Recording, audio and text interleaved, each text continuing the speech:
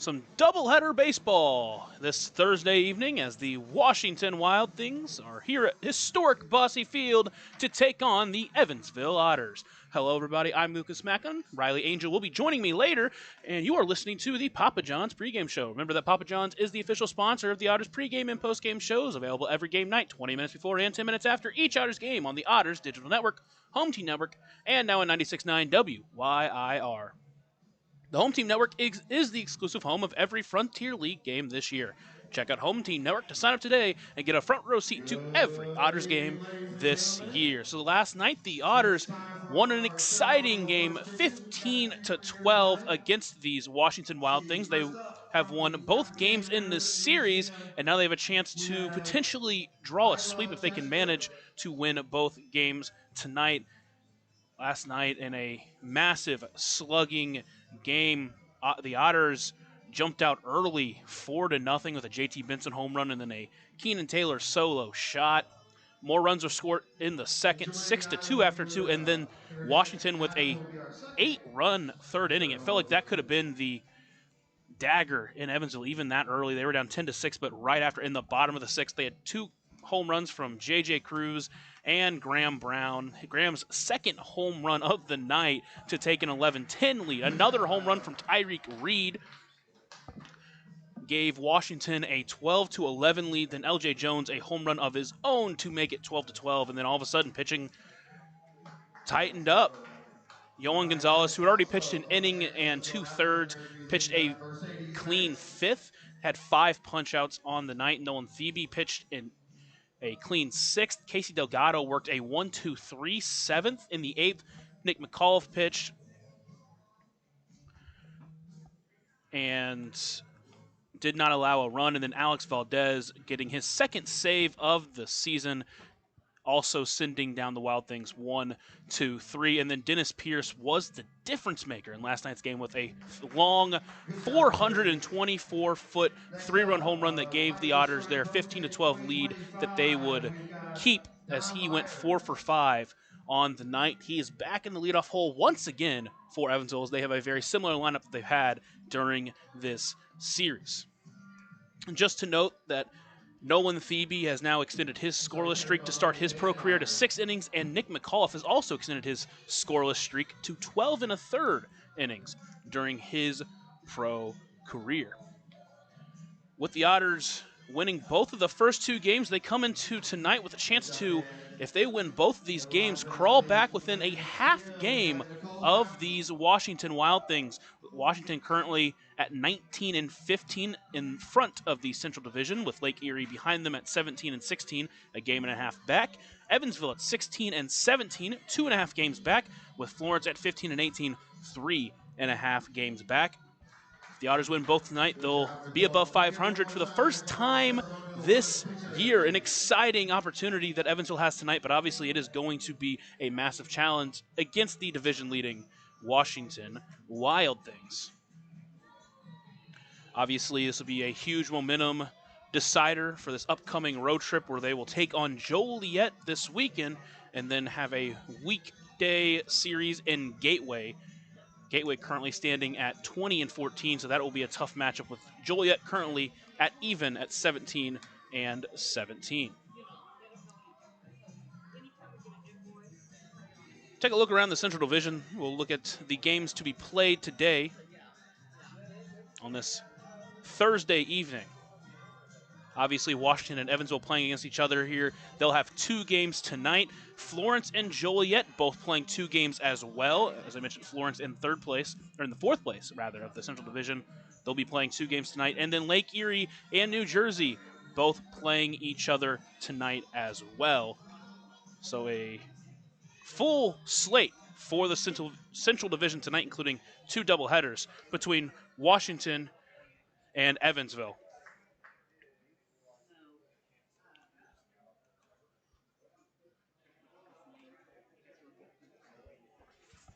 Evansville comes in with a 4-game winning streak so far. It is the longest active win streak in the Frontier League this year. Everyone in the Central Division lost in their last game played. The next closest win streak is at 2, with Tri-City at 2, and Sussex County also at 2 games. We'll take a short break in this Papa John's pregame show, and when we're back, we'll talk about starting lineups as we near the first pitch. You're listening to the Otters Digital Network and on 96.9 WYIR. Maintaining our independence becomes more and more vital as we age. Swerka and more can help you navigate this important journey by answering your questions and connecting you to free and unbiased community resources and support services. If you are seeking advice for yourself or a loved one, let Swerka be your first call. More information available at swerka.org or by calling 812-464-7800. Originally opening in 2004, Jacobs Village has been a home for adults with disabilities, giving these great residents a wonderful opportunity to live life just like you and me. Jacobs Village mission is to continue building a safe, walkable neighborhood community where people with disabilities and older adults can find meaningful relationships, affordable and accessible housing, and activities to keep their bodies and minds engaged. We can't wait to have Jacobs Village at the ballpark on July 3rd for our annual Red, White, and Blue Night.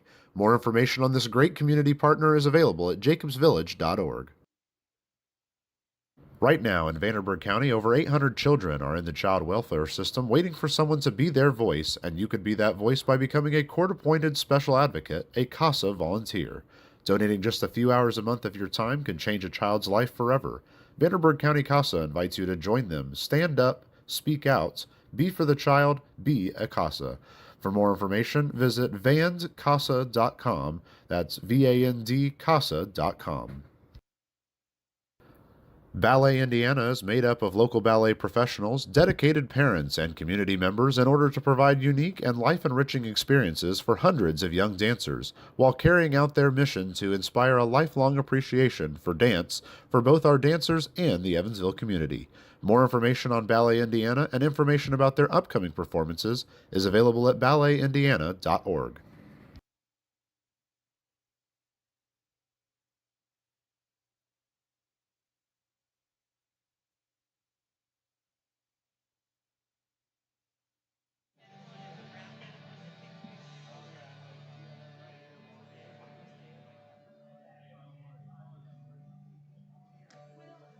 Welcome into historic Bossy Field as we've got a doubleheader in store today against the Washington Wild Things and the Evansville Otters. Hello, everybody. I'm Lucas Macklin. Riley Angel will be joining me shortly, and you're listening to the Papa John's pregame show. Papa John's is the official sponsor of the Otters pregame and postgame shows, available every game night, 20 minutes before and 10 minutes after each Otters game on the Otters Digital Network, Home Team Network, and on 96.9 WYIR. Home Team Network is the exclusive home of every Frontier League game this year. Check out the Home Team Network to sign up today and get a front row seat to every Otters game this year.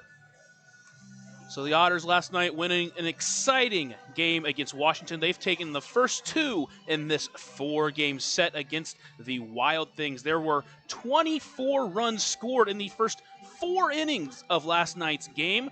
And then at the last 5 frames, only 3, all of those coming off the Dennis Pierce 3-run shot that was the difference maker. Last night, the Otters tying a franchise record in home runs with 7 as a team. Dennis Pierce obviously hit 1. Graham Brown hit 2. JT Benson hit 1 in the first inning, followed by Keenan Taylor as well in the first inning. LJ Jones hit his first of the year, and as well as JJ Cruz getting his first as well. They tried to extend that hot streak their offense has been on as they've scored more than 10 runs in both of these games. In fact, they've scored more than 12 in each of these games.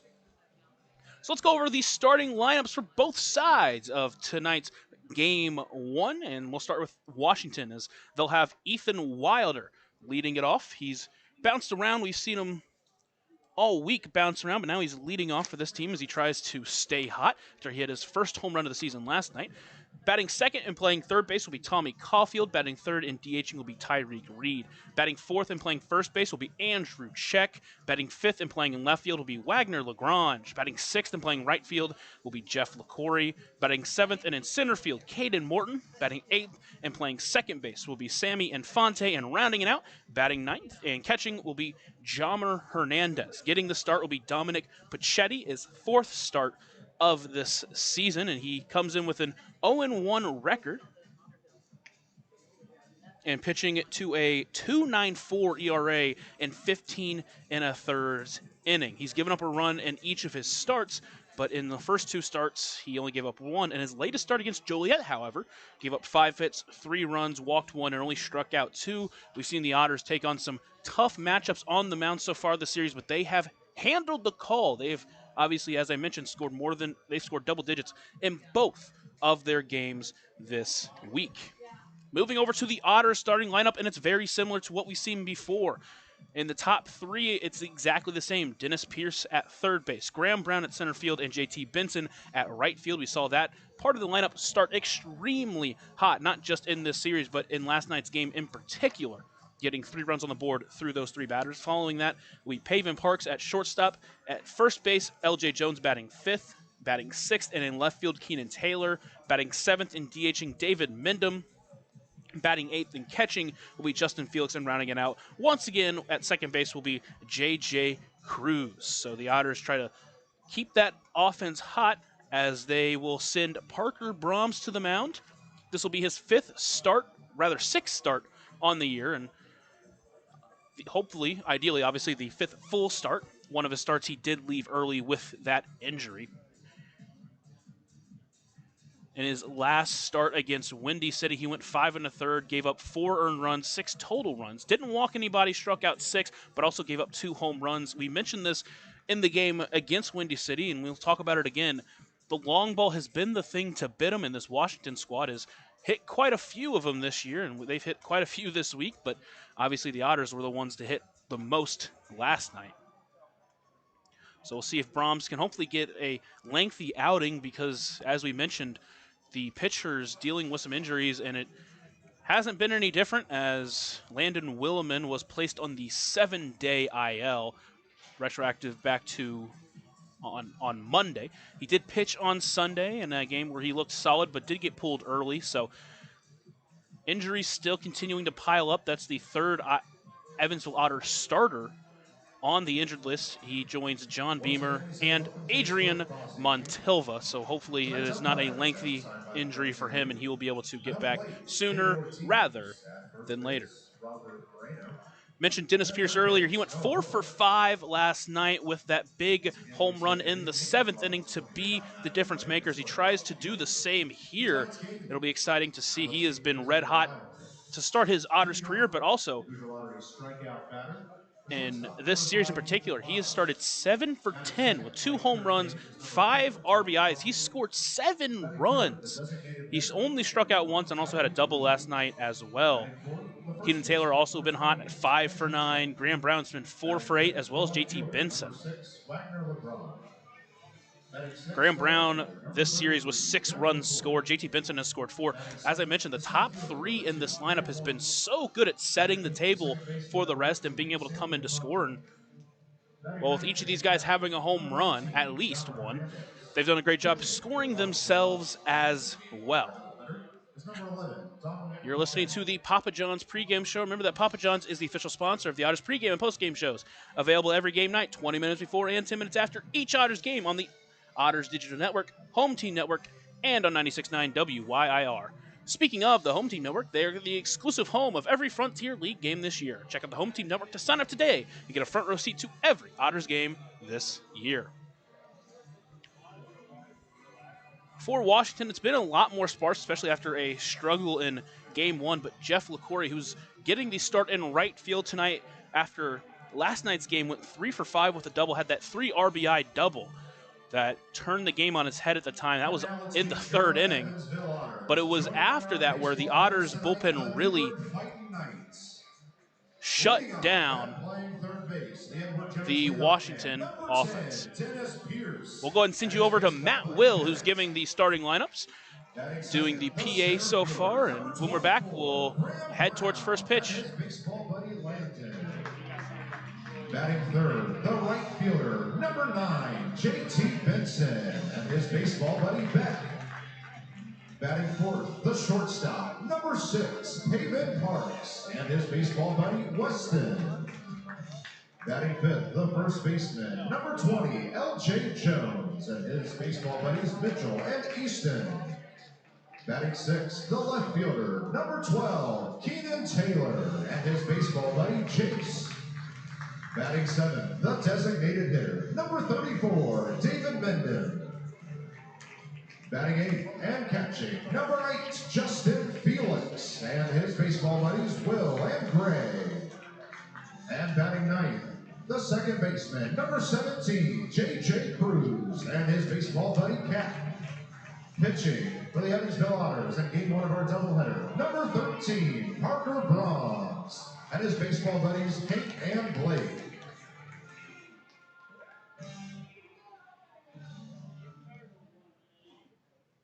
Ladies and gentlemen, Joanne Hunter is a devoted wife, mother, minister, community outreach specialist for United Way Southwestern Indiana, and a board member of the Evansville African American Museum. As a vocalist, she brings heart and soul to every song rendition, using her artistry as a platform for ministry. Whether leading worship, inspiring through advocacy, or captivating audiences with her voice, Joanne strives to uplift and create meaningful experiences. Honored to share her talent, she hopes that her music will spread joy to the crowd and bring glory to God. Please rise, renew your hats, and join us in the singing of the Black National Anthem by Joanne Hunter. Lift every voice and sing till earth and heaven ring, ring with the harmonies of liberty. Let our rejoicing rise high as the listening skies. Let it resound loud as the rolling sea. Sing a song full of the faith that the dark past has taught us. Sing a song full of the hope that the present has brought us. Facing the rising sun of our new day begun. Let us march on till victory is won.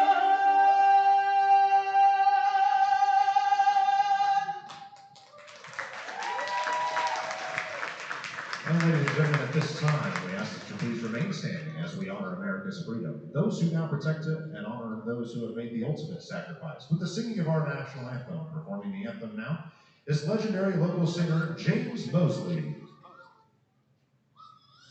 Oh, say, can you see by the storm's early light what so proudly we hailed at the twilight's last gleaming, whose broad stripes and bright stars through the perilous fight, o'er the ramparts we watched, were so gallantly streaming, and the rocket's red glare, the bombs bursting in air, gave proof through the night that our flag was still there. Oh, say does that star-spangled banner yet wave o'er the land of the free and the home of the brave.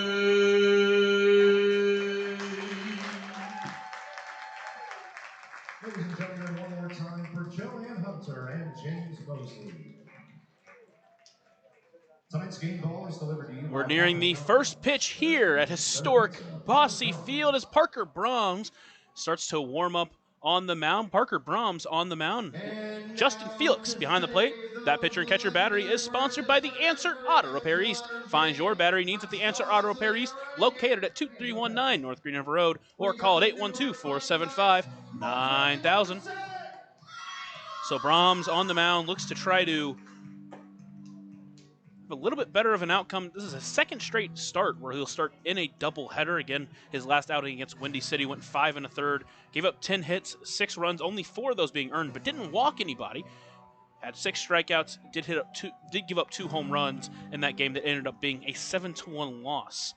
His first 3 outings, the Otters ended up with wins. The last 2, he's gotten the loss, and they both lost.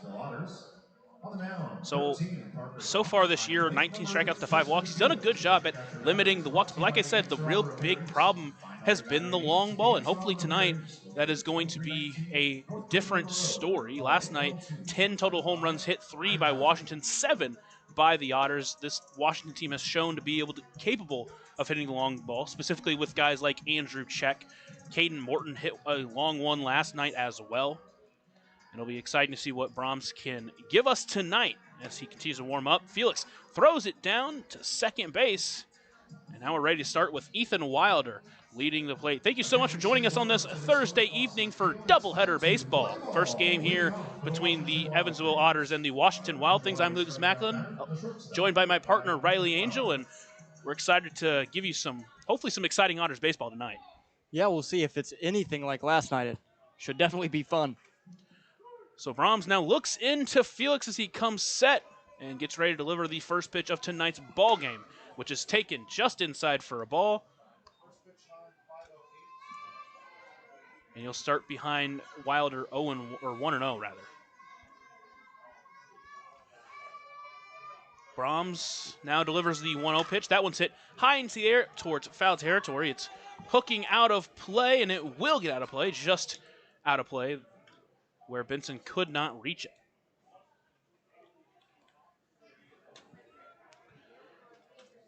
So the Otters, one of 3 games getting started here around the 5:05 time, with 3 separate doubleheaders being played tonight.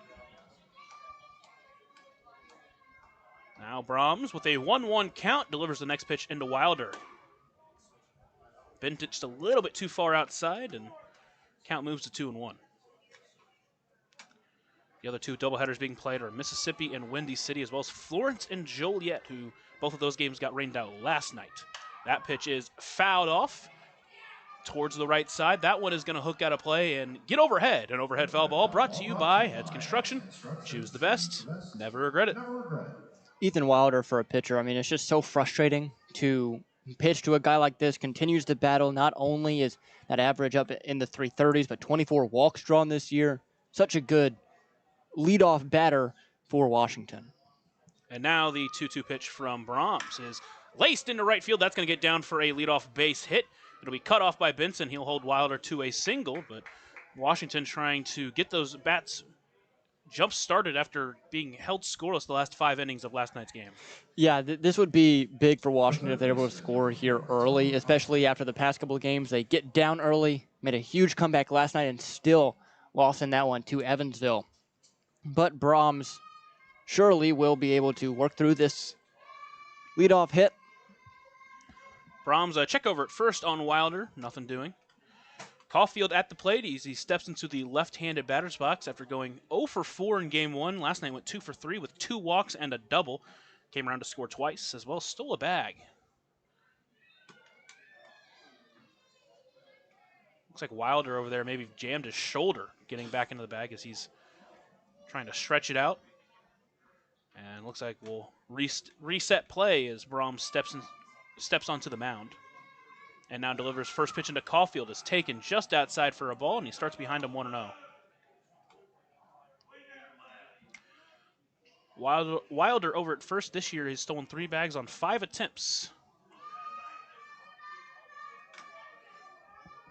And now the 1-0 pitch to Caulfield. That one's ripped right to Jones. He'll throw it over to second, bring it in for 1. Parks back to first in time for a double play. So just as quickly as that runner got on, it's canceled out by a Hoosier Lottery double play, and quickly with 2 away, it will lead to the 3-hole hitter Tyreek Reed. And a 3-6-3 double play, especially for a guy with not a ton of experience over at first, is L.J. Jones. It's a really tough play to make. Kudos to him to be able to compose himself, make a strike over to Pavin, and then get back to the bag for the quick turn from Parks to finish off the double play. Next is Tyreek Reed, who we saw in Game 1 really show some frustration and struggle. In Game 2, outside of 1 at-bat, didn't look that great either. The Otters have done a good job at holding him off base so far, but that 1 at-bat, a long 2-run home run. First pitch is taken just inside for a ball, and he's ahead of Brahms 1-0. It's the same pitch that Brahms has missed on the first 3 pitches of each at-bat, just barely inside.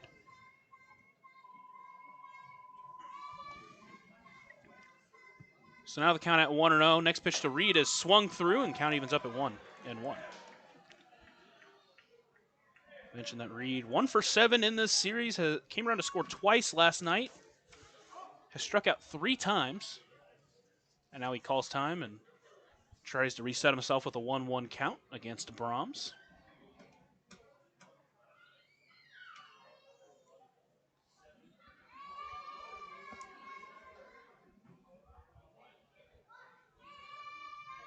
Now, as Brahms is set, he delivers the 1-1 pitch. Reed chops that towards third. It's going to be brought in by Pierce. Toss over to first in time for out number 3. So Brahms goes 1-2-3 unconventionally, as we'll head to the bottom of the first, still tied at 0. You're listening to the Otters Digital Network and on 96.9 WIIR.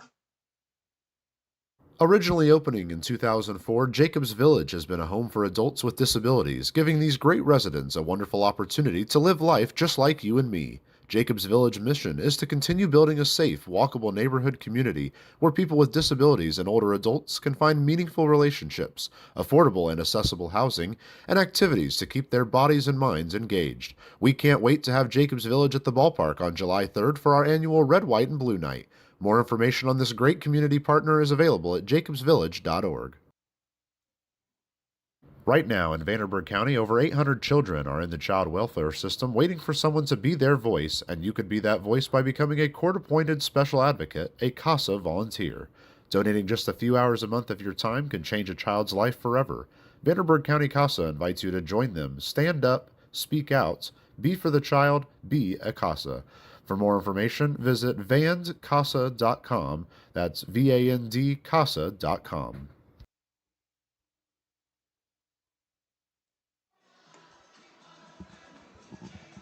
Otters head to the bottom of the first inning, tied at 0 with a chance to try to jump on the starting pitcher, Dominic Pichetti. With Pichetti on the mound, behind the plate, John Hernandez. That pitcher and catcher battery is sponsored by the Answer Auto Repair East. Find your battery needs at the Answer Auto Repair East, located at 2319 North Green River Road, or call at 812-475-9000. So Pichetti here in his 4th start, and his last start got a little bit roughed up and went much shorter than his first 2 starts.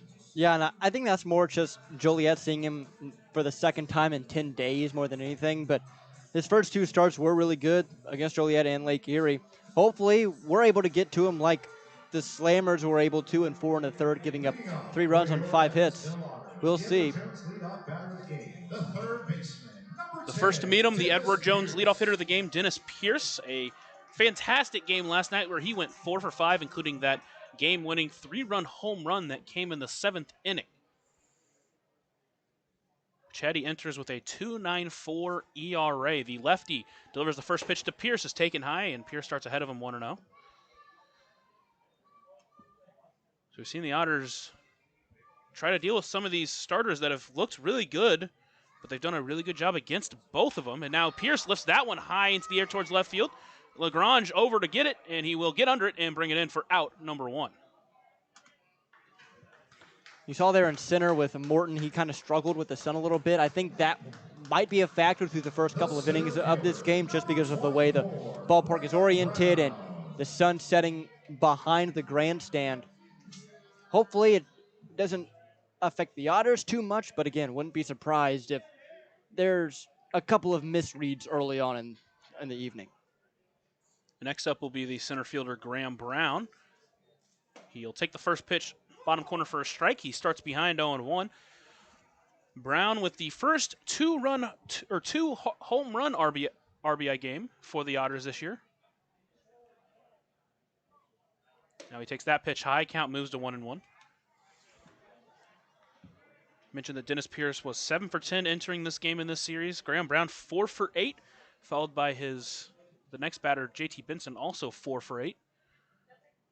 The 1-1 pitch, that one's lifted into right field. It's going to get down for a base hit. So 1 out knock for the Otters leads to JT Benson to try to jump on this pitcher early. Pachetti tried to get him to swing through an up and away fastball, but left it a little too much over the zone for Graham Brown, who always has a great approach to shoot it the other way for a hit. We'll see if the middle of this order can do what they did last night and just be unconscious at the plate. JT Benson steps in. He got the Otters started right away with a 3-run home run in the very first inning of last night's game. First pitch to him is taken for a strike. Pachetti starting ahead of another batter. Benson entering with a .431 on-base percentage. Also 5 home runs. He's managed to find his way on base many ways, and he also has added power. So he chops through that one, and now the count at 0-2.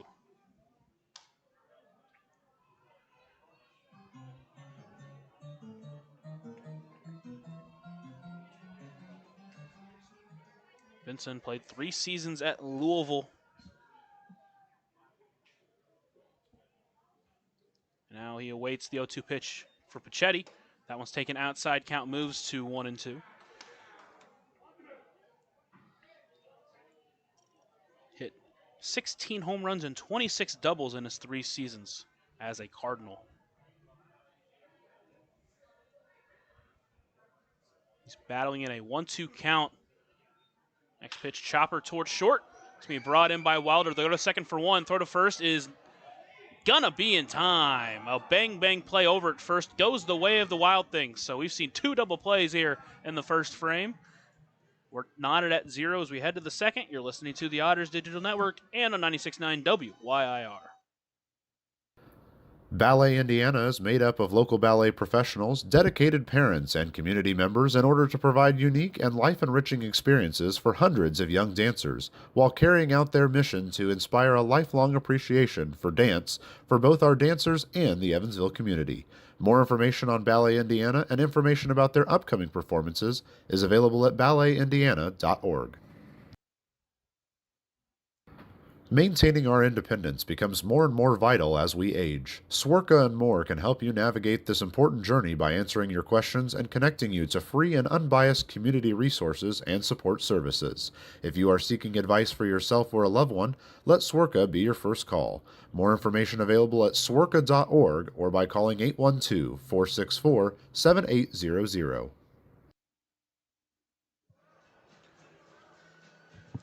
We're through 1, knotted at 0. As Brahms steps back onto the mound as he tries to keep this game knotted at 0. He'll face the power-hitting Andrew Check, followed by Wagner Lagrange and Jeff LaQuarrie in this inning. So both pitchers giving up a hit, but both of them getting outs on double plays as well. Yeah, a little bit of luck in that first inning, but sometimes you need that. And Parker Brahms looked good in that first frame. Fell behind a little too much for my liking early on in that first inning, but hopefully he's able to find the zone here. Even against a guy here like Andrew Check in the first inning, a solo shot's not going to kill you. You need to score 1 to win anyway. Well, I guess not in this league technically, but traditionally. So you got to attack this guy. Don't be afraid. It is Andrew Check stepping into the left-handed batter's box. He's managed to hit in both games. Last night's hit came with the bases loaded. Managed a single RBI in that at-bat. Also hit a long home run in Game 1. But by that point, the game was pretty much out of reach. He'll take the first pitch for a strike as Brahms finds the zone.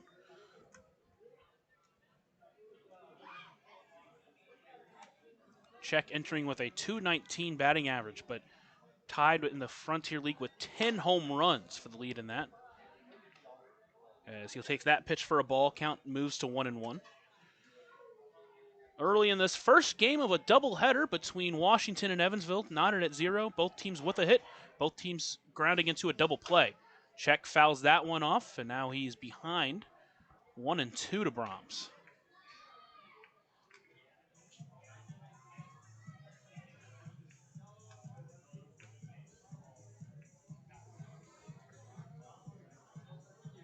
Check, a guy that pretty much encapsulates the 4 outcome hitting.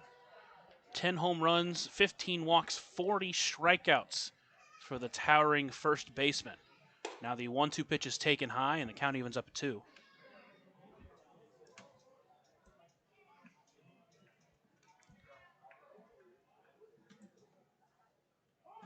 He'll take time as he tries to reset himself and find a way to work in this at-bat.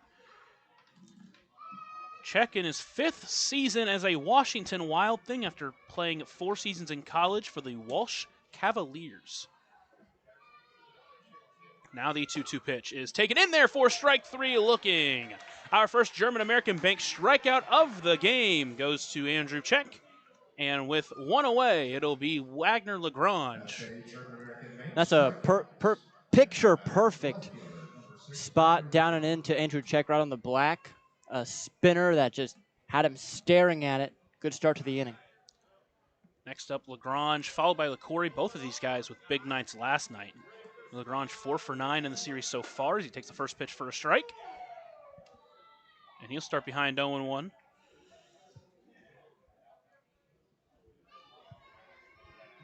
Lagrange also stole a bag as well. And now the 0-1 pitch. That one is fouled up overhead. An overhead foul ball brought to you by Heads Construction. Choose the best. Never regret it. And now Brahms ahead Lagrange 0-2. So he tries to work quickly and efficiently in this one.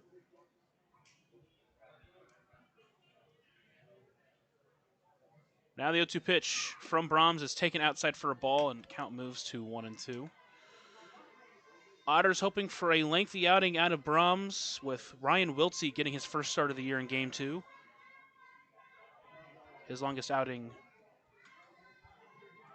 so far this year is Lagrange swings at that one, and he'll miss it for strike 3. Quick thread in the first in time for another German-American bank strikeout. And with 2 away, it'll be Jeff LaCorey. Again, he went 3 for 5 last night at a 3 RBI base-clearing double that turned the game on its head at that point in the game.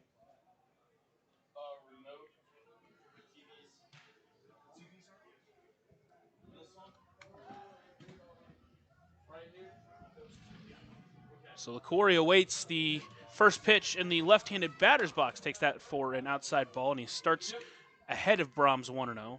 Mentioning Wiltsey getting the start in Game 2, his longest outing this year, 3 2/3 innings. Again, only a 7-inning game, so a 3 2/3 outing is not a bad outing by any means. Now the 1-0 pitch lifted high into the air towards right, but it's going to hook out of play, and the count evens up at 1.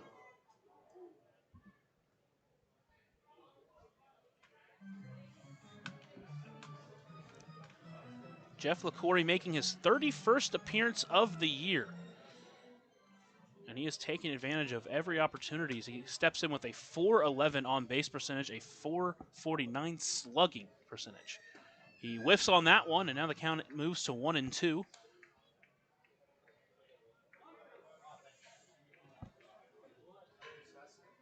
It's 4 home runs on LaCorey. Another one of these guys with more walks than strikeouts, 19 walks to 15 strikeouts.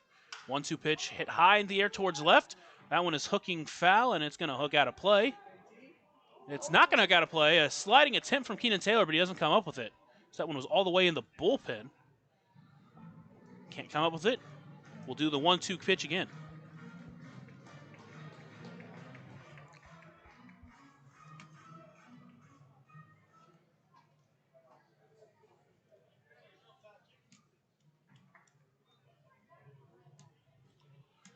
LaCorey's back into the batter's box. Brahms will look in. LaCorey in his first professional baseball season here with Washington. Now the 1-2 pitch, swung on a miss for strike 3. Another German-American bank strikeout as Brahm strikes out the side. And we'll head to the bottom of the second, still knotted at 0. You're listening to the Otters Digital Network and on 96.9 WYIR. Originally opening in 2004, Jacobs Village has been a home for adults with disabilities, giving these great residents a wonderful opportunity to live life just like you and me. Jacobs Village mission is to continue building a safe, walkable neighborhood community where people with disabilities and older adults can find meaningful relationships, affordable and accessible housing, and activities to keep their bodies and minds engaged. We can't wait to have Jacobs Village at the ballpark on July 3rd for our annual Red, White, and Blue Night. More information on this great community partner is available at jacobsvillage.org. Right now in Vanderburgh County, over 800 children are in the child welfare system waiting for someone to be their voice, and you could be that voice by becoming a court-appointed special advocate, a CASA volunteer. Donating just a few hours a month of your time can change a child's life forever. Vanderburgh County CASA invites you to join them. Stand up, speak out, be for the child, be a CASA. For more information, visit vandcasa.com. That's VAND-CASA.com. It's Pavin Parks, LJ Jones, and Keenan Taylor here in the second inning to face the starter Dominic Puccetti, who went 1-2-3, did give up a hit, but forced a double play from JT Benson.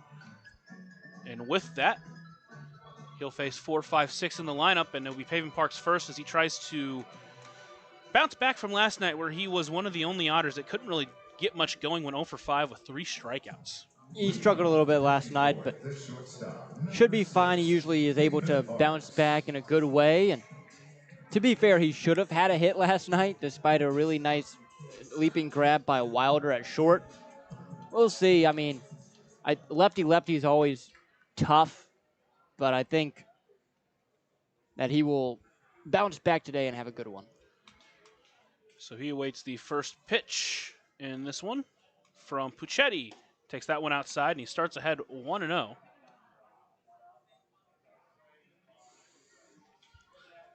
Pavin had a fantastic game 1 of the series where he went 2 for 3, had 5 RBIs and a double. The 1-0 pitch he takes just on the outside corner for a strike. Count evens up at 1.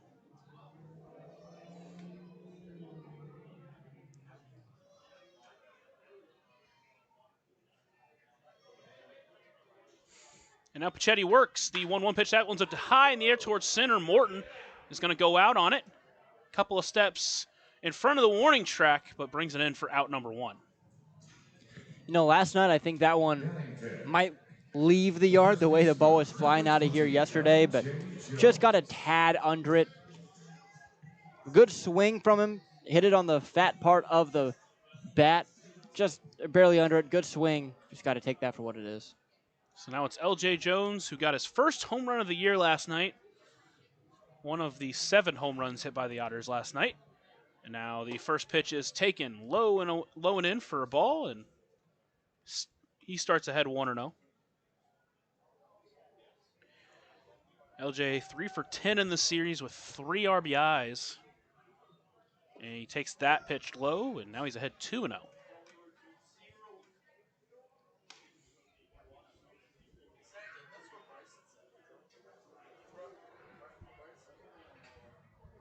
Puccetti doing a much better job first time through the lineup than what Di Valerio did last night.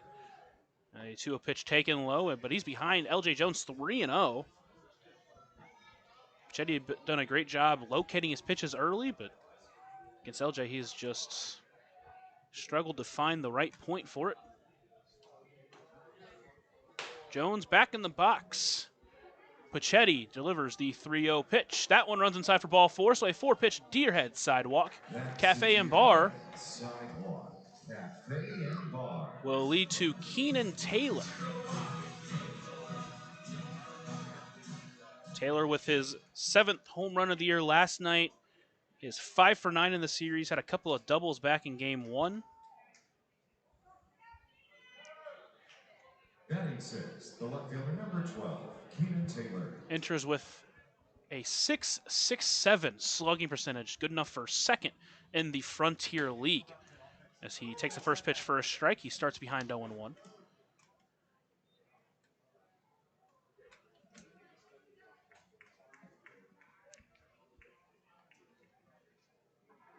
LJ Jones over at first, does have a couple of stolen bases this year.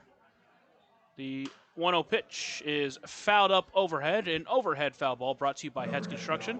Choose the best, never regret it. Choose the best, never regret it. With that foul ball count, we'll move to 0-2. Taylor has had a scorching month of June. He has 21 hits, 7 doubles, a triple, and 5 home runs, an .882 slugging percentage in the month of June. Now the 0-2 pitch, he takes that one high, count moves to 1-2.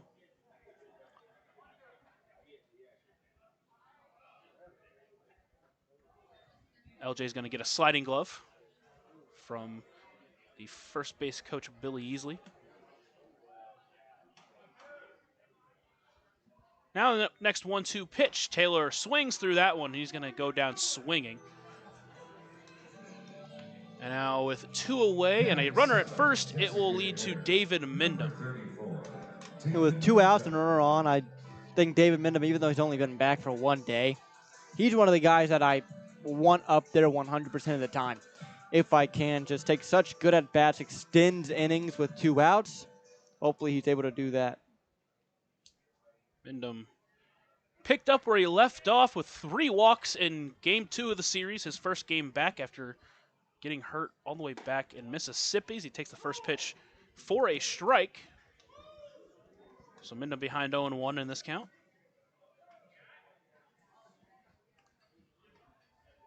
Mindham DHing today as he continues to recover from the knee injury. Now awaits the 0-1 pitch from Puccetti. He'll foul that one back, and now he's behind 0-2 and has to battle. That overhead foul ball brought to you by Heads Construction. Choose the best, never regret it. Mindham, a .535 on-base percentage. Does have a home run this year. 12 walks to 7 strikeouts. Again, finished last year with 67 walks to 58 strikeouts. A quick toss over to first gets LJ Jones leaning. A pickoff out, and Puccetti, once again unconventionally, goes 1-2-3. We'll head to the third as you're listening to the Otters Digital Network and on 96.9 WYIR. Ballet Indiana is made up of local ballet professionals, dedicated parents, and community members in order to provide unique and life-enriching experiences for hundreds of young dancers, while carrying out their mission to inspire a lifelong appreciation for dance for both our dancers and the Evansville community. More information on Ballet Indiana and information about their upcoming performances is available at balletindiana.org. Maintaining our independence becomes more and more vital as we age. Swerka and more can help you navigate this important journey by answering your questions and connecting you to free and unbiased community resources and support services.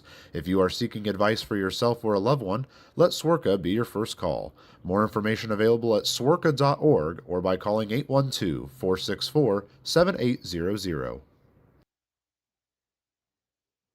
Originally opening in 2004, Jacobs Village has been a home for adults with disabilities, giving these great residents a wonderful opportunity to live life just like you and me. Jacobs Village mission is to continue building a safe, walkable neighborhood community where people with disabilities and older adults can find meaningful relationships, affordable and accessible housing, and activities to keep their bodies and minds engaged. We can't wait to have Jacobs Village at the ballpark on July 3rd for our annual Red, White, and Blue Night.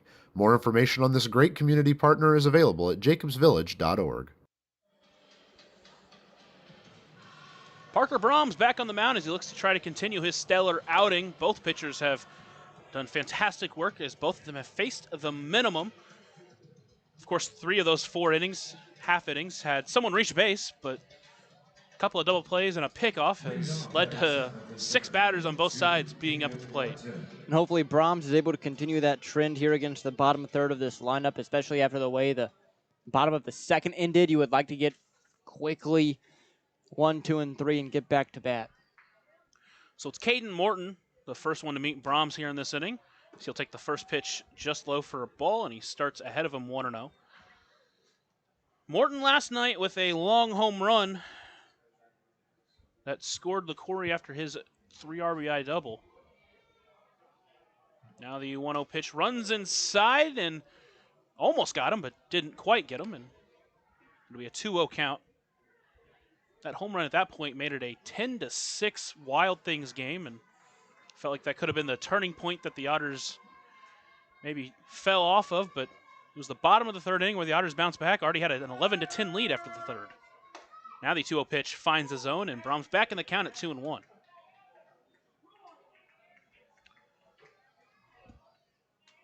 Morton entering play with a .276 batting average.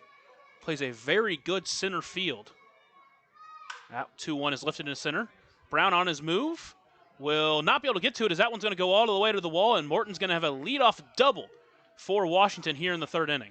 Batting eighth at second base, 18, Sammy Infante. Just a hanging slider there, top shelf, and Morton went up and got it, shot it the opposite way at 100 miles per hour, split the gap in right center. Good job by Brown, able to cut that one off, get it in quickly, as with Morton's speed, who plays center field himself. Could have ended up with a triple if there was a bit of lackadaisical movement out in the outfield, but they were able to get it in quickly, hold him to just 2. So now Brahms going to have to work with some traffic here. With no one out and a runner in second, it's Sammy Infante. Brahms for the first time will deliver the first pitch to Infante. That one will run low. It gets away from Felix, but not enough, as Felix will call time. And first pitch for a ball. Infante played game 1, went 1 for 4 in that game, struck out twice. Did not appear in game 2, and is back at second base in game 3. In his first year as a Washington Wild Thing, as a 1-0 count here on Brahms. Still tied 0-0 early in this first game of 2. That one is chopped foul down the third base line. Count even back up at 1. Infante, a former second-round pick back in the 2020 MLB draft by the Washington Nationals. Spent 4 seasons with them before joining this Washington Wild Things squad. Has appeared in 14 games and hit to a .306 batting average. Chops that one foul, same place as last time, and now the count moves to 1-2.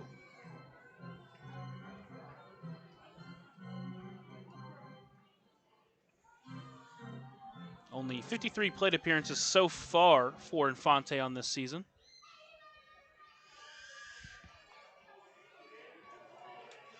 Stands in the right-handed batter's box awaiting the 1-2 pitch in from Brahms. He'll watch that one go just low. Count evens up at 2.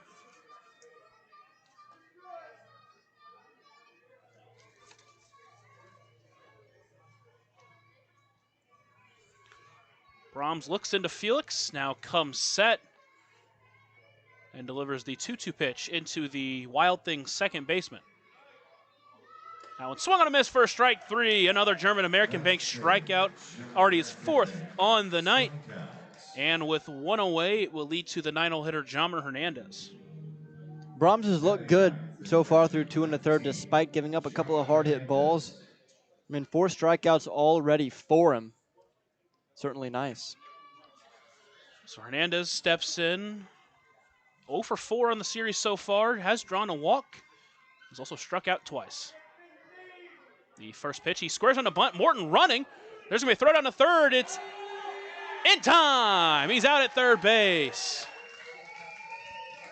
I believe Hernandez did pull back, so the pitch was a ball. But a great throw from Justin Felix and an even better tag from Dennis Pierce gets a big second out in the inning. I think that scary pitch up and in also helped with catching that runner at third base, as if Hernandez is able to get that one down, then they have runner at third with 2 outs. Now the 1-0 pitch into Hernandez is taken for a ball, and now the count moves to 2-0. And if he can get Hernandez here, we'll have yet another unconventional 1-2-3 inning. But he's got to get Hernandez, who has a 2-0 count. That one swung through by Hernandez. Count moves to 2-1. Saw Willie Estrada start game 1, but leave due to injury. Obviously got placed on the 7-day IL as Hernandez calls time and messes with his equipment. Now steps back into the box.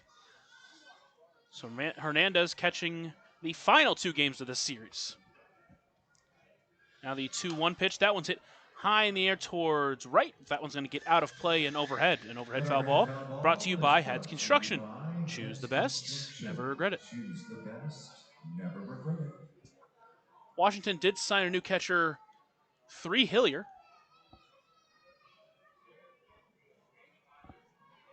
Now the 2-2 pitch into Hernandez. Swung on a miss for strike 3. The 5th German-American Bank strikeout of the night for Parker Brahms. And he faces the minimum through 3. We're heading to the bottom of 3. You're listening to the Otters Digital Network and on 96.9 WYIR. Right now in Vanderburgh County, over 800 children are in the child welfare system waiting for someone to be their voice, and you could be that voice by becoming a court-appointed special advocate, a CASA volunteer. Donating just a few hours a month of your time can change a child's life forever. Vanderburgh County CASA invites you to join them. Stand up, speak out, be for the child, be a CASA. For more information, visit vandcasa.com. That's VAND-CASA.com. Ballet Indiana is made up of local ballet professionals, dedicated parents, and community members in order to provide unique and life-enriching experiences for hundreds of young dancers, while carrying out their mission to inspire a lifelong appreciation for dance for both our dancers and the Evansville community. More information on Ballet Indiana and information about their upcoming performances is available at balletindiana.org.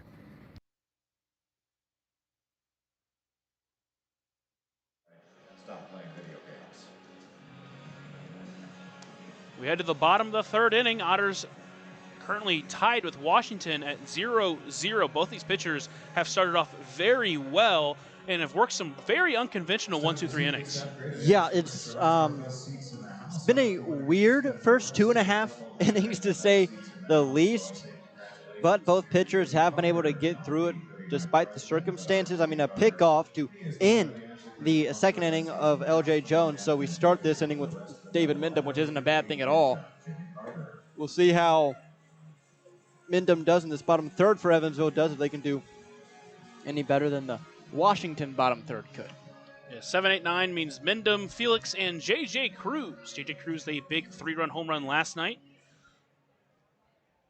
And Mindom obviously drew 3 walks last night, was up at the plate when L.J. Jones was picked off. And now a chance to try to lead off this inning with a base runner. Definitely try to make this pitcher work. Remember, we're in the first of 2 7-inning games. So the first pitch into Mindom is taken outside for a ball, and he starts ahead 1-0.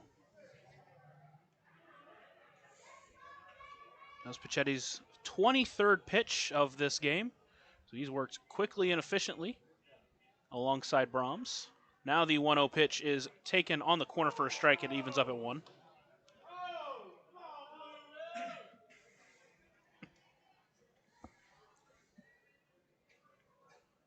Mindom, the lefty out of Canada, has been one of the best Otters hitters the last 2 years. He chops that one towards the right of second base, will be brought in by the shortstop of Wilder on that shift. And toss over to first in time for out number 1. And with 1 away, it'll lead to Justin Felix.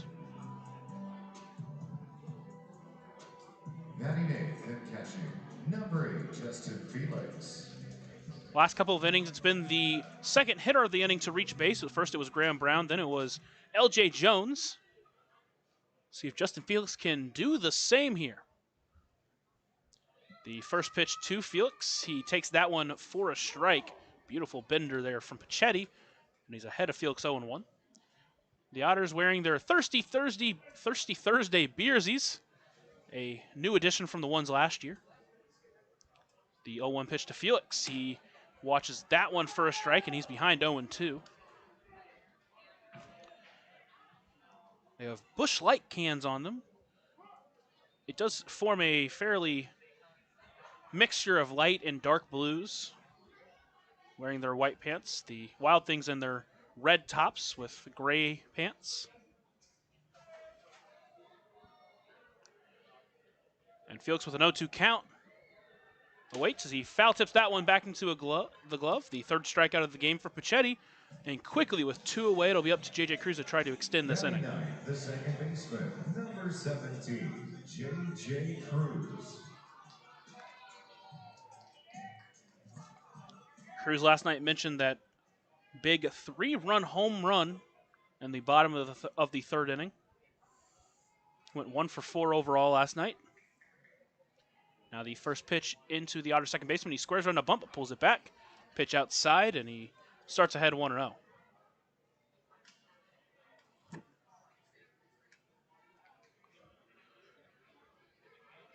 Now with a 1-0 count, Pachetti works quickly. That one is ripped into right field. In on it is LaCour, and he is going to be able to bring it in for out number 3. So a loud out number 3, but out 3 nonetheless. We head to the 4th inning already, as both pitchers have faced the minimum. You're listening to the Otters Digital Network and on 96.9 WYIR. Maintaining our independence becomes more and more vital as we age. Swerka and More can help you navigate this important journey by answering your questions and connecting you to free and unbiased community resources and support services. If you are seeking advice for yourself or a loved one, let Swerka be your first call. More information available at swerka.org or by calling 812-464-7800. Originally opening in 2004, Jacobs Village has been a home for adults with disabilities, giving these great residents a wonderful opportunity to live life just like you and me. Jacobs Village mission is to continue building a safe, walkable neighborhood community where people with disabilities and older adults can find meaningful relationships, affordable and accessible housing, and activities to keep their bodies and minds engaged. We can't wait to have Jacobs Village at the ballpark on July 3rd for our annual Red, White, and Blue Night. More information on this great community partner is available at jacobsvillage.org. Right now in Vanderburgh County, over 800 children are in the child welfare system waiting for someone to be their voice, and you could be that voice by becoming a court-appointed special advocate, a CASA volunteer. Donating just a few hours a month of your time can change a child's life forever. Vanderburgh County CASA invites you to join them. Stand up, speak out, be for the child, be a CASA. For more information, visit vandcasa.com. That's VANDCasa.com.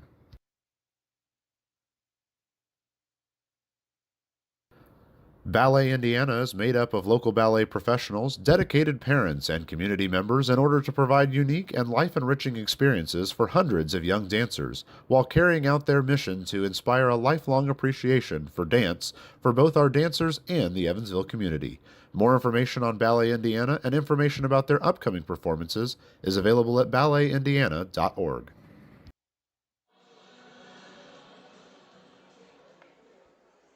We're through 3 already here in this first of 2 games. Still tied at 0. Both pitchers have only faced 9 batters. Even though it's been done unconventional ways, they've both looked really good while doing so. Yeah, they have. I mean, after last night's game, this is a little weird, these first 3 innings, but both pitchers have seemed to have settled in. We'll see. So back to the top of the lineup is Ethan Wilder. Did single his first time up, then was eliminated on a double play, the very next batter. So now Brahms will deliver the first pitch to Wilders. He takes it just low for a ball, and he starts ahead of him 1-0. Through 3 innings for Pachetti, he's given up 1 hit, walked 1, and struck out 2. For Brahms, he's given up 2 hits, hasn't walked anybody, and has struck out 5. That one is lifted foul and out of play. An overhead foul ball brought to you by Heads Construction. Choose the best, never regret it. So now a 1-1 count to the Wild Things shortstop.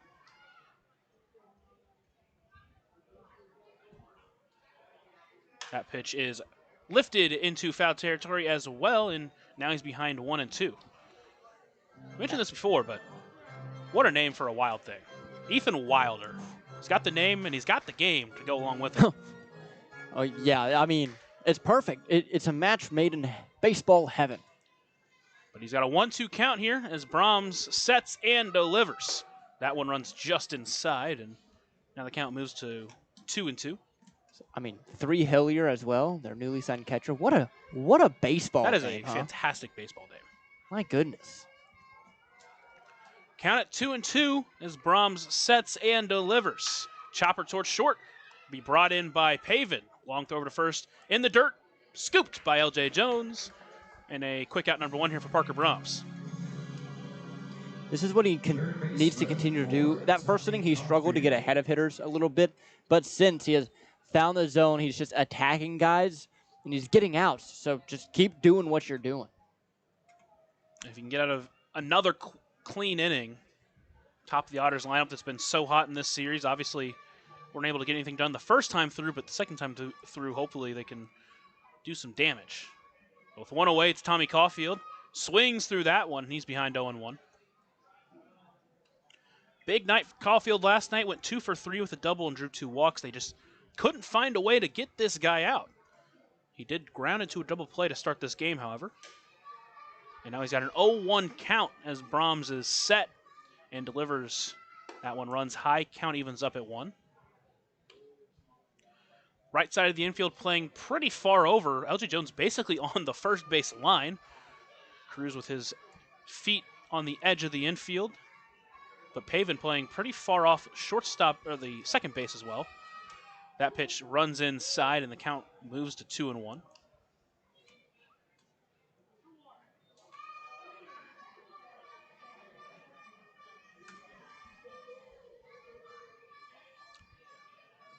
Now a 2-1 count into Tommy Caulfield. Swings through that one. Now the count evens up at 2. Again, Brahms trying to give some length here. The Otters currently only with 10 active pitchers on their roster. They are out 3 starters. Hopefully, maybe Beamer is close to getting back as he nears the end of his 7-day.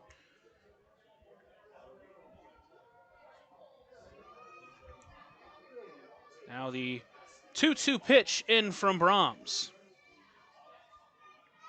That one hits the dirt. Now the count's going to run full.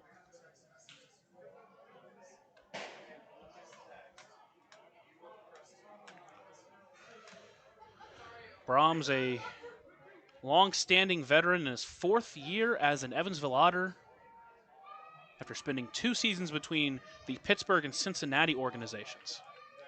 The payoff pitch, high pop-up into foul territory, and it's going to get out of play as we'll do the payoff pitch again.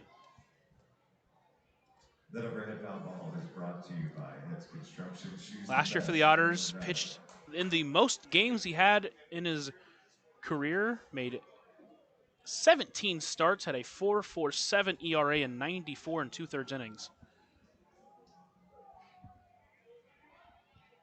Now he's got another full count against the Wild Things third baseman. That one is taken just outside for ball 4. So a 1-out walk to Tommy Caulfield will lead to the DH Tyreek Reed.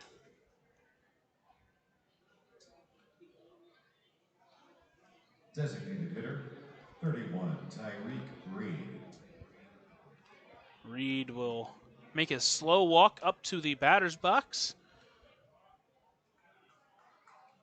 The 2-run home run last night, the only damage he's really done in this series.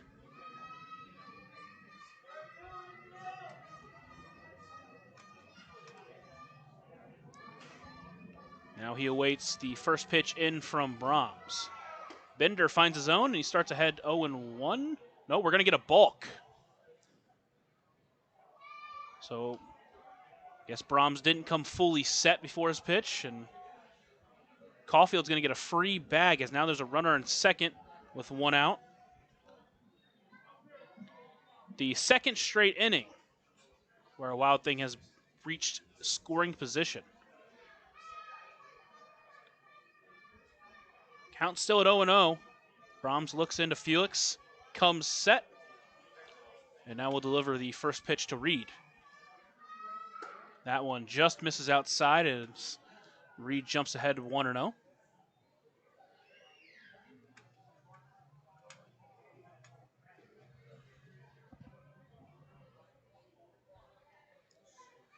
Count it 1-0, rather, for Brahms. Next pitch into the Wild Things DH. Watches that one for a strike. Count evens up at 1. Brahms has been all around the map pitching for different catchers. Pitched 2 with Wilbanks, 1 with Felix, and 1 with Brown. With Felix, he pitched 5 innings, gave up 2 earned runs, walked 2, struck out 3. In his second game here with Felix.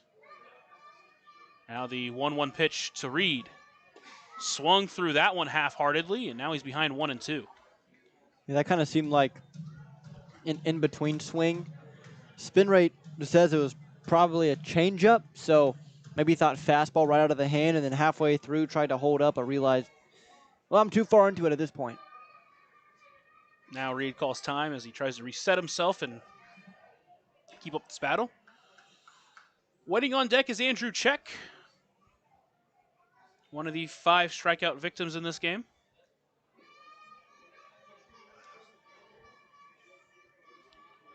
Now Brahms looking in, comes set once again, prepares to deliver the 1-2 pitch to Reed.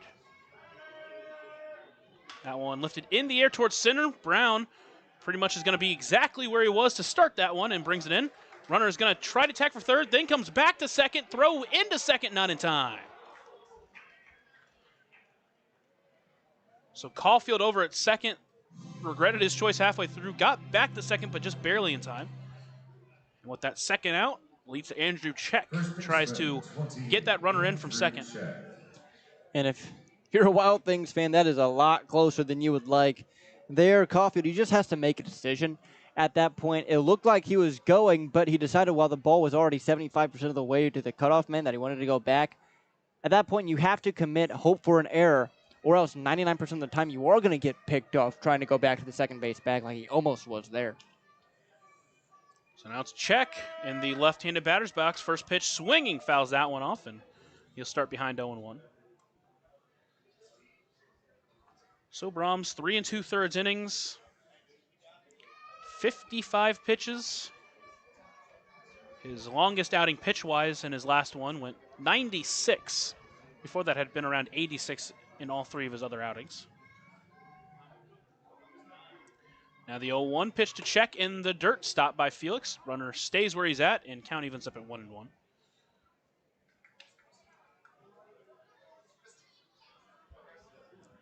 If Brahms can keep it up at this pace, the Otters would love to send him out there for 7 innings.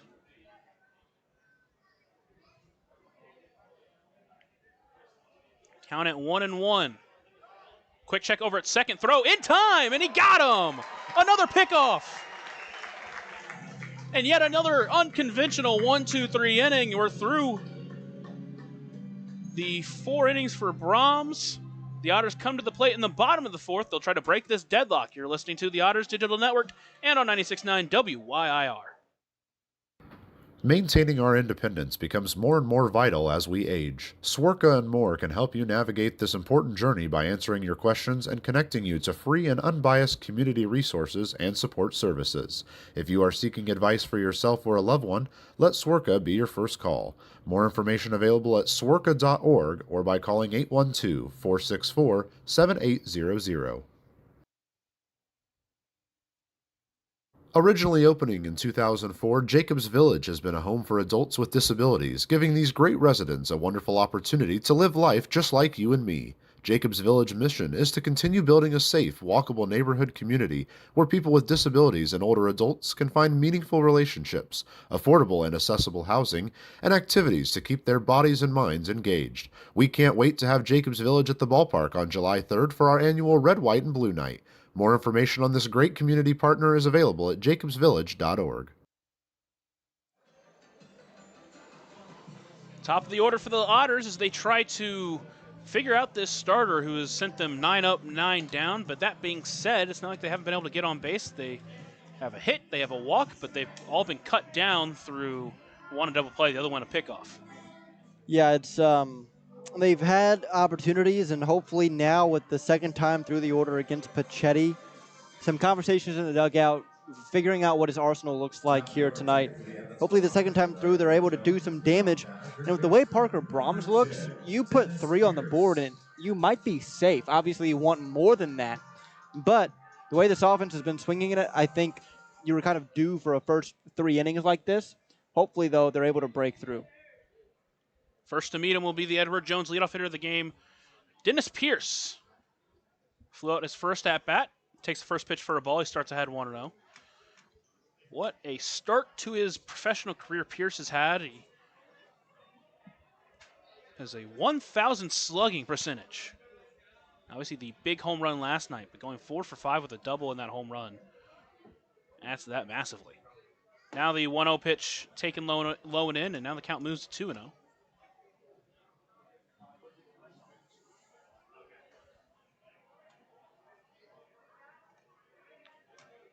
The righty Pierce awaiting the next pitch from the southpaw Pachetti.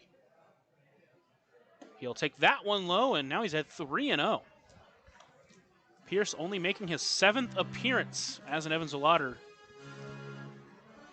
But boy, has he impressed early in his career. Now the 3-0 pitch to Pierce.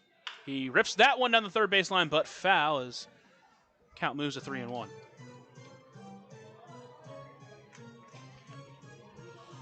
In those 6 games, Pierce has managed 10 hits, 2 of them being doubles, 1 of them a triple, 3 of them being a home run.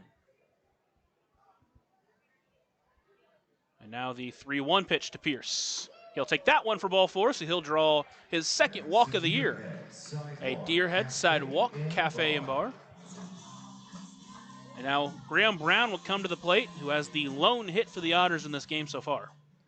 And with that leadoff walk, that sets up, you know, the middle guys, the dangerous hitters like Brown, Benson, Parks, to do something here with nobody out and a runner on base here in the 4th. Pachetti steps off the rubber after he got on. It looks like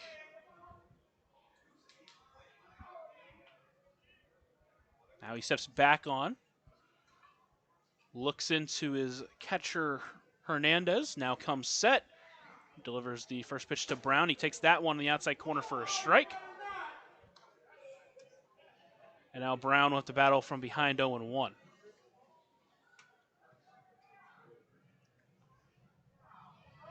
Pierce over at first. During his college career, has stole 17 bags in 24 attempts.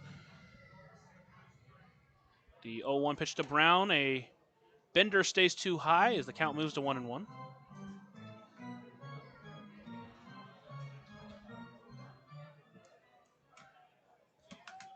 Brown batting second for the Otters, as he's done so many times this year.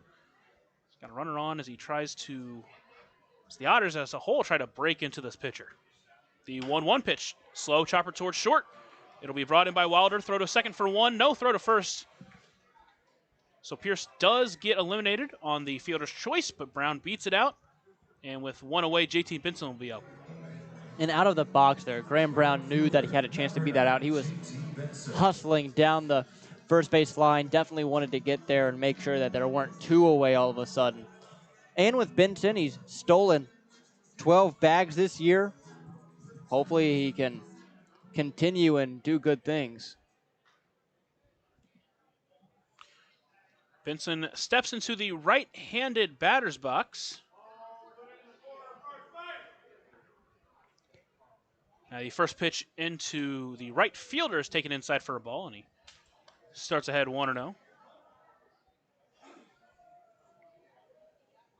JT Benson, the 23-year-old out of Louisville, Kentucky, played 3 seasons for his hometown Cardinals. Now waits the 1-0 pitch as he watches that one outside for a ball, and now he's ahead 2-0. The Otters have seemed to be able to draw a couple of walks so far. Maybe there's a little bit of command issue they can potentially take advantage of.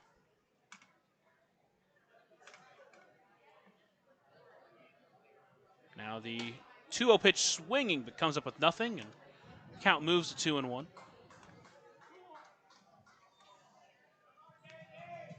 Pachetti, a guy that doesn't strike out too many. He does have a 4.7 walk per 9 ratio, at least so far this year. Obviously only in his 4th start of the year. Now the 2-1 pitch to Benson, a high chopper to short. Wilder will take it in. He'll make the toss to second for 1. Throw to first is not going to be in time. So back-to-back fielders' choices as the Otters speedsters beat them out. And with 2 away, it'll be up to Paven Parks to try to extend this inning. The shortstop, number 6, Paven Parks. Paven tonight wearing number 6 instead of his normal 11, as he usually wears 13 with the theme jerseys, but with Brahms on the mound, he's wearing number 6 tonight. And now he's got a runner on first with 2 away. The Otters look to try to break into the score column. He takes the first pitch for a ball that's just a bit too high and starts ahead 1-0.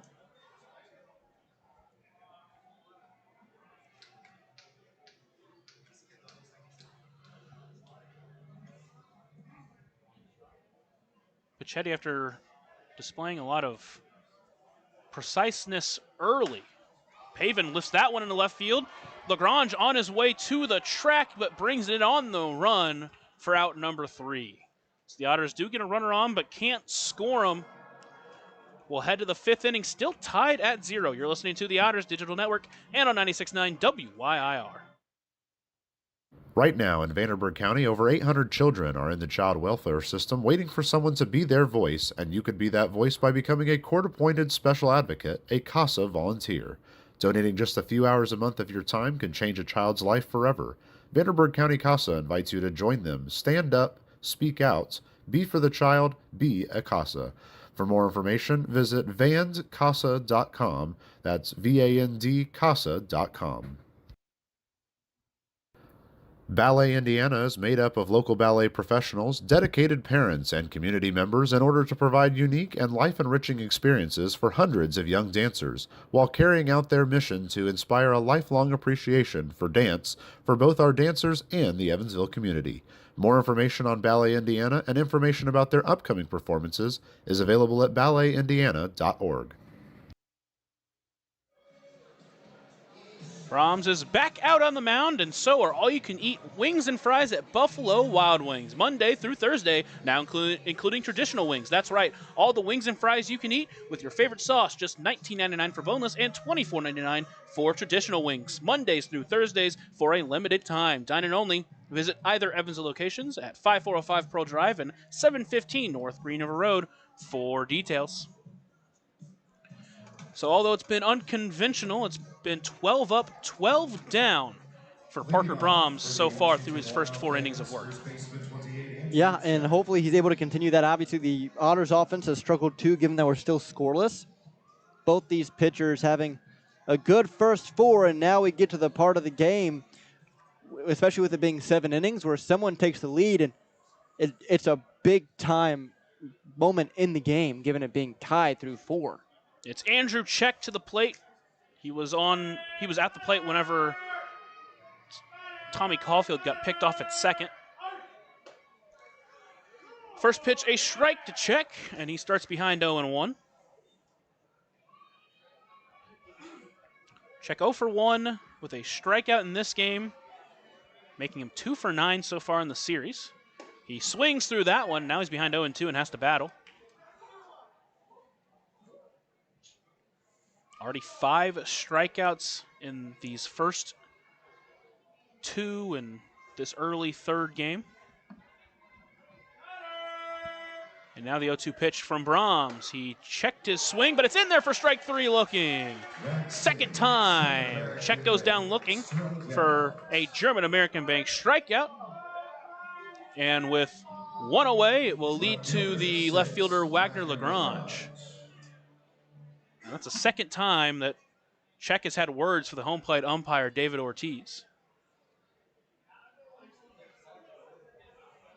Now it's Lagrange to the plate, who was a strikeout victim his first at-bat. He swings the first pitch, comes up with nothing, and now he's behind 0-1. Lagrange 4 for 10 on the series. Has come around to score 3 times. Trying to, just like both sides, just trying to jumpstart this offense. He lasers that towards second. Cruz on the hop, brings it in, throw to first in time, and quickly there are 2 away here in this 5th inning. And I just want to say how great of a start Brahms has had up to this point. So just even after giving up the leadoff single, staying composed, leadoff double in the 3rd, staying composed. Just looks very good out there. Very confident on the mound. Next one to face him is Jeff LaCory. First pitch to the left-handed hitting right fielder. That one's a bloop shot into center. It's going to be Cruz over to it, sliding, but can't bring it in. Paven Parks will glove it and run it back to second base to keep LaCory at first. But a two-out bloop hit keeps the inning alive for Washington. I mean, you can't throw it out there any better. You really can't, just beyond the reach of J.J. Cruz, and obviously just to the right enough to where Paven can't come over from his shortstop position. Real shallow, so Graham Brown had no shot. Now just got to work through it. Those things happen. You also can't place it any better for me not to be able to see it land with this pillar in the way. Check over at first on the runner, but didn't get him. It's Caden Morton. He did double his first time up. He's had a couple of big hits in this series. The first pitch to Morton, taken just inside, I believe. And Morton will start ahead 1-0.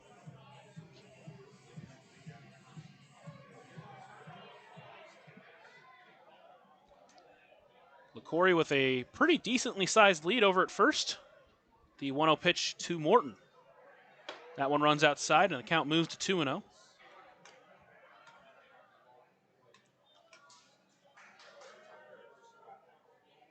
LaCory only 2 for 3 in stolen base attempts so far this year. Doesn't mean he can't take off by any means, though. Another throw over to first, not in time, and that's the second disengagement to LaCory.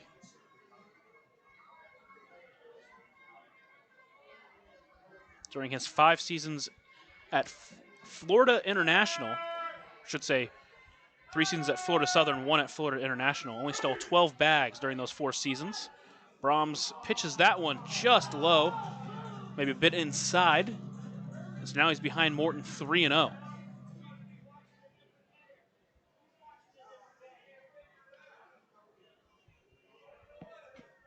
Morton in the right-handed batter's box awaits the 3-0 pitch from Brahms. That one runs in there for a strike. Brahms back in the count.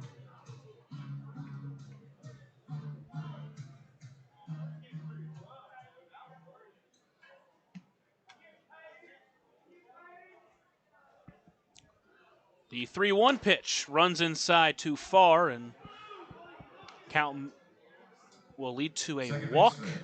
18, Sammy Infante. And now there are runners on first and second with 2 away, and Sammy Infante will be the next to face Parker Brahms.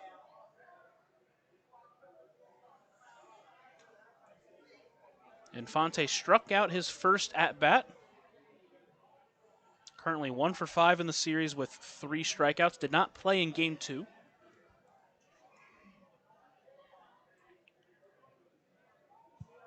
Now the first pitch to the Washington second baseman.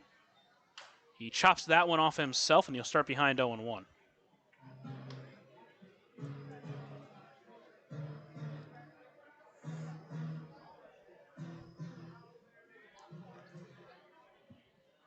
Infante in the right-handed batter's box. Waiting the 0-1 pitch from Parker Brahms as he comes set and delivers. That one checked his swing but did go. And now he's behind 0-2 as he tries to battle to bring in the first run of this game. We're still tied at 0 through 4 innings. Here in the top of the 5th inning, it's been a gem from both of these starting pitchers.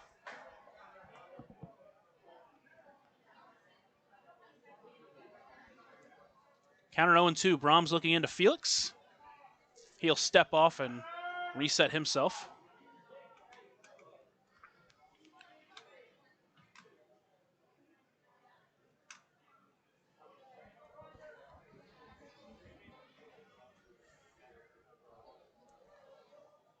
Now Brahms set once again. The 0-2 pitch into the Washington second baseman. Is swung on a miss for strike 3. A German-American bank strikeout to get out of the jam. And we're still tied at 0 as the Otters come to bat in the bottom of the 5th inning. You're listening to the Otters Digital Network and on 96.9 WYIR. Maintaining our independence becomes more and more vital as we age. Swerka and more can help you navigate this important journey by answering your questions and connecting you to free and unbiased community resources and support services. If you are seeking advice for yourself or a loved one, let Swerka be your first call. More information available at swerka.org or by calling 812-464-7800. Originally opening in 2004, Jacobs Village has been a home for adults with disabilities, giving these great residents a wonderful opportunity to live life just like you and me. Jacobs Village mission is to continue building a safe, walkable neighborhood community where people with disabilities and older adults can find meaningful relationships, affordable and accessible housing, and activities to keep their bodies and minds engaged. We can't wait to have Jacobs Village at the ballpark on July 3rd for our annual Red, White, and Blue Night. More information on this great community partner is available at jacobsvillage.org.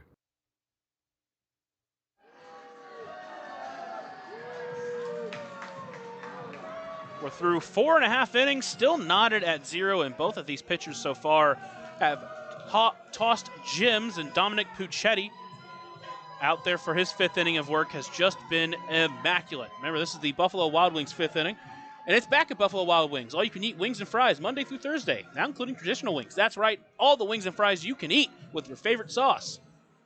Just $19.99 for boneless and $24.99 for traditional wings.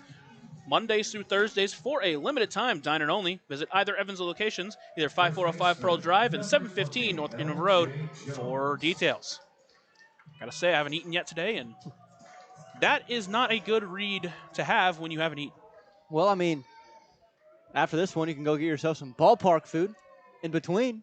It's a much quicker game than we've seen the first two, but LJ Jones at the plate as he tries to jumpstart an offense, either side, really.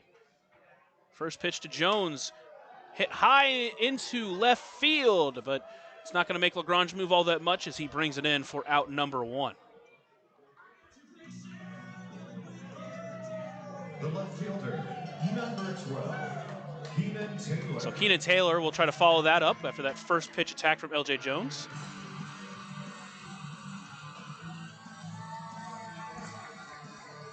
Taylor steps into the right-handed batter's box as he tries to get his first hit of this game. The Otters only 1 hit that came from Graham Brown all the way back in the first inning. First pitch taken for a strike, and he starts behind 0-1.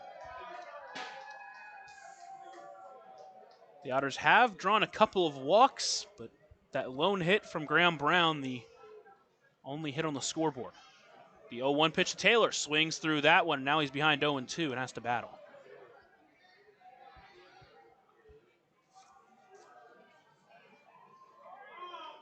Keenan Taylor 5 for 10 on the series, has that home run, had a couple of doubles back in game 1. He has been the best hitter for the Otters here in June as he laces that one to left center field. It's going to get down for a base knock. Just as I'm talking about it, fights off a 2-pitch strike to get the Otters going here in the 5th inning. He does such a good job of hitting with 2 strikes, shortening up that swing.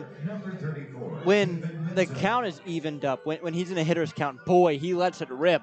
But if he's down in a hole 0-2, 1-2, you'll see him shorten up that swing and just more go for the contact feel than that big power approach that we've seen in the past from him. And right there, just took an inside fastball, hit it where it's pitched, left center. So now it's David Mindom stepping to the plate. He's 0 for 1 on the day, but a great guy to try to draw it at bats and maybe even draw a walk as the first pitch is low in the dirt. He takes for ball 1.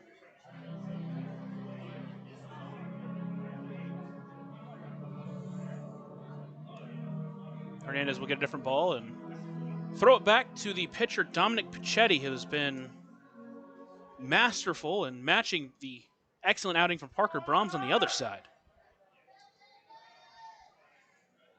2 walks now, that second hit, the only damage done against him. But Mindom at the plate as he tries to do what he does best and just get on base. Takes that pitch for a strike on the corner, and now the count moves to 1-1.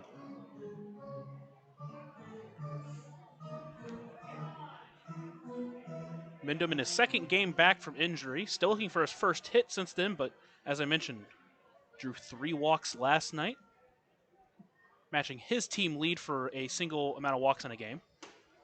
Takes that pitch in the zone, a fantastic bender that catches the top of the zone, and now Mindom behind 1-2.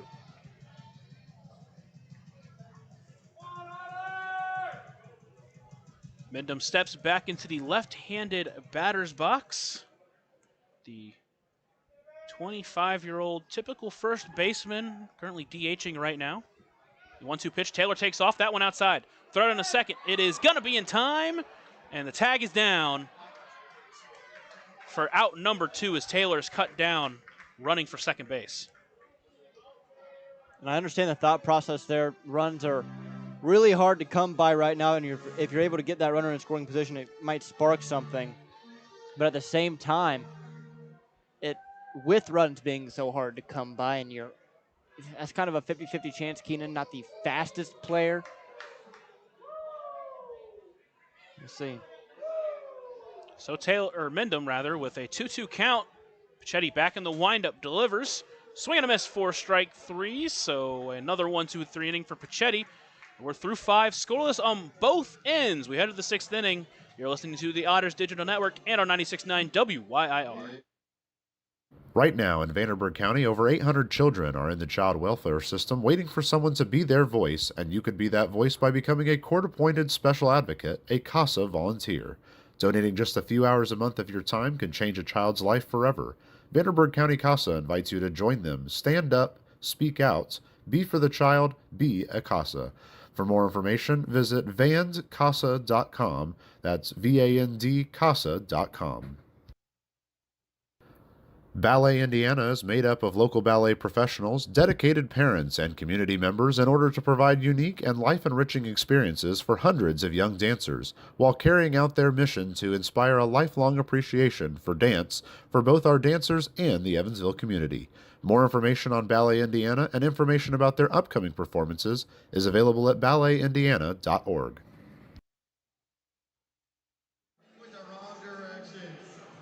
Through 5 in this 7-inning game, the first of 2 tonight, as Evansville taking on Washington.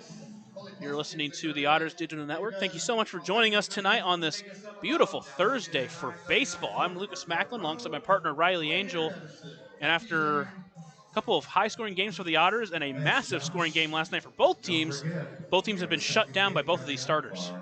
Yeah, they have, and after a couple of games for the Otters struggling offensively, you kind of saw that coming. But for Washington, I mean, despite that third inning they had yesterday, overall it's been a rough offensive series for them. And right now, Parker Brahms is shoving here heading into the 6th. And we'll see if they're able to break through. After Hernandez, it'll be the 3rd time through the order, and usually that's kind of when things pick up offensively.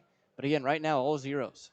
It's Jomar Hernandez, 9-1-2 to face Parker Brahms here in the 6th inning.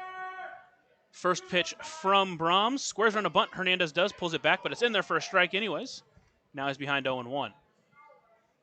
The Otters have shut out Washington for 10 straight innings going back to yesterday's game. Now the 0-1 pitch, Jomar takes that outside for a ball, and the count moves even up at 1-1.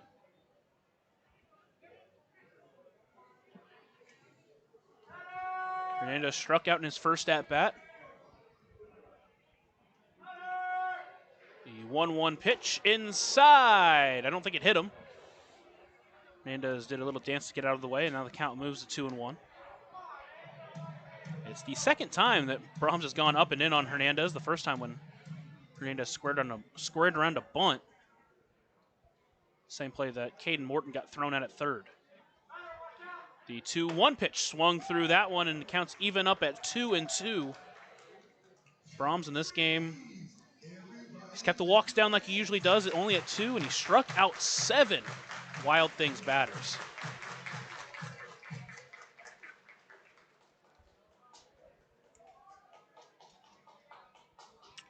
So Brahms set once again as he delivers the 2-2 pitch. Looper into right field. Back on it is Benson. He will bring it in for out number 1. A big out there for Parker Brahms to start this inning, as now he's back to the top of the lineup. Again, this the 3rd time that this top of the lineup is going to face him. I know they've struggled, especially in this series, despite yesterday's big score in the 3rd. But still, that 3rd time through the order is always dangerous for a starter. It's Ethan Wilder to the plate. First pitch to him, he fouls that one off, fouls it off his foot. As Brahms will jump out ahead 0-1. Wilder 3 for 10 in this series. Hit his second professional career home run last night.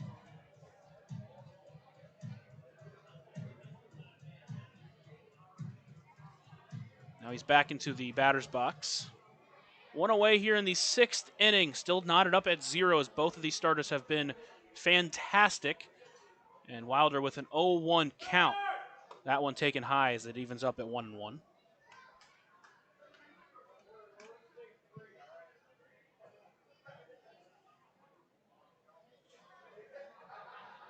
"77 pitches so far for Brahms. That pitch just misses low, and now he's behind Wilder 2-1.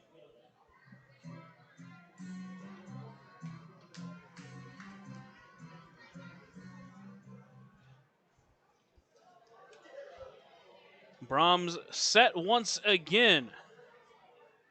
The 2-1 pitch runs inside. That's going to hit Wilder. And so a 1-out base runner for the Wild Things. Wilder's second time reaching base today leads to Tommy Caulfield, who walked his last at-bat.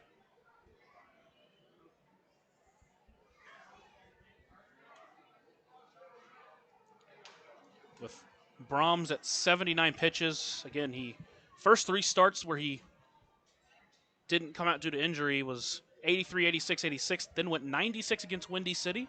And he's looked really good so far. The first pitch to Caulfield. That one's a bender that finds the zone, and Caulfield starts behind 0-1.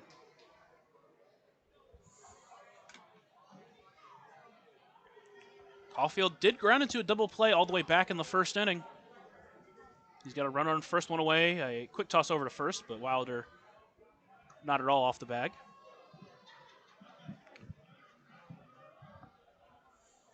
Wilder, again, not a traditional stolen base threat, but does have some speed to him. The 0-1 pitch to Caulfield. Hit high into the air towards shallow right field. It's J.J. Cruz who will camp under it and will bring it in for out number 2. Did a great job battling the sun there. Yeah, and again, with the sun position here at this time of the day and the way this ballpark is positioned, the sun always going to be an issue towards the beginning of a regularly scheduled game and certainly to the end of this game as we're nearing around 6:30 at this point. But a really good job by J.J. Cruz to adjust on the fly and backpedal just enough to be able to make the snag. Now it's Tyreek Reed stepping to the plate. 0 for 2 on the day. 1 for 9 in the series. That one hit was a long home run. Quick toss over to first. Again, Wilder not that far off the bag.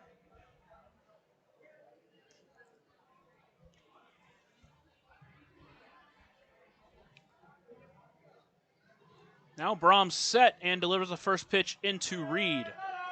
That one just misses the corner, and now he's behind Reed 1-0.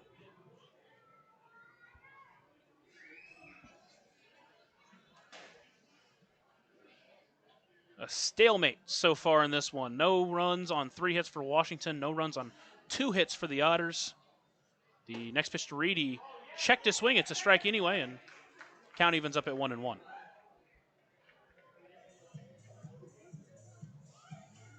Neither side probably even thinking about warming up pitchers right now with how each of them have been throwing. It's 2 away here in the top of the 6th inning. Again, the first 7-inning game of 2 today. That one runs inside. It hit Reed on the shoulder. Just barely nicked him. First baseman, 28, Andrew Check. And so now once again for the second straight inning, there are runners on first and second with 2 outs. And Andrew Check comes to the plate.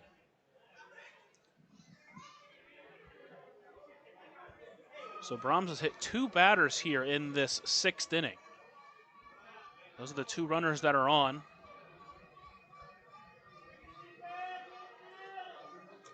Check at the plate, who's 0 for 2. He's gone down looking both times.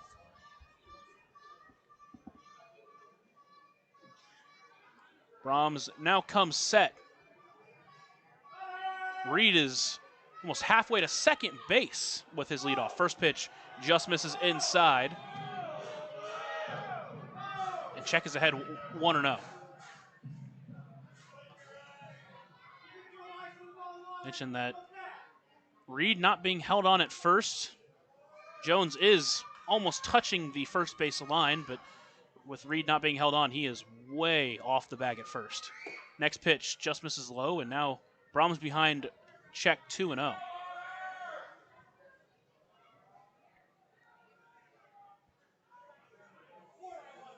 The power-hitting Andrew Check with 10 home runs on the year. He's a franchise leader in home runs for Washington. Now the 2-0 pitch to him. That one runs inside, and Brahms behind 3-0 and has to battle back. Waiting on deck is Wagner Lagrange, also hitless in this game.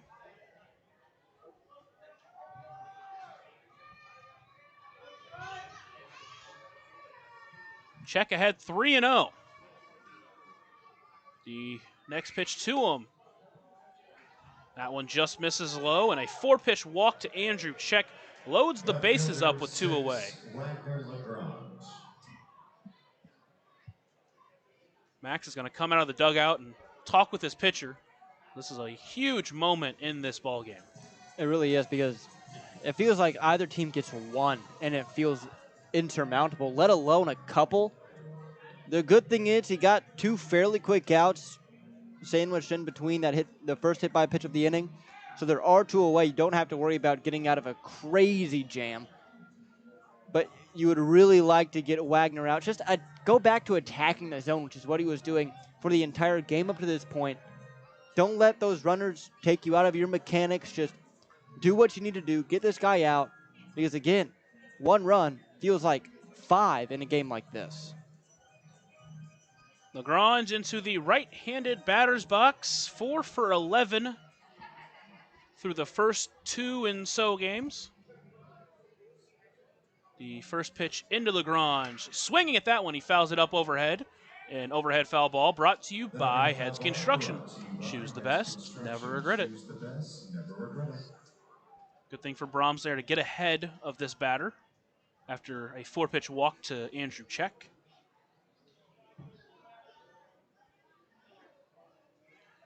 He now comes set and delivers the 0-1 pitch to Wagner Lagrange. That one catches the zone, and now Lagrange behind 0-2 has to work to try to keep this inning alive and get one of those runners home. It's Wilder at third. He was hit by a pitch. Reed at second, who was hit by a pitch. And then Check over at first. He walked on 4 pitches. Brahms has Lagrange at 0-2.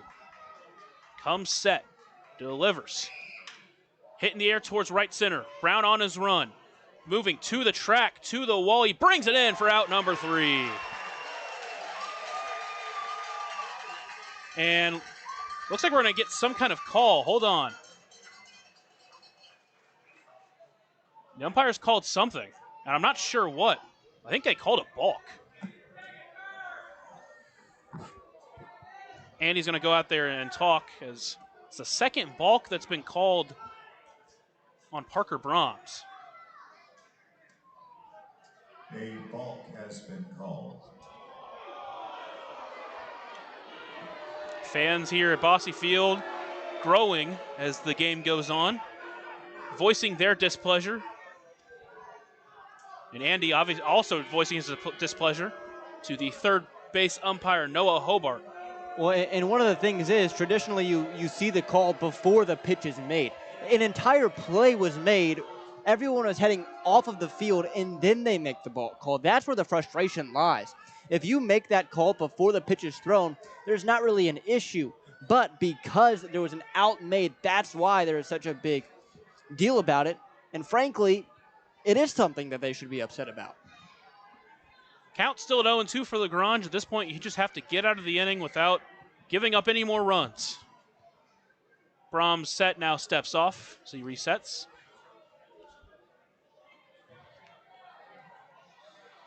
Runners on second and third with 2 away here in the top of the 6th inning. Fouls that one off. Lagrange stays alive. We'll do 0-2 again. When the game started, crowd was still filing in since this game was moved up to 5:05. But it has started to really fill out here at historic Bosse Field in the first game of 2 tonight for the Otters. Now the 0-2 pitch to Wagner Lagrange in the dirt, stopped by Felix. Count moves to 1-2. The Otters come in today 2.5 games back from these Washington Wild Things in the Central Division after taking the first 2 games of this 4-game series. Chance to make up some serious ground tonight, but now they're going to have to work from behind. Brahms, the next 1-2 pitch, that in the dirt, stopped by Felix again. Count moves to 2-2. Base opener at first. Jeff LaCourie on deck.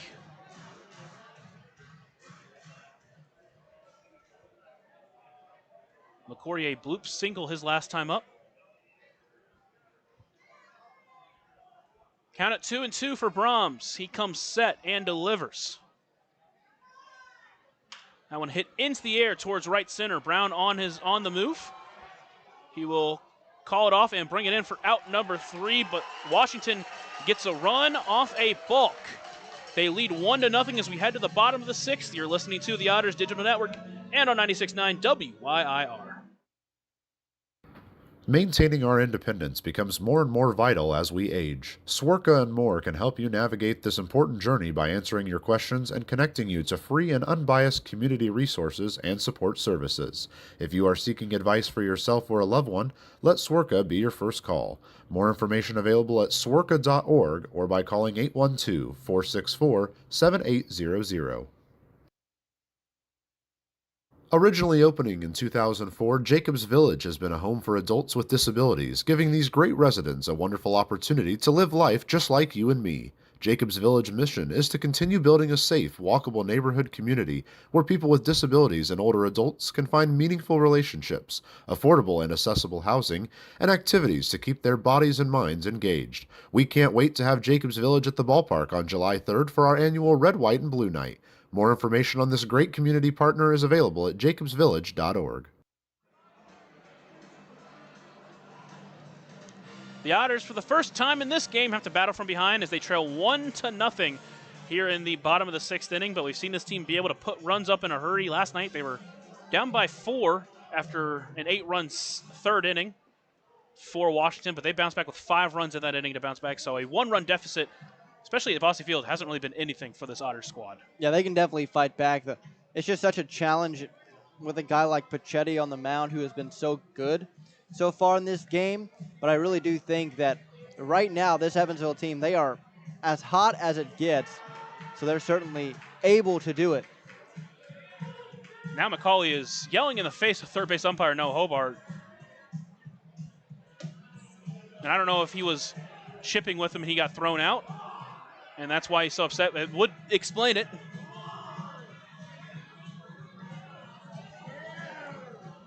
Now the first base umpire, Robert Moreno, going over there to talk as well. And again, with such a huge call in this game, obviously McCauley upset with it.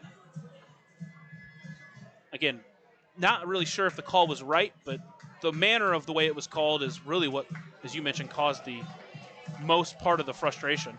Yeah, and if he was chipping, going back over there at third, I mean, that seems to be the reason why he was ejected, so. So McCauley gets thrown out of this one. That's his second time this year he's been thrown out. And again, for the reasoning there, obviously, is why upset after it's been such a well-pitched game on both sides, and the balk being called that was the cause. But the Otters still need to fight back either way. Now Justin Felix, the first one to meet Pachetti in this inning. He takes the first pitch for a strike, a big bender for Pachetti. He starts ahead 0-1. And now time called Looks like the home plate umpire is looking for something.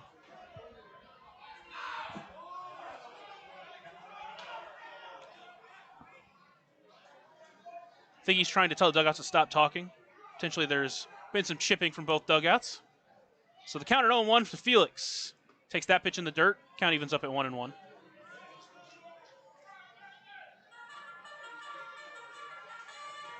With now a 1-run lead, we'll see how loose or tight that leash is on Pichetti. See if he gets into trouble. They potentially go a different direction. The 1-1 pitch swung through by Felix on that one. Now he's behind 1-2.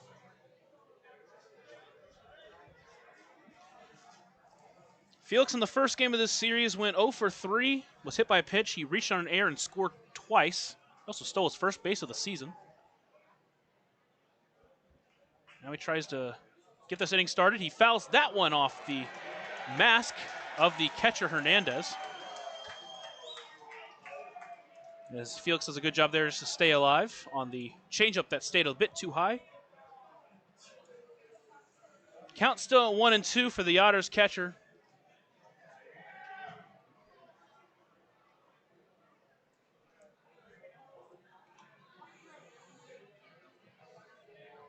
Felix, this is his second at-bat of the night. Went 0 for 1 with a strikeout. That one runs inside and hits him. So a leadoff base runner for the Otters via the hit by pitch. Leads to J.J. Cruz. And hopefully this interesting sequence of events over the past 20-ish minutes or so has put a jolt in this offense. Because now you do have a chance, if you take the lead here, top of the seventh, just shut the door, win this series, move on with it. And you would really like them to do that here in this sixth. And that was the longest inning where Pichetti had to sit down, so maybe that messed with his rhythm just a little bit. First pitch into J.J. Cruz. He squares on a bump, pulls it back. It's in there for a strike. It's at 0-1. The third baseman Caulfield playing way in. Feels like if Cruz wants to get this bunt down, you need to try to bunt it down the first base line. Because if he bunts it down the third base line, Caulfield might have a play at second. Caulfield still way in. Next pitch to Cruz, up the middle, off the glove of the pitcher, Pichetti. Into the shortstop for one. Throw over to first in time for a hurtful double play. Yeah, I mean, that is the last thing you wanted there. The absolute last thing you wanted in that situation. And now the top of the order is going to have to do it with 2 outs. That one was 98 off the bat of Cruz. Hit it hard, but just to the wrong place. And even though it deflected off the glove of Pichetti, it went still directly back there to the shortstop Wilder. And now Pierce will come up with no one on and 2 away. Takes the first pitch for a ball. Pierce walked his last time up. Flew out to left center field his first time up. Hit a big home run last night for the Otters that gave them their final lead of the night. The 1-0 pitch taken outside. A count at 2-0 now. The Otters still just a bloop and a blast away from taking the lead in this game. And these next batters have shown the ability to do it. 2-0 pitch swung through that one. Came up with nothing. And Pichetti back in the count 2-1.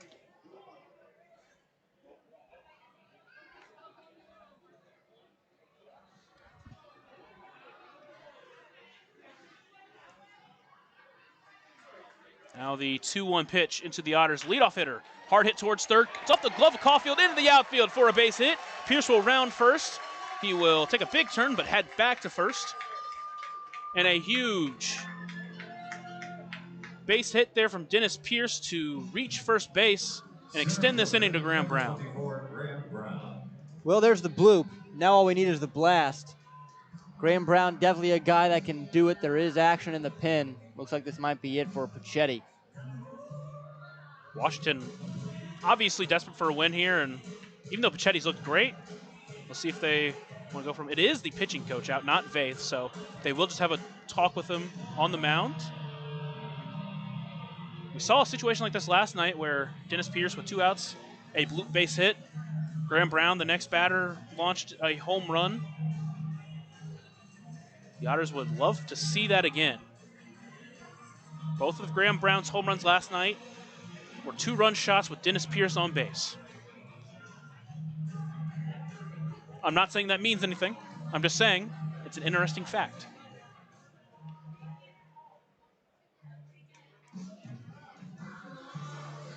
So Brown, with a 1-2 night so far, steps into the right-handed batter's box and looks to try to just keep this inning alive. First pitch to Graham Brown, taken outside for a ball, and he starts ahead 1-0.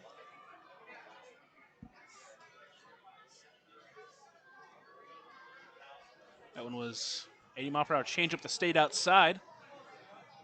And now Puccetti, a 1-0 count. Here's the pitch to Brown.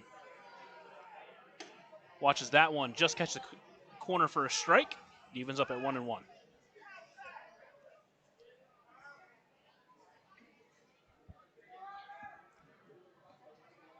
Puccetti back on the rubber, looks in to Hernandez and comes set and delivers the 1-1 pitch. Fouls that one off, and now Brown behind 1-2 as he tries to extend the 6th inning.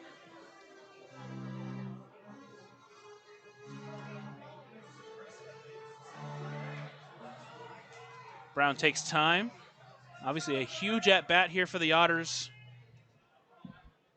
Trying to match the 1 run in the top of the 6th inning from Washington. Now Puccetti's set, and he delivers the 1-2 pitch. In the dirt, gonna get away from the catcher. Pierce is gonna take second base. A huge mistake from Washington there, and now a base hit almost certainly ties this game. Now Hernandez out there talking with Puccetti. Brown got the first hit of the night for the Otters back in the 1st inning.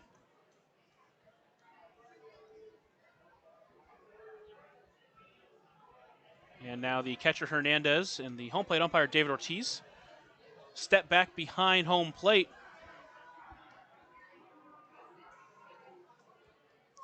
Brown back into the batter's box. A 2-2 count now with 2 away, runner at first. Otters trail 1-0.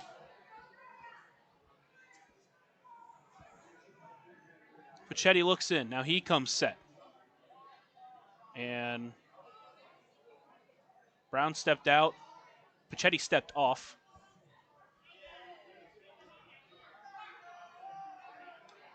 So now Brown back into the box. Puccetti now looks back in as he's on the rubber.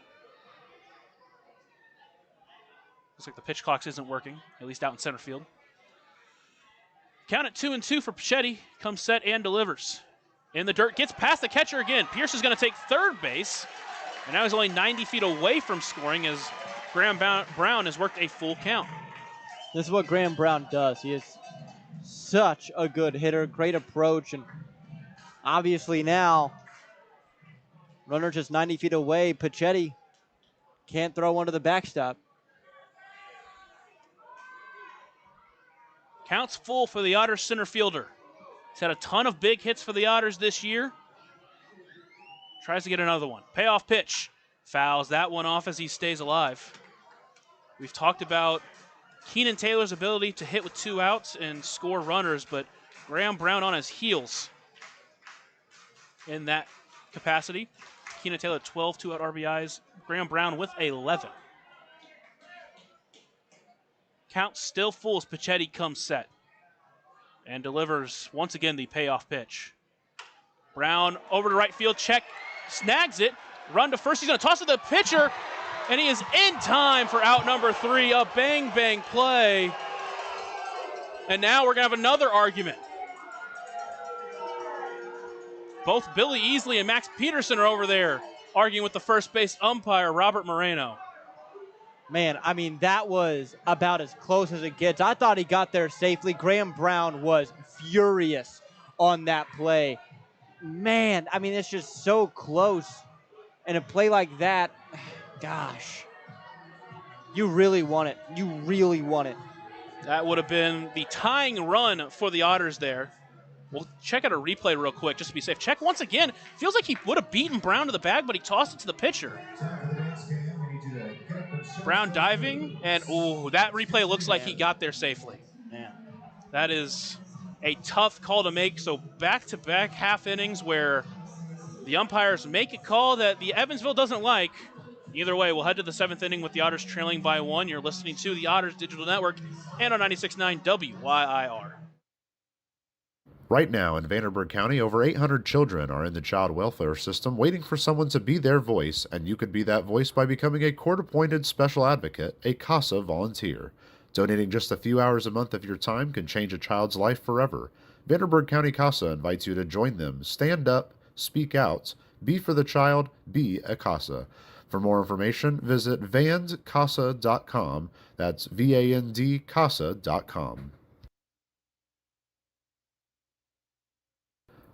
Ballet Indiana is made up of local ballet professionals, dedicated parents, and community members in order to provide unique and life-enriching experiences for hundreds of young dancers, while carrying out their mission to inspire a lifelong appreciation for dance for both our dancers and the Evansville community.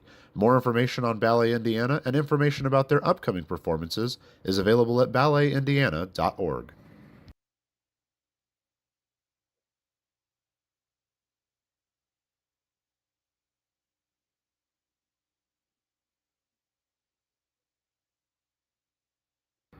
Maintaining our independence becomes more and more vital as we age. Swerka and More can help you navigate this important journey by answering your questions and connecting you to free and unbiased community resources and support services.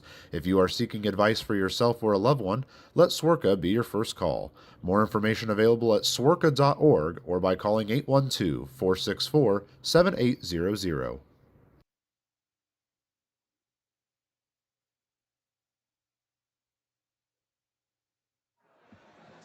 Right fielder, 33. We're into the final inning of this first game of the doubleheader. Parker Brum's out there for his 7th inning of work, and at this point, trailing by 1, trying to save the bullpen. It makes enough sense. He's pitched really well, and if it weren't for that balk call, he would have gotten out of the last inning scoreless. And honestly, if it wasn't for that balk call and then an interesting one over at first, it would be 1-0 Otters right now, but Yeah, watching the replay, at least it looked like to us from the angle he was safe. But yeah. no challenges here in the Frontier League, unfortunately. Maybe one day we'll get there.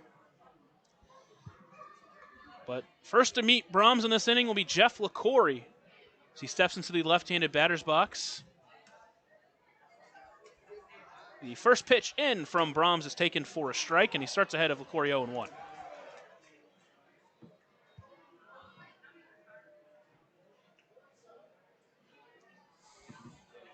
So Brahms in there for his 7th inning of work, trying to pitch the complete game, at least to this point. LaCory swings through that one, and Brahms ahead 0-2.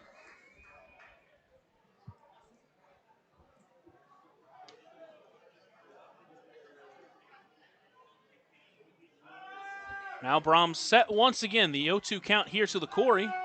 That one chopper towards the right side. Will be brought in by Cruz. Toss over to first in time for out number 1.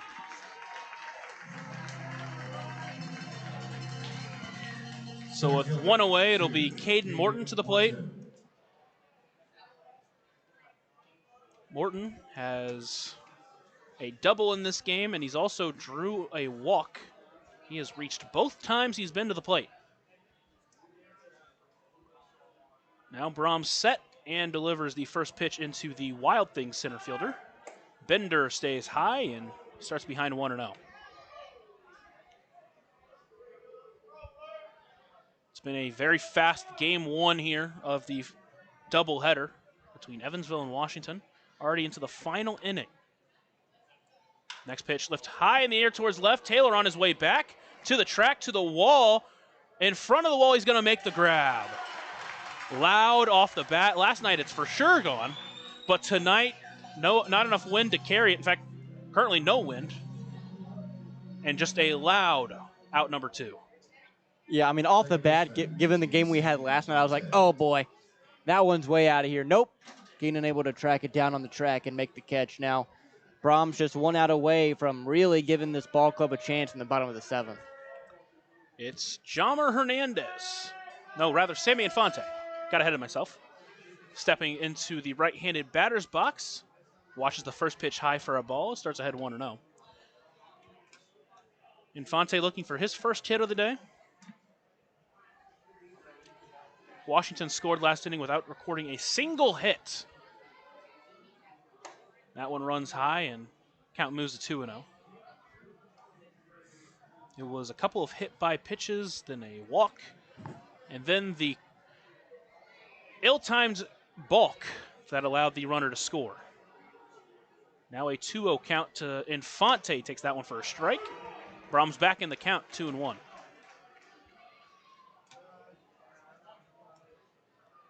And regardless of what the outcome ends up being, Brahms a masterful start and such an important moment. Again, Otters only 10 active pitchers in their roster right now. Now the 2-1 pitch in there for a strike, and he evens it back up at 2-2.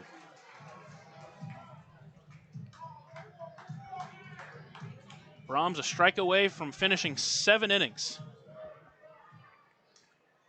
But first he's got to get out Sammy Infante, who came into this game with a .306 batting average.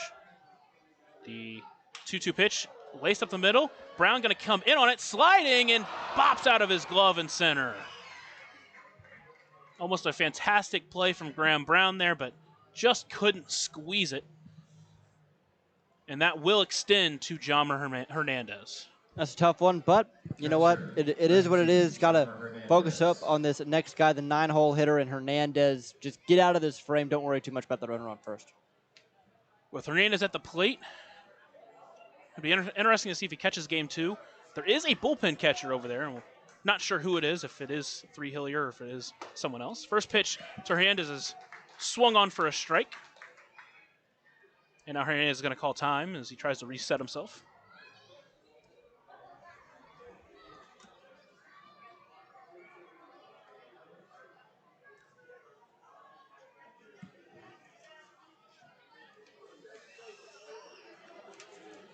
Brahms set. Now he delivers the 0-1 pitch to Hernandez. Runner takes off for a second. That one is lifted into the air, but foul, and that's going to get out of play. An overhead foul ball brought to you by Hedge Construction. Choose the best. Never regret it. I just echoed Zane there. So Hernandez behind Brahms 0-2. The runner Infante already taking a slow jog back to first, taking his time.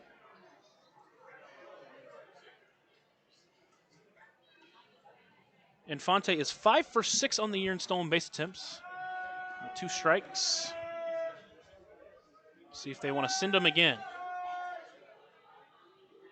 0-2 pitch. Brahms pitches it just a bit high, and count moves to 1-2. Going to be interesting to see if Washington's going to go to their closer, get someone warmed in the bullpen, or if they stick with Pachetti. First, Brahms got to get out of this inning. Now the 1-2 pitch to Hernandez. Runner does take off again. That one's fouled off and barely got made contact with it, but just enough to stay alive. Now Infante making the slow jog back over to first once again.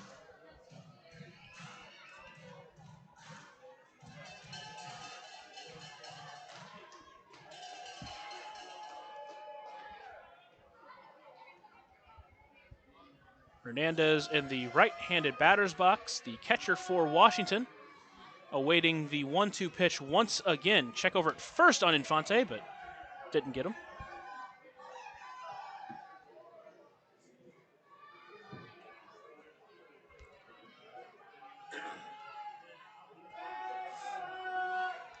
Next 1-2 pitch from Brahms. Infante takes off once again. That one is a called strike 3. Another German-American Bank strikeout. That will end the inning here. We'll head to the bottom of the 7th inning. Otters need a run. You're listening to the Otters Digital Network and on 96.9 WYIR.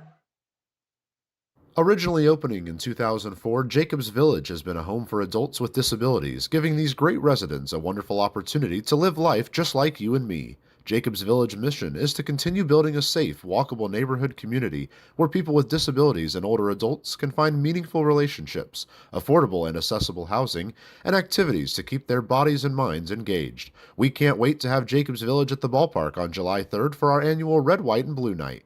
More information on this great community partner is available at jacobsvillage.org.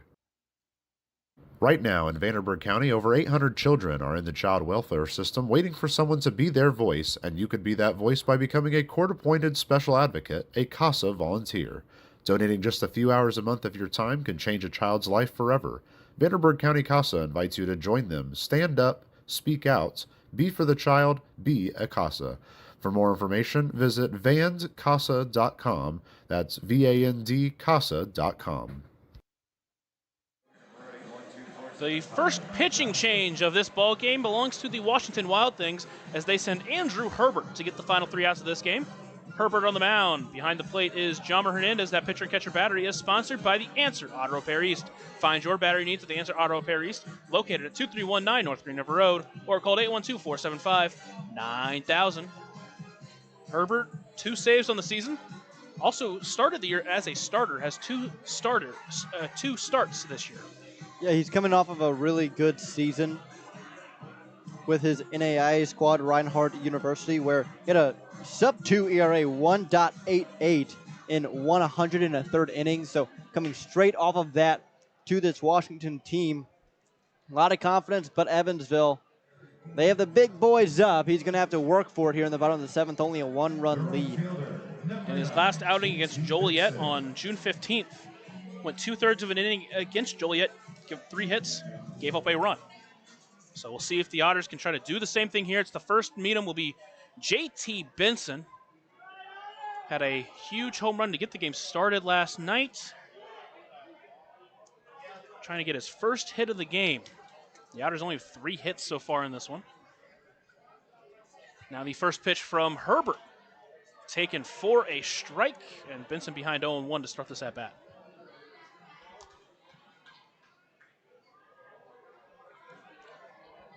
Herbert from the windup, the 0-1 pitch. Benson chops that one off, and now he's to battle being behind 0-2.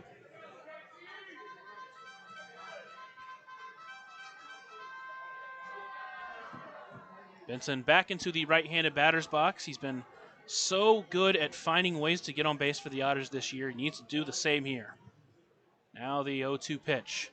Benson watches that one low and moves the count to 1-2. We're in the bottom of the 7th inning of the first of 2 7-inning games tonight. The Otters trying to steal this one as they trail 1-0.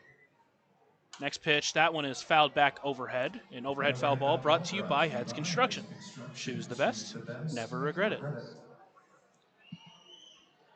Benson continues to battle here.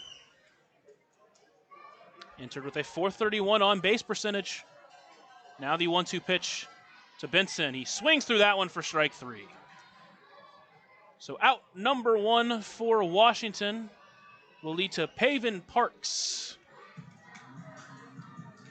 The shortstop, number 6, Paven Parks. 0 for 2 on the day, and his first at-bat hit one fairly deep to center. This will be his first at-bat against a righty tonight. So maybe changing the sight line will help him here. Paven Parks, LJ Jones, Keenan Taylor, David Mendham, a good spot in this lineup, but just need to get something going here. The first pitch to Paven Parks, swinging at that one. He fouls that one overhead, and he'll start behind 0-1.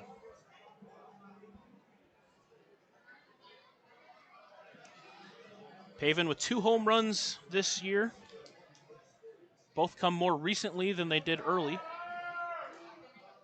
Now the 0-1 pitch. Watches that one outside, and the count evens up at 1-1.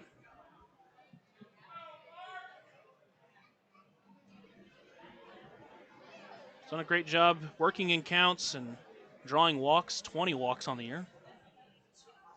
1-1 pitch, lace up the middle. That's going to get through for a base hit. A 1-out base runner here in the 7th inning. Have the Otters a chance as the go-ahead, the game-winning run will come to the plate in LJ Jones. This is what they needed. Just give yourself a chance down the stretch. That's all you need, especially with LJ and then Keenan Taylor and then David Mendham due up. That's all you need. You just need a chance.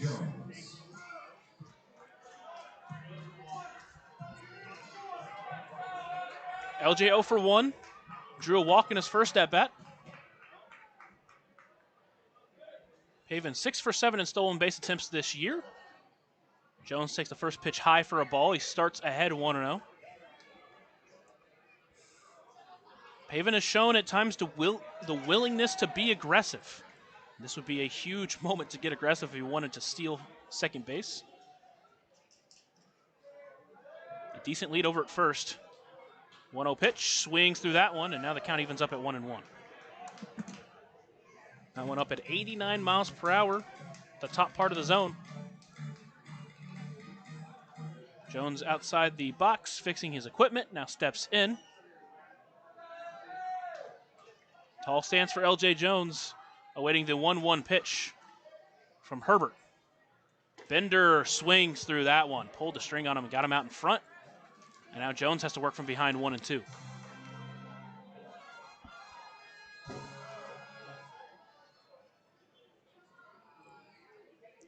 Now LJ takes time as he tries to reset himself and fight to stay alive. Again, at this point, just needs to be past the torch here.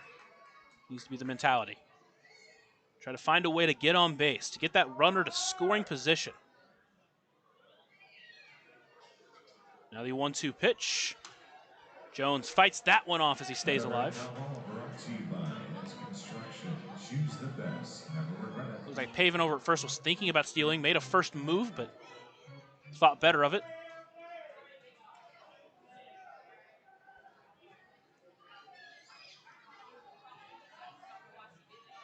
Now the next 1-2 pitch. Quick check over at first, not in time. Paven was leaning towards second there. Did well to get back in. Now, count still at 1-2 as Jones steps back into the right-handed batter's box. 4 hits on either side, the difference being the bulk there in the 6th inning. 1-2 pitch, swung on a miss for strike 3, got it by him. And now the Otters down to their final out here in game 1 of this doubleheader. It's the guy you want. Done it before. Yeah. It's Keenan Taylor at the plate. Number 12, Keenan Taylor. Doesn't usually get held hitless. Tonight's no different. It is 1 for 2. Again, one of the 4 hits now for the Otters. Trying to keep this game alive. First pitch to Taylor, takes it for a strike, and he starts behind 0-1.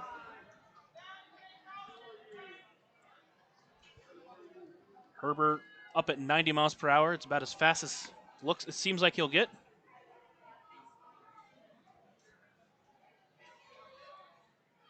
Now Taylor with an 0-1 count.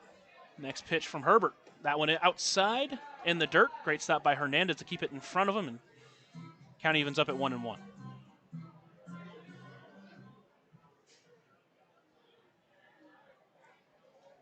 Taylor tied with Graham Brown for the team lead in home runs with 7. Does have a walk-off home run this year. The 1-1 pitch in the dirt holds off. Now the count moves to 2-1. Once again saw Paven make a first step over to second base, but once again thought better of it. Now a 2-1 count to the Otters left fielder. The 2-1 pitch swung through on that one, and now the Otters down to their final strike. Pulled the string a little bit, down at 85, pushed it below the zone.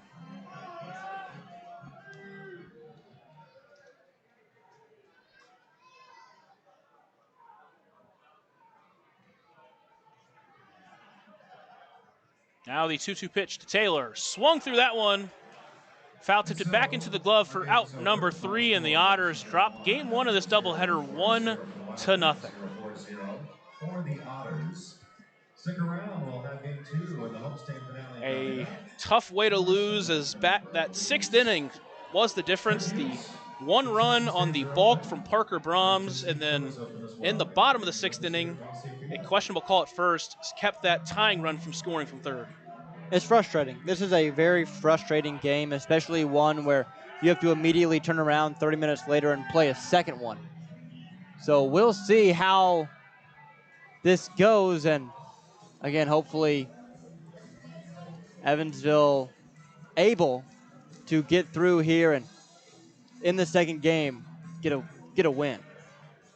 So the Otters lose game 1, 1-0. Still have a chance to win the series. They come back in about 30 minutes or so. We'll come back shortly before to give you starting lineups. And when we do, again, Otters coming out to try to win the series 3-1. If they lose, it'll be a 2-2 split before they head out to Joliet. We're excited to get you back in about 30 minutes. You're listening to the Otters Digital Network and on 96.9 WYIR.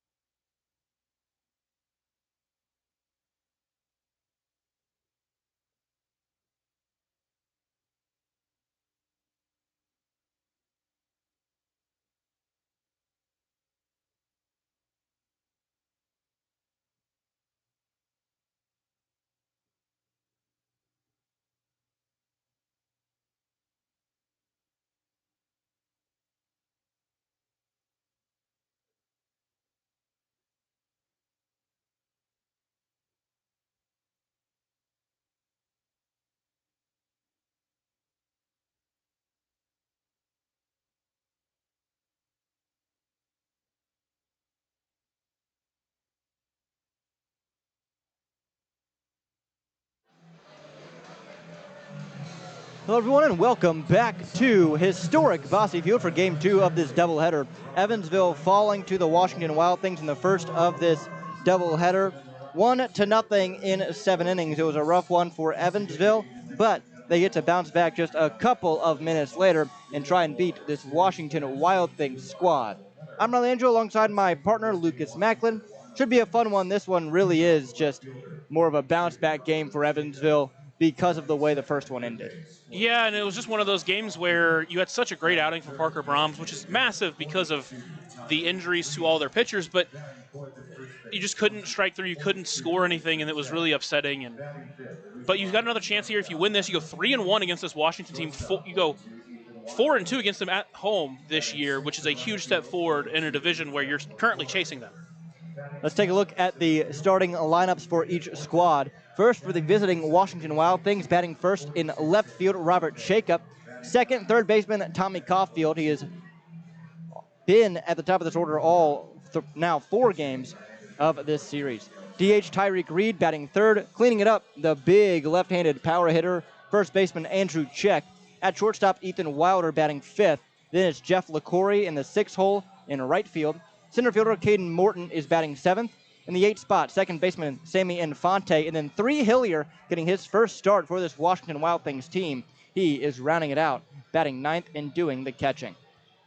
For Evansville, it is as follows. A couple of interesting changes. Leading it off, Dennis Pierce, the third baseman. Playing second base in this second game is Graham Brown, batting second. In right field, J.T. Benson batting third. Cleaning it up back in the field, David Mindham playing first base. L.J. Jones is the designated hitter, batting fifth. Logan Brown catching, batting sixth. Keenan Taylor in left, batting seventh. In the 8th spot, shortstop Alay Camus, and then Ellis Schwartz getting the start in center field, batting ninth. Ryan Wiltsey on the bump for Evansville. Cale Chatham on the bump for Washington. Now at this point, starting pitching-wise, both these players just trying to get their teams at least 3, maybe 4 innings. Yeah, in his first start, Cale Chatham only went 3 innings. That was also in a doubleheader. And then Ryan Wiltsey, we saw earlier in the year when Parker Brahms went out early in his start, he went 3 2/3 innings and looked really good. So hopefully he comes in here with a fresh mindset and is able to pitch strong. And if he can just get through 3 or 4 innings, that sets up the Otters really well, especially since they didn't have to use any of their bullpen pitchers in Game 1. When we come back, it'll be first pitch here for Game 2 of this doubleheader. You're listening on the Otters Digital Network and 96.9 WYIR. Maintaining our independence becomes more and more vital as we age. Swerka and more can help you navigate this important journey by answering your questions and connecting you to free and unbiased community resources and support services.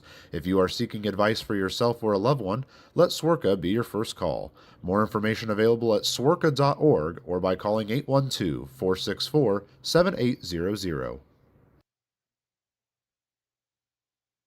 The average leadoff batter, the third baseman, number 42, Dennis Pierce, batting second. The second baseman, number 42, Graham Brown, batting third. The right fielder, number 42, J.T. Benson, batting fourth. The first baseman, number 42, David Mindham, batting fifth. Designated hitter, number 42, L.J. Jones. Batting sixth and catching, number 42, Logan Brown. Batting seventh, the left fielder, number 42, Keenan Taylor. Batting eighth, the shortstop, number 42, Alay Camus. Batting ninth, the center fielder, number 42, Ellis Schwartz. Pitching for the Evansville Otters, right-handed pitcher, number 42, Ryan Wiltsey. Ryan Wiltsey on the bump for Evansville, making his first start of the year. It is Logan Brown behind the plate, Wiltsey on the mound. That pitcher-catcher battery is sponsored by the Answer Auto Repair East. Find your battery needs at the Answer Auto Repair East, located at 2319 North Wind River Road, or call at 812-475-9000. Wiltsey has been a long relief guy for most of this year. We've seen him go as many as 4 1/3 here this season, and Wiltsey, his last time out, pitched a scoreless inning. We'll see how he does here against this Washington lineup, which has struggled this week. Yeah, and hopefully, like I said, it's one of those things where he has a fresh mindset coming in to start and is willing to just pitch these hitters and make them do the work and not give up too many walks. It'll be Robert Shaka to lead it off for Washington. Talk about some special jerseys here in a moment for either of these teams. Wiltsey, right-handed pitcher, the first one. Down low for a ball. 1-0. Both teams honoring the Negro Leagues tonight here in Game 2 of this doubleheader as the 1-0 pitch. Swung on Lath, pretty well struck left field. Racing back on it, Taylor near the line. It's off the wall. And rounding first, heading to second is Cheka. Throw in, not in time. A leadoff double for Robert Cheka. That's a tough start after last game where the pitching was so good, so hopefully he can lock back in and try to keep that runner at second base. Now here's Tommy Caulfield. Each player is wearing a different Negro League jersey from a separate Negro League team.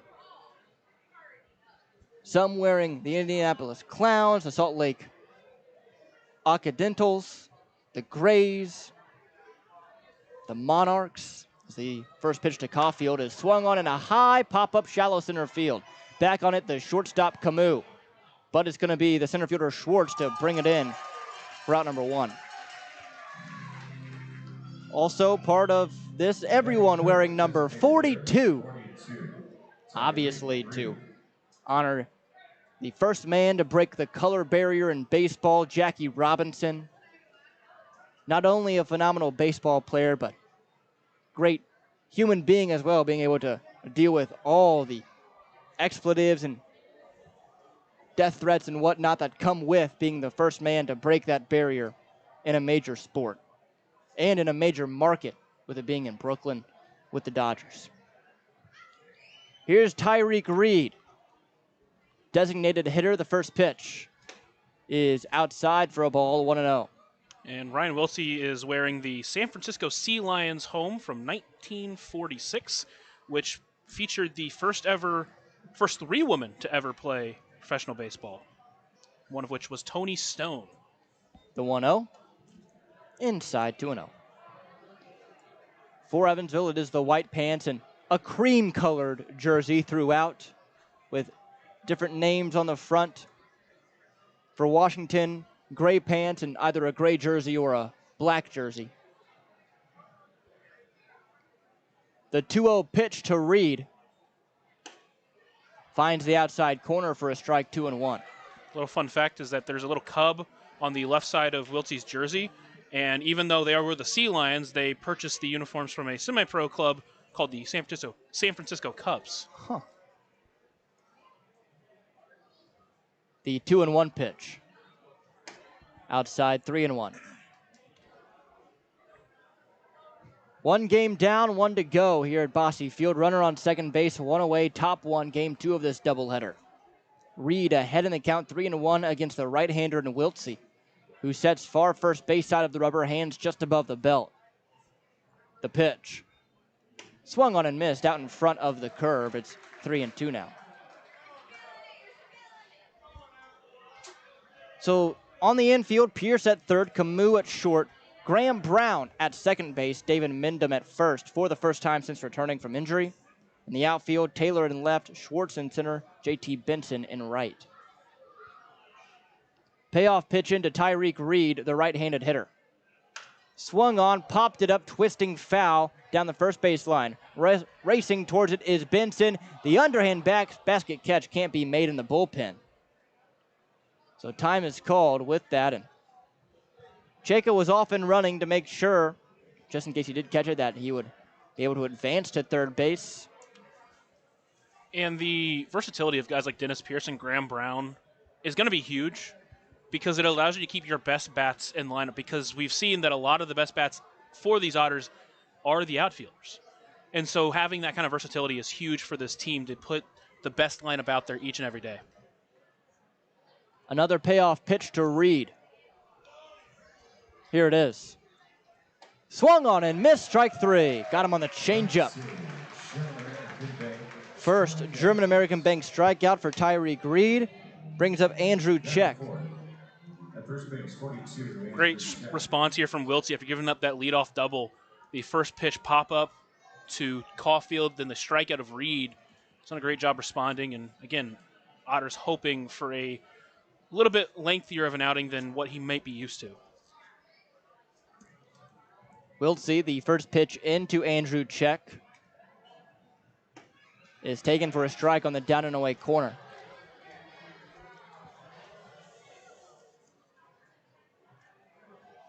So no balls and a strike. 2 outs, runner on second, top 1, no score. The pitch. Swung on, bounced softly towards the Evansville dugout and foul, 0-2. Evansville looking for the series win. Washington trying to salvage a tie of this 4-game set before both teams head off back on the road. Washington in the middle of a 12-game road stretch. Evansville about to head to Joliet tomorrow morning. The 0-2. In the dirt, bounces slightly away to Logan Brown's left, but he gets there quick enough that Cheka does not advance. 1-2 the count. Good crowd on hand for this doubleheader on this thirsty Thursday, a double thirsty Thursday, if you will. The 1-2. Up and away for a ball, 2-2.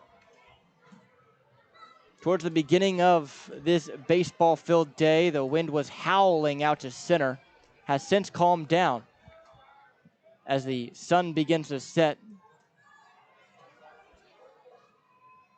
2-2 pitch.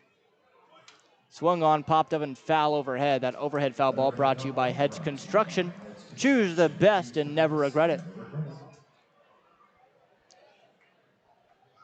Otters have done a pretty good job holding Check in check for the most part today.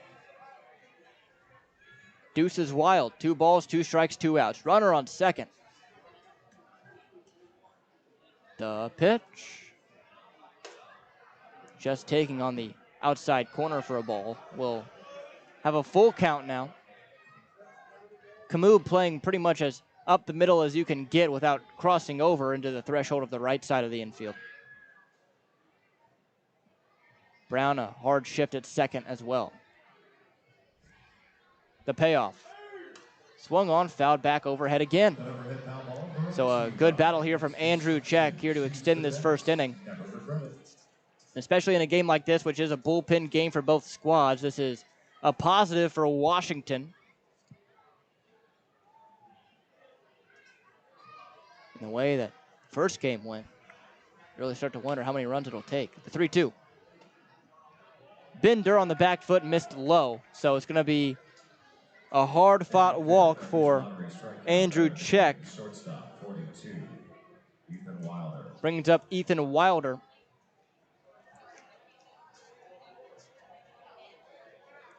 Wilder hit leadoff in game 1. Went 1 for 2 with a single, a hit by pitch. Eventually came around to score the go-ahead run after a balk from Parker Brahms. After what for Brahms was a great performance.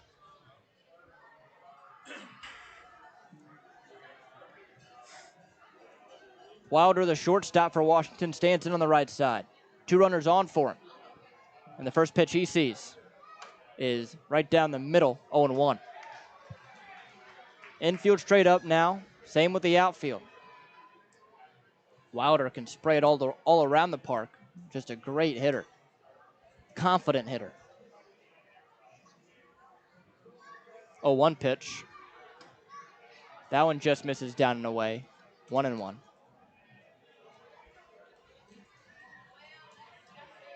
Beautiful day for baseball as well after what at the beginning of the week looked like we might not get any of these games in. We're getting all 4. The 1-1. Swung on, smacked in the air down the right field line and well foul. It's 1-2. I mean, goodness, even yesterday, 99% chance of rain. We got the 1% where it didn't hit anywhere near us. Well, what's funny is we put the tarp on thinking, oh, we're going to get rain. Yeah. And then no rain came. Sirens went off. Everything. We came in this morning thinking there'd be rain on the tarp. It's a dry tarp. Oh, yeah. This park might be haunted a bit. The 1-2 down and away, 2-2. Or it's just Mr. Benjamin Bossi looking out for us. That's what I meant protector, but for some reason my mind said haunted, which is kind of the same thing, I guess, if you think about it in the A weird way, but In the literal sense, yes. it's I think haunted with a protector. so. 2-2 pitch. Swung on and missed, strike 3. Out in front of the changeup. Washington strands 2. We go to the bottom of the first, no score on the Otters Digital Network at 96.9 WYIR. Originally opening in 2004, Jacobs Village has been a home for adults with disabilities, giving these great residents a wonderful opportunity to live life just like you and me. Jacobs Village mission is to continue building a safe, walkable neighborhood community where people with disabilities and older adults can find meaningful relationships, affordable and accessible housing, and activities to keep their bodies and minds engaged. We can't wait to have Jacobs Village at the ballpark on July 3rd for our annual Red, White, and Blue Night. More information on this great community partner is available at jacobsvillage.org. Right now in Vanderburgh County, over 800 children are in the child welfare system waiting for someone to be their voice, and you could be that voice by becoming a court-appointed special advocate, a CASA volunteer. Donating just a few hours a month of your time can change a child's life forever. Vanderburgh County CASA invites you to join them. Stand up, speak out, be for the child, be a CASA. For more information, visit vandcasa.com. That's VANDCASA.com.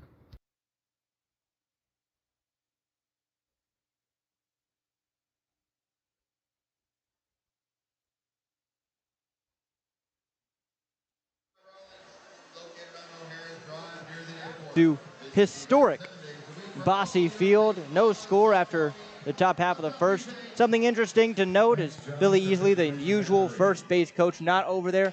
Team chaplain Tyrone Edwards is coaching first base tonight, at least for this first inning. We'll see if that holds. But something neat to point out as Cale Chatham comes out for Washington. Dennis Pierce to the plate. He was walking up to the left-handed batter's box. And I was like, is he batting lefty? he turned into a switch hitter too? But no, he was just waiting on the umpire to get out of the way. That would have been a pleasant surprise, I'll tell you what. Usually you see batters go behind him, but he was just waiting to go in front of the plate. Cale Chatham, the first pitch, working quickly, is in there for a strike, 0-1. Chatham started the first game of the doubleheader this past Sunday, where he went 3 innings, the 0-1 in there, 0-2. That was his only appearance so far this year. Gave up a run, walked 1, struck out 1, and 3 hits allowed as well. 0-2 pitch. Checked his swing. Did he go around? He did not, says the first base umpire, Noah Hobart. So count 1-2. Chatham agrees. Kicks and fires. Swung on, smashed the opposite way, foul. It's going to stay at 1-2. Fun night of baseball here. First the Beersies, now all sorts of different jerseys on the field of play. 1-2. Low, 2-2. Makes me want to break out my Vince Scully impression. I won't, because it's horrendous. Well, now I want to hear it. Well, we'll see, maybe. The 2-2. Swung on, hit in the air, down the line, right side, and twisting, fouling out of play. 2-2 still. This is what it felt like the Otters didn't do a lot of up until the last few innings, is they didn't have a lot of good at-bats. A lot of going after those first pitches, swinging at pitches that usually you don't see them do. This is a great sign here in the second game, even with the very first batter. Pierce had to get out of the way of that curveball. It's 3-2 now as this good battle continues. Pierce, right-handed hitter, awaits the 3-2 pitch. Swung on, high pop-up, foul territory, first base side. Racing over to it is Check. He's at the track near the pole, and it drops right behind him. Andrew Check. I mean, man, the corner infielders this week for Washington, they've been having a rough go of it.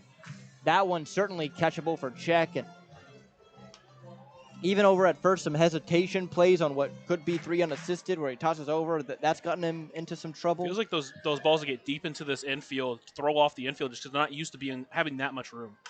3-2, jam shot down the right field line. Twisting over to it is LaCoury near the track, bounces into the picnic area. And Dennis Pierce continues this great battle.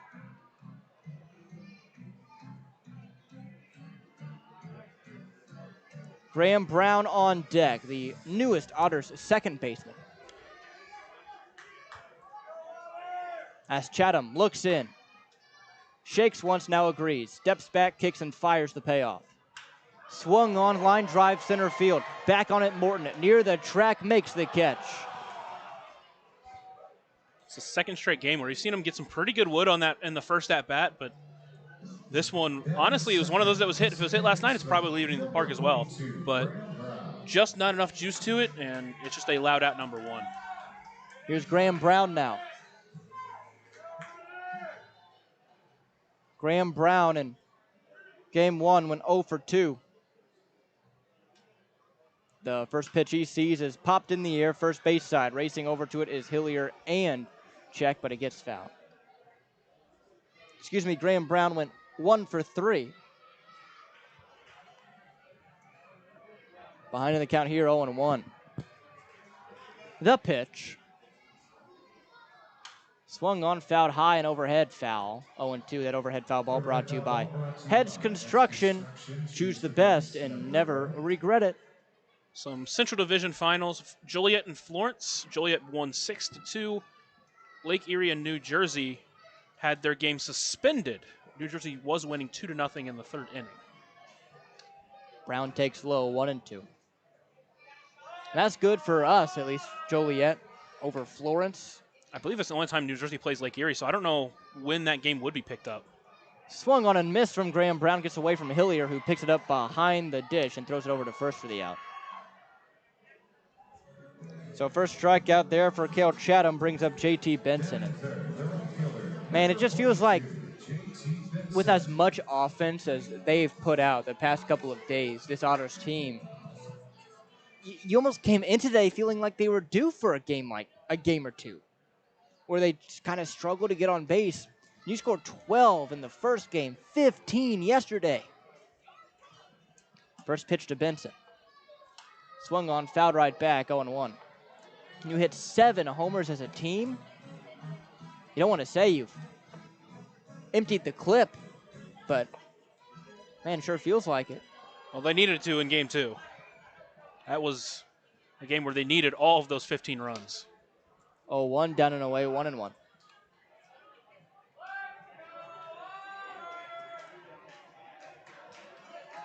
Benson, he's had a good year. 1-1 pitch. Down and away, 2-1. Dealt with an oblique issue for about a week or so during a road trip, but as soon as he was back in the lineup, he continued to produce, plays a great right field. Such a solid hitter in the middle of this Otters order and has been since the beginning of the season. The 2-1. Swung on, line drive, hard hit into left. Coming in on it is the left fielder Cheka, who makes the catch for out number 3. So 2 screamers off the bat of an Otter, but 3 up, 3 down. We now go to the second, no score on the Otters Digital Network on 96.9 WYIR.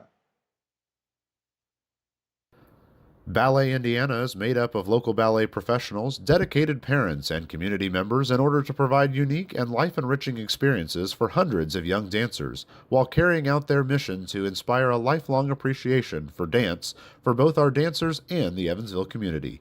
More information on Ballet Indiana and information about their upcoming performances is available at balletindiana.org.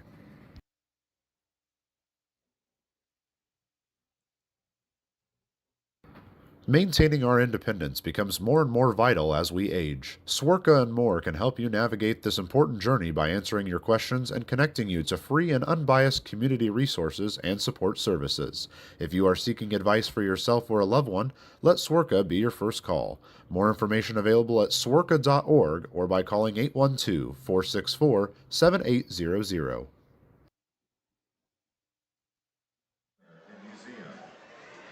Ryan Wilsey back on the mound for his second inning of work. Worked through some traffic in the first inning. He will face LaCourie, Morton, and Infante, the 3 due. In that first inning, gave up a leadoff double, but man, he worked masterfully around it with 2 strikeouts. Did give up a walk, but he stranded those 2 runners on without surrendering one. And it feels like that's going to be really important tonight, the way the first game went.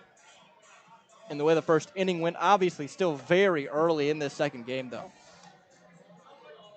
Yeah, and the only thing he can do is just keep trying to work through as many innings as he can, and it's almost like an inning-eating role. It's really weird to say, obviously, him being the starter, but with all these injuries, he's just more about eating these innings. If he can just keep the Otters in it with the way we've seen their bats be able to click, I think that'll be huge for this Otters squad. Here comes Jeff LaCorey. LaCorey, the first pitch he sees, is swung on and lifted high in the air down the right field line. Over to it, Benson, near the bullpen, in foul territory, makes the catch for out number 1. So down goes LaCorey on the first pitch he sees. And now it's Caden Morton. I won't say their numbers because I think it's redundant. But again, everyone wearing 42 tonight. First pitch to Morton, in there for a strike, 0-1. Morton wearing the Grays jersey, Homestead Grays, who were led by Josh Gibson, Buck Leonard, Ray Brown, all Hall of Famers. The 0-1 outside, it's 1-1. The Grays, boy, they won 9 consecutive Negro League National League pennants. As Morton swings and pops it up shallow right over to its second baseman Graham Brown, makes the catch for the second out. Wiltsey has been putting a lot of balls in the air so far, but none of them have come off the bat all that hard, so it's worked out in his favor, but it is a dangerous game to play with a team that can hit plenty of home runs. Now here's Sammy Infante. One other thing about this Grays squad, they played at Forbes Field for their home games. For those that are unaware, that was the old Pittsburgh Pirates field. As now the first pitch to Sammy Infante is in there for a strike, 0-1. Boy, games like this, they just make you think. 0-1. Curveball misses high. It's 1-1. Makes you think about the great progress the game has made, and surprising as the 1-1 pitch. Swung on and missed, 1-2. Crazy to think that just 60 years ago all this was going on, and now fully integrated the game of baseball and all sports in the country. The 1-2, high, 2-2.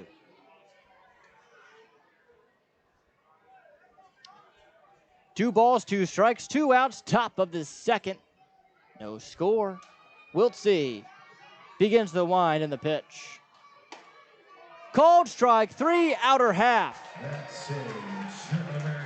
Third German-American Bank strikeout for Ryan Wiltsey. We go to the bottom half. No score on the Otters Digital Network on 96.9 WYIR. Originally opening in 2004, Jacobs Village has been a home for adults with disabilities, giving these great residents a wonderful opportunity to live life just like you and me. Jacobs Village mission is to continue building a safe, walkable neighborhood community where people with disabilities and older adults can find meaningful relationships, affordable and accessible housing, and activities to keep their bodies and minds engaged. We can't wait to have Jacobs Village at the ballpark on July 3rd for our annual Red, White, and Blue Night. More information on this great community partner is available at jacobsvillage.org.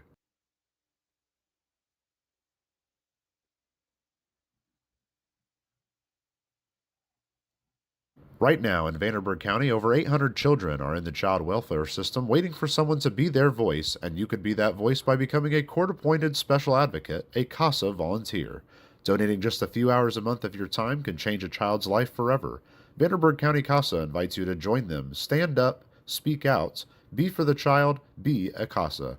For more information, visit vandcasa.com. That's VAND CASA.com.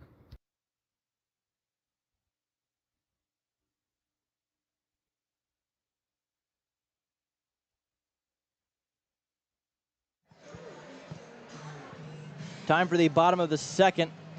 Cale Chatham back out for a second inning of work. Evansville sitting down, packing 1, 2, and 3 in the first. We'll see if they can get some offense going. It'll be Mendham, Jones, and Brown, the 3 due up. Mendham, a left-handed hitter, playing first base in this game 2 of the doubleheader. Swiping at the back part of the box before stepping out. Deep breath and stands back in to await the first pitch from Cale Chatham. Chatham sets his hands belt high looking towards the batter. Begins the wind of the pitch. Outside, it's 1-0. And for Evansville to finally break through, especially early in this game, that would feel nice. It's the 1-0 pitch.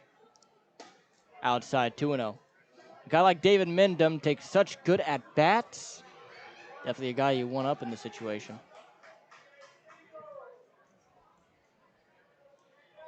2-0 offering now. That one's outside as well, so Mendham working a quick 3-0 count, and really doubt he'll be swinging here 3-0, especially the way the offense has struggled. Full pull shift on the infield, outfield fairly straight up. Huge hold on the left field line, the pitch. In there, that's the automatic 3-1. Yeah, and last game was uncommon for Mendham. Obviously, only ended up with 2 at-bats because of how that game went, but went 0 for 2 with a strikeout. It's not a typical David Mendham stat line. 3-0. Outside, ball 4. So Mendham works a leadoff walk here in the second Deerhead Sidewalk Cafe and Bar. Brings up L.J. Jones. Jones homered in that slugfest of a game last night.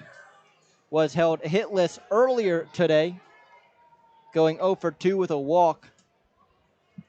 The right-handed hitter, designated hitter today, awaits the first pitch and takes down low as Chatham bounced it 1-0. A ball, no strikes, nobody out. Bottom 2, no score. Chatham looks towards first. Mendham small lead. The pitch. Swung on, high fly ball, deep left field. If it's fair, it's gone. It is out of here. L.J. Jones, 2-run shot. Evansville in front.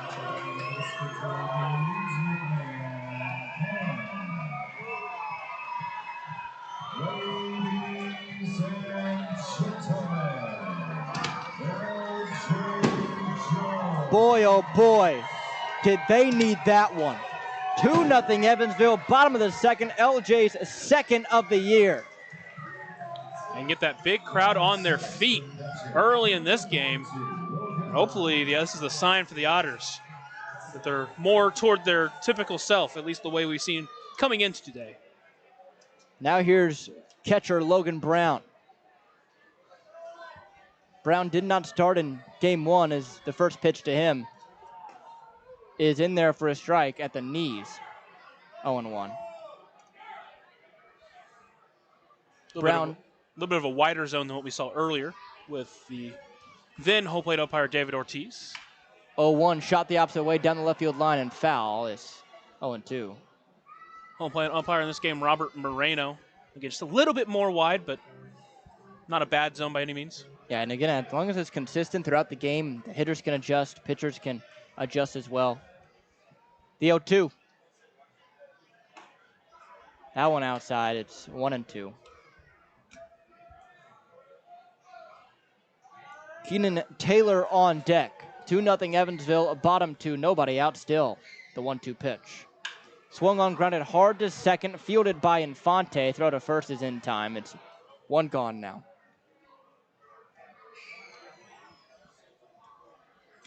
Now the right-handed hitter, Keenan Taylor. Batting 7th, the left fielder, number 42, Keenan Taylor.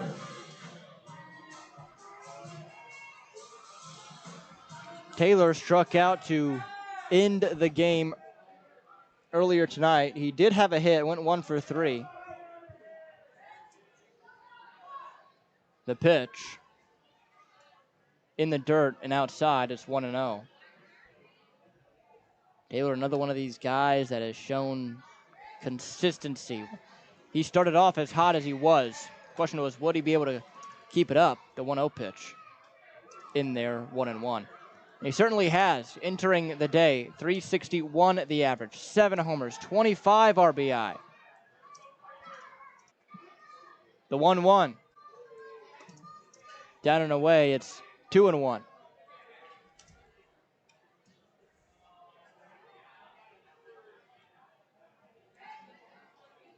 Two balls, 1 strike, 1 out to Taylor, the pitch.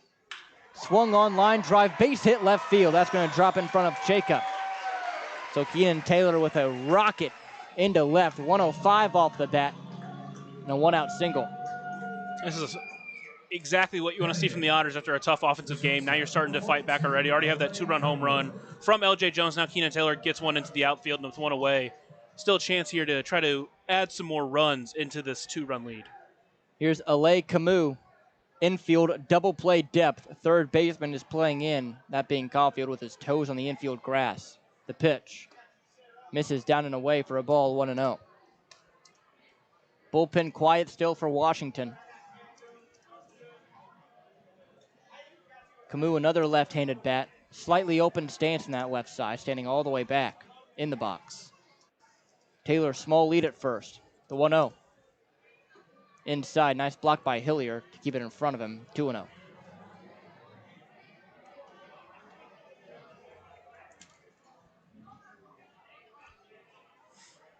Camus, a guy that kind of needs a jolt right now. He's struggled recently.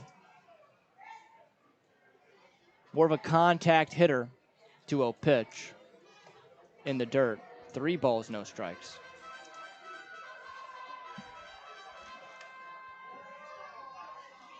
Great glove, though, out at the shortstop position.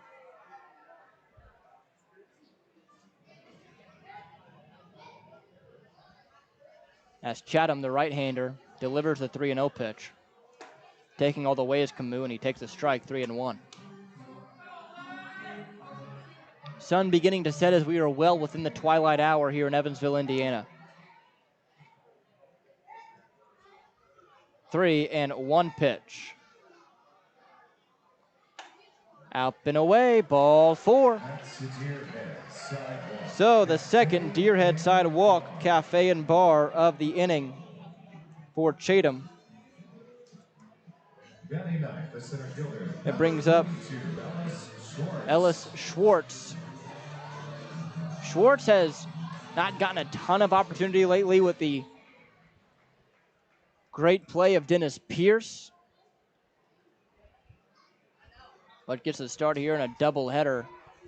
He's a guy that I would like to see get some more run. It feels like he's always played a good center field and also has had some really good at-bats as well. Squares around but pulls back and takes a ball low. It's a ball, no strikes.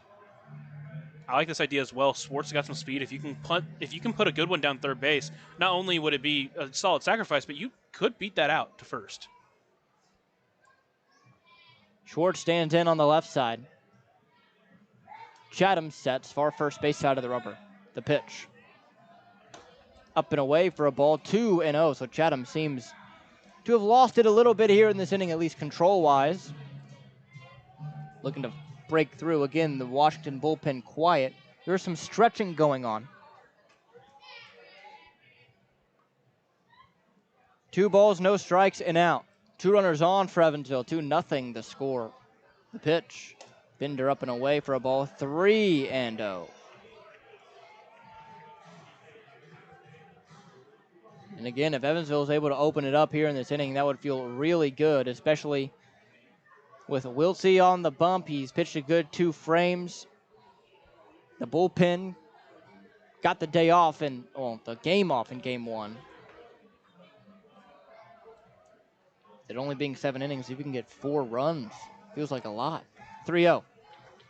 Taking all the way is Schwartz, and he takes ball 4. So a 4-pitch walk, and bases are loaded. Second straight walk for Evansville, and bases are juiced now for the top of the order. Only 1 away as Dennis Pierce will come in. And there's going to be a meeting on the mound. I mean, at this point, you really got to start getting someone warmed up because he has lost everything. Since that home run, he has struggled to place it where he wants to.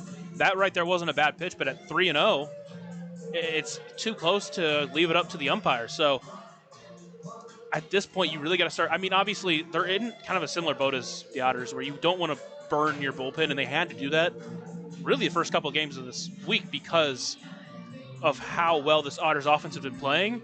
But at the same time, you don't want to just give away a game here. See how Dennis Pierce does with the bases juiced for him. Evansville has already scored 2 in the inning, only 1 away. Infield will be playing with the double play in mind on the middle infield, and the outfield straight up for Pierce. Pierce already 3 homers in 7 games played for Evansville. First pitch he sees. Swung on, pop up on the infield. Under it is Andrew Check, and he makes the catch for the second out. And that was an infield fly, so even if it had dropped, it was still an out. But looked a little bit sketchy there. Check at the last second had to move his mitt, but again, situation where it didn't really matter all that much. Now here's Graham Brown, 0 for 1, struck out in the first. And I know Dennis wanted to do something there, and it was a strike, but it was on the outside part of the plate. Not exactly a pitch you want to go out with the first pitch, especially with how wild Chatham's been here in the second inning. First pitch from Chatham to Graham Brown. Swung on, line drive, base hit up the middle. This will score 1. They're sending Camus home. It gets past the center fielder and Morton. Taking third will now be Schwartz, and runners on the corners on a 2-run single from Graham Brown. 4-0 Evansville all of a sudden. Here's JT Benson, the 9th batter to come to the plate in the inning.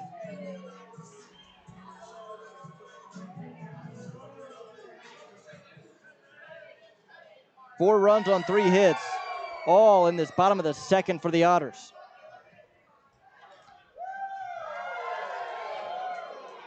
First pitch to Benson. Swung on, high fly ball into left center. Under it is Morton, playable, makes it. And that is out number 3. But Evansville with a productive inning nonetheless. 4 runs come across thanks to Graham Brown and L.J. Jones. We go to the top of the third on the Otters Digital Network and on 96.9 WYIR. Maintaining our independence becomes more and more vital as we age. Swerka and more can help you navigate this important journey by answering your questions and connecting you to free and unbiased community resources and support services. If you are seeking advice for yourself or a loved one, let Swerka be your first call. More information available at swerka.org or by calling 812-464-7800.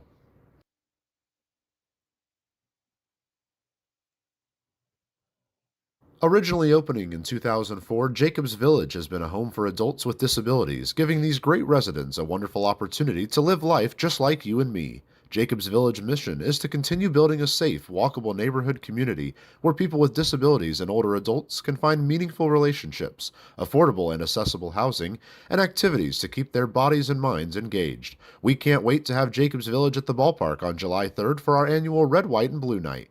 More information on this great community partner is available at jacobsvillage.org.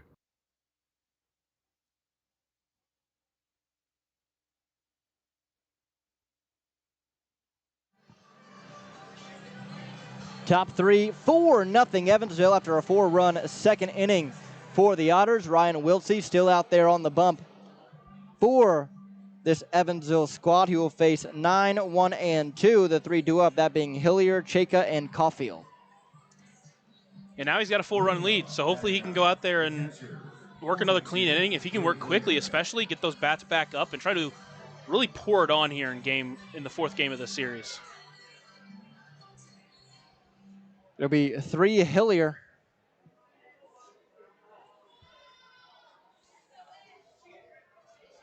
Hillier, a left-handed catcher, well, left-handed batting catcher.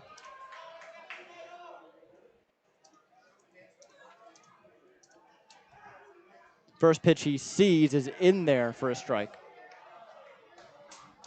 So 0-1 the count. And think about what's happening when you have 3 Hillier. Next one in there for a strike, 0-2. On Tuesday, Willie Estrada's on the team and is catching. He gets hurt. He signed him Wednesday, and then he's like, hey, get here to Evansville on Thursday. You're playing game 2 of the doubleheader. 0-2 pitch. High, 1-2. Not only that, he had to drive from Asheville, North Carolina to get here. That is, it's not a short drive. No. 1-2 pitch. Cold strike 3 on the bender top shelf.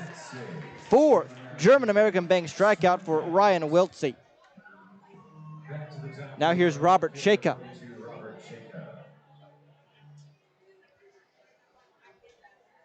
Chayka doubled to lead off this game, was stranded at second base in that first inning. First pitch to him. Just misses inside, 1-0. Chayka has made the only loud contact against Wiltsey here tonight so far. As the 1-0 pitch in there, it's 1-1.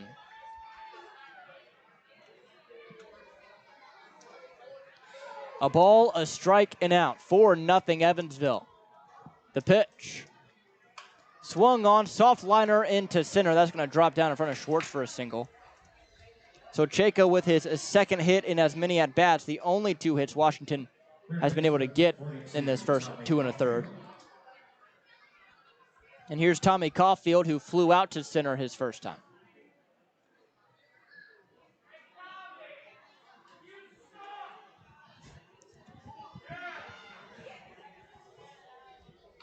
Top 3, 4-0 Evansville. Wiltsey out of the stretch.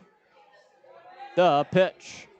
Swung on, hard liner into center, slicing away from Schwartz. Running to it is him, and he makes the catch for the second out. So a nice play by Ellis Schwartz. 2 away now as Tyreek Reed now bats.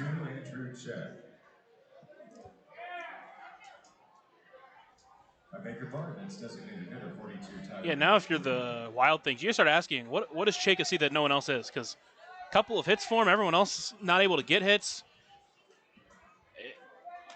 It's just one of those games that feels odd. I mean, Chayka did get the game off for game 1, so maybe it's some fresh legs here. First pitch to Reed. That one catches the outside half for a strike, 0-1.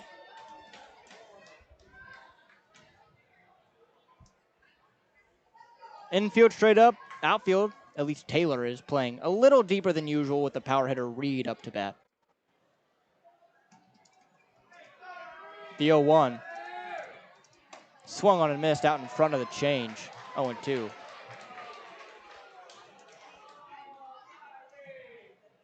Wiltsey trying to get through a third inning unscathed. 0-2, 2 outs. Runner on first base is Chayka. 4-0 Evansville, top 3. Wiltsey. The pitch. Misses outside. It's 1-2.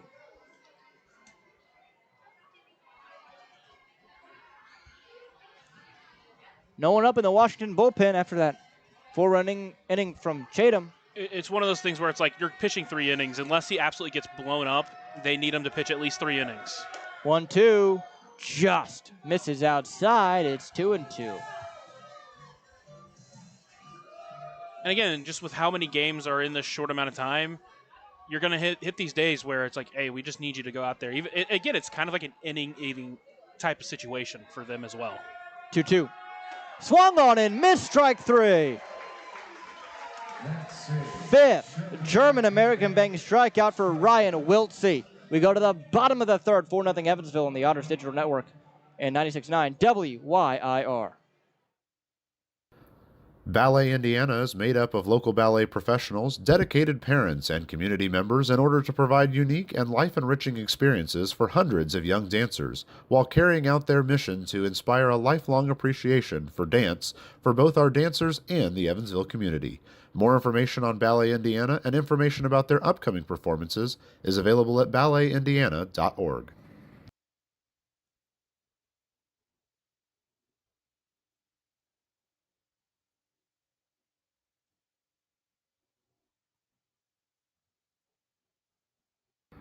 Maintaining our independence becomes more and more vital as we age. Swerka and more can help you navigate this important journey by answering your questions and connecting you to free and unbiased community resources and support services. If you are seeking advice for yourself or a loved one, let Swerka be your first call. More information available at swerka.org or by calling 812-464-7800.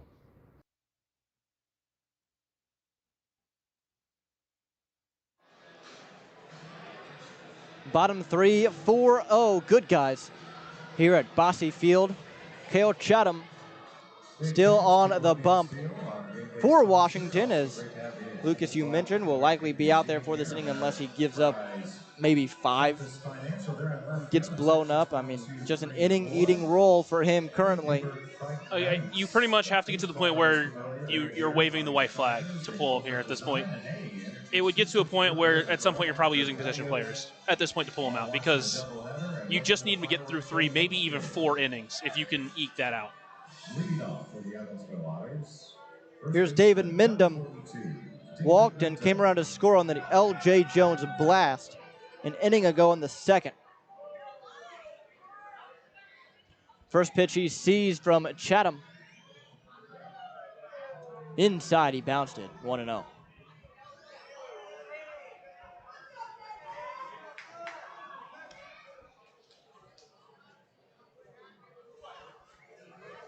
A ball, no strikes, nobody out. Mindom left-handed bat. The pitch. High, it's 2-0.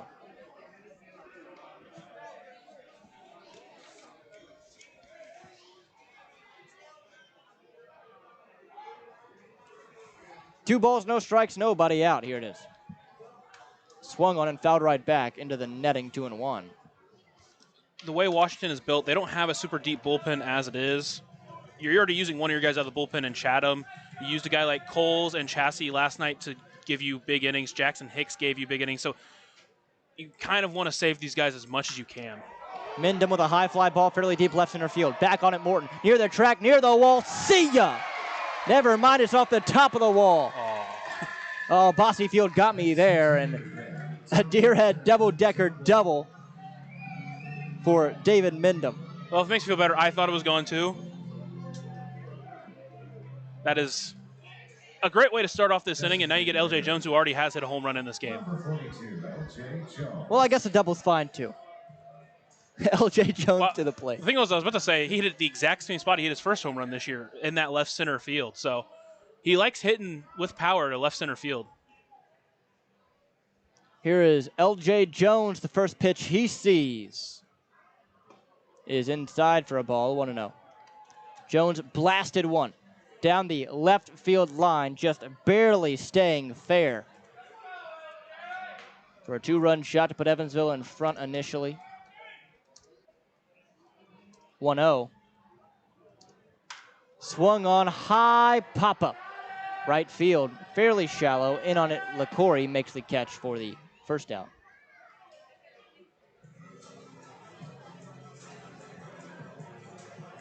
The catcher, Now it's Logan Brown. number 42, Logan Brown. Brown grounded out to Infante an inning ago. Mindom stands on second. He would be the 5th run to come across for Evansville in this ballgame.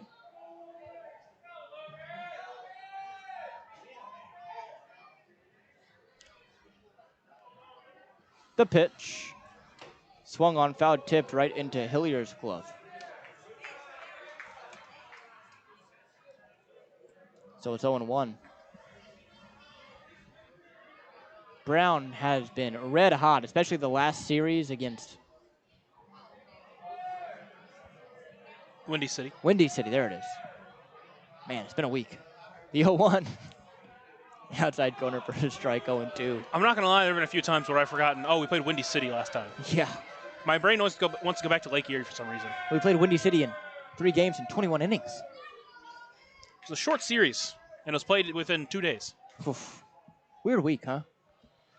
Yeah. The 0-2. Outside ball 1, 1-2. And you guess when the next time it's supposed to rain in Evansville? Friday, when we're back in town. Next weekend. Just can't catch a break. Evansville loves to be sunny when we're out of town. 1-2 pitch to Logan Brown. That one just misses outside. It's 2-2. At least it was sunny today and yesterday for the most part. 2 balls, 2 strikes, 1 out. Chatham with the pitch. Swung on, pretty well hit left center field. Back on it, Morton, near the track, near the wall, and he makes the running catch up against the wall.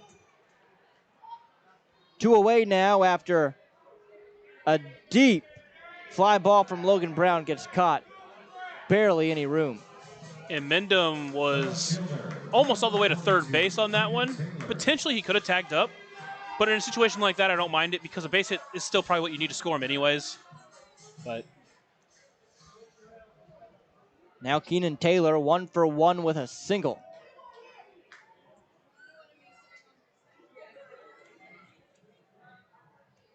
The first pitch he sees is taken for a strike on the outer half, 0-1 on the curve.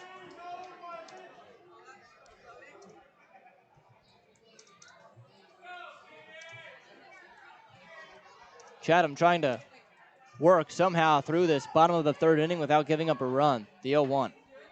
Swung on, high fly ball into center. Morton can't see it. Now races over into right center and makes the grab. So after a leadoff double, it's 3 hard-hit fly balls that end up for outs. We go to the 4th, 4-0 Evansville here on the Otters Digital Network on 96.9 WYIR. Originally opening in 2004, Jacobs Village has been a home for adults with disabilities, giving these great residents a wonderful opportunity to live life just like you and me. Jacobs Village mission is to continue building a safe, walkable neighborhood community where people with disabilities and older adults can find meaningful relationships, affordable and accessible housing, and activities to keep their bodies and minds engaged. We can't wait to have Jacobs Village at the ballpark on July 3rd for our annual Red, White, and Blue Night. More information on this great community partner is available at jacobsvillage.org.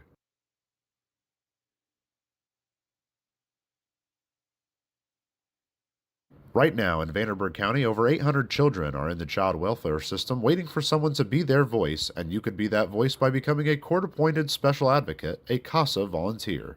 Donating just a few hours a month of your time can change a child's life forever. Vanderburgh County CASA invites you to join them. Stand up, speak out, be for the child, be a CASA. For more information, visit vandcasa.com. That's VAND-CASA.com. Ballet Indiana is made up of local ballet professionals, dedicated parents, and community members in order to provide unique and life-enriching experiences for hundreds of young dancers, while carrying out their mission to inspire a lifelong appreciation for dance for both our dancers and the Evansville community. More information on Ballet Indiana and information about their upcoming performances is available at balletindiana.org. Ryan Wiltsey out for a 4th inning of work after a pretty good first 3. Hasn't given up a run, struck out 5. We'll see how he does here against the middle of the order. Andrew Check, Ethan Wilder, Jeff LaCory. It feels like Ryan Wiltsey has done a great job this year when he goes long. When he said, hey, you need to go long, he's done a great job this year. So I wonder if this is something they want to try to get him involved with more. I'm not saying, like, when the Otters are fully healthy, I'm not sure he's in line to be a starter, but again, he's a guy that has shown to be able to give really good length, and he's pitched really, really well tonight. He's certainly a guy that, man, if you're in a crunch and you need someone to go out there and just give you some innings, he's the go-to guy, it seems like. Yeah, after the game where Brahms left early and he stepped in, and then in tonight's game, I think he's really instilled a lot of confidence into the Otters coaches that he can go out there and give you some good length. Here's Andrew Check, worked a long walk in that first inning, a really good battle for him a couple of innings ago in the first. As he steps in on the left side.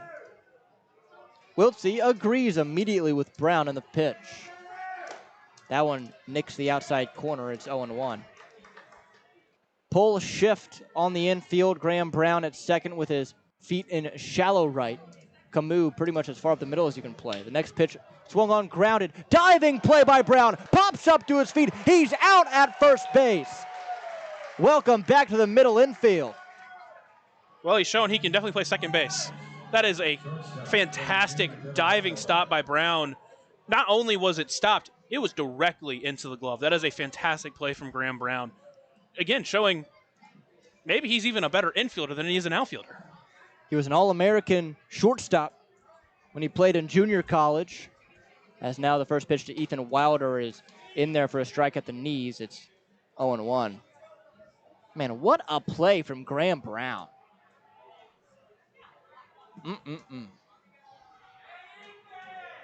The 0-1.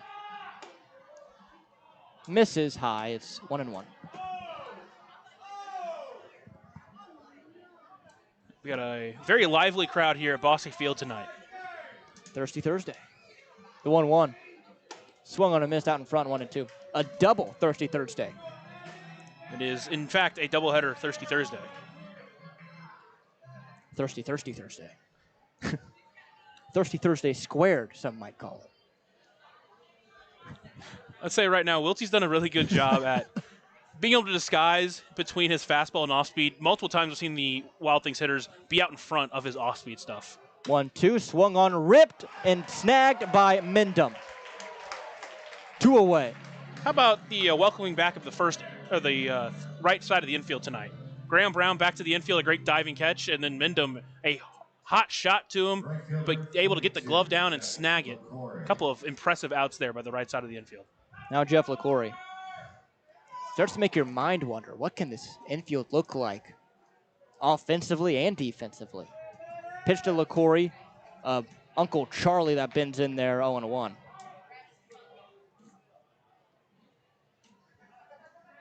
No balls, a strike, 2 outs. Top 4 of the pitch. Swung on, line drive, fairly shallow left center. Breaking in on it is Ellis. Schwartz makes the catch for out number 3. So Wiltsey sends them down, 1, 2, and 3. We now go to the bottom of the 4th, 4-0 Otters on the Otters Digital Network, 96.9 WYIR. Maintaining our independence becomes more and more vital as we age. Swerka and more can help you navigate this important journey by answering your questions and connecting you to free and unbiased community resources and support services. If you are seeking advice for yourself or a loved one, let Swerka be your first call. More information available at swerka.org or by calling 812-464-7800.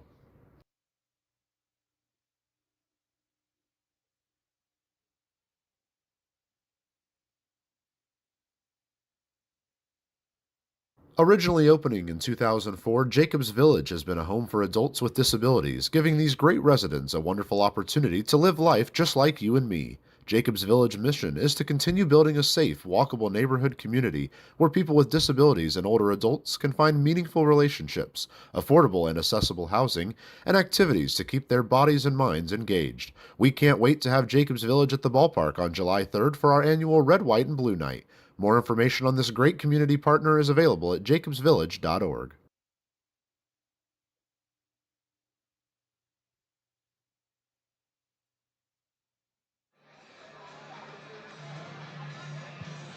Cale Chatham back on the mound for this Giants team here in the bottom of the 4th. Pitched a fairly good inning.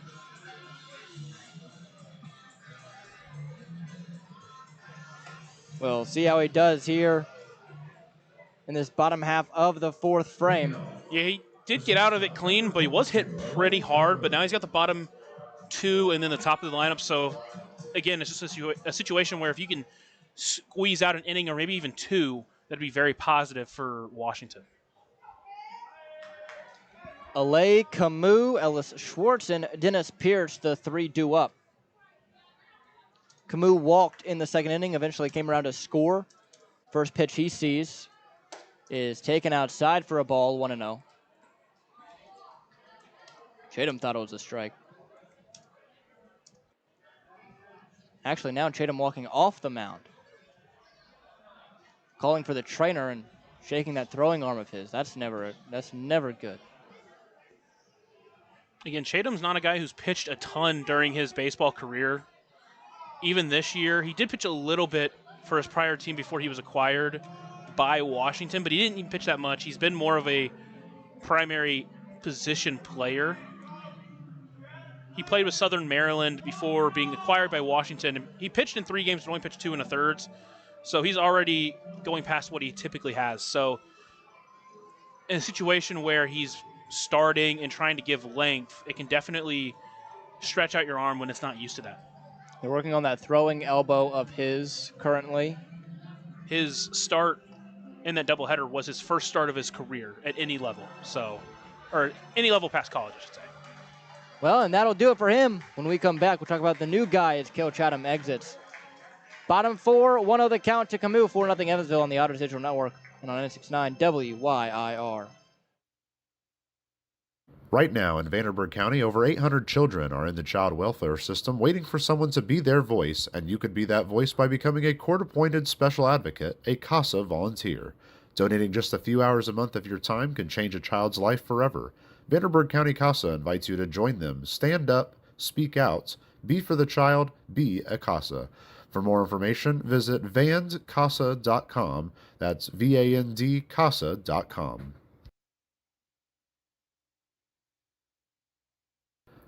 Ballet Indiana is made up of local ballet professionals, dedicated parents, and community members in order to provide unique and life-enriching experiences for hundreds of young dancers, while carrying out their mission to inspire a lifelong appreciation for dance for both our dancers and the Evansville community.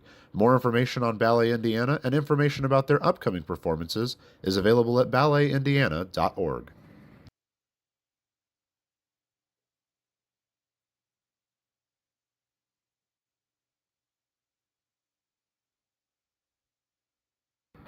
Maintaining our independence becomes more and more vital as we age. Swerka and More can help you navigate this important journey by answering your questions and connecting you to free and unbiased community resources and support services. If you are seeking advice for yourself or a loved one, let Swerka be your first call. More information available at swerka.org or by calling 812-464-7800.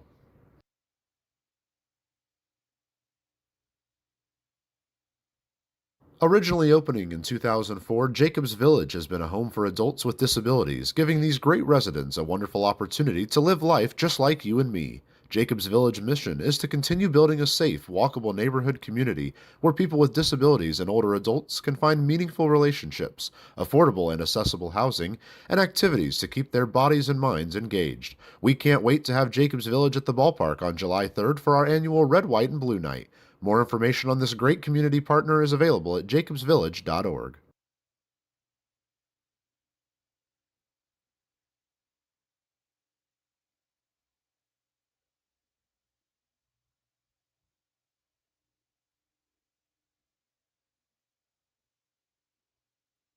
Right now in Vanderburgh County, over 800 children are in the child welfare system waiting for someone to be their voice, and you could be that voice by becoming a court-appointed special advocate, a CASA volunteer.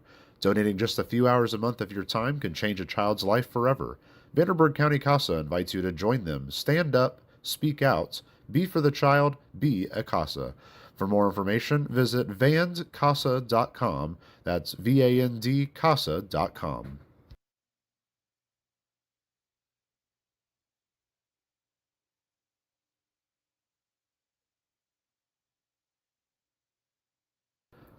Ballet Indiana is made up of local ballet professionals, dedicated parents, and community members in order to provide unique and life-enriching experiences for hundreds of young dancers, while carrying out their mission to inspire a lifelong appreciation for dance for both our dancers and the Evansville community. More information on Ballet Indiana and information about their upcoming performances is available at balletindiana.org.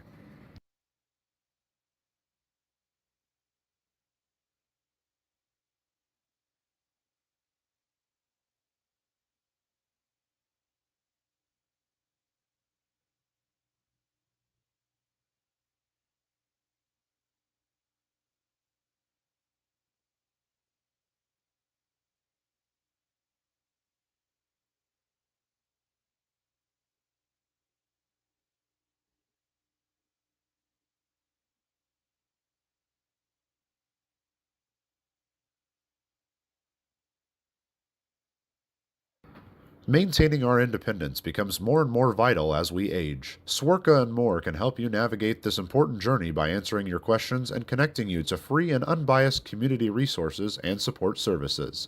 If you are seeking advice for yourself or a loved one, let Swerka be your first call. More information available at swerka.org or by calling 812-464-7800.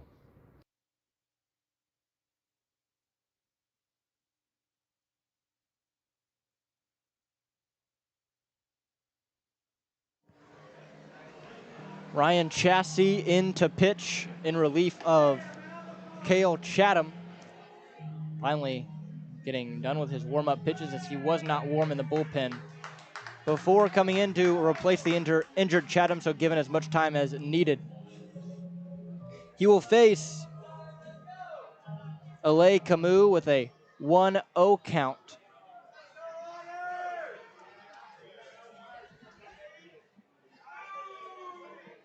Washington still with 4 innings to work around here. Well, potentially, I guess 3 if we don't hit in the 7th inning. So we'll see if they want to send him out for maybe an inning or 2, even if they can try to get a second inning out of him. Down and away for a ball, 2-0 now to Camus. He did pitch in game 1 of the series. Pitched an inning, walked 1, but didn't give up any hits or runs. So 2-0. Swung on, popped him up third base side, foul territory. Racing over to it is Hillier. He's under it and cannot make the catch, just in front of the tarp. 2-1. Some baseball history. We are celebrating baseball history tonight, so why not? June 19th, 1846. The first official baseball game under modern rules was played in New Jersey. The New York Nine and the New York Knickerbockers were the two teams, and 23-1 the final score in favor of the New York Nine. That one called after just 4 innings of work. So how about that? The 2-1 pitch.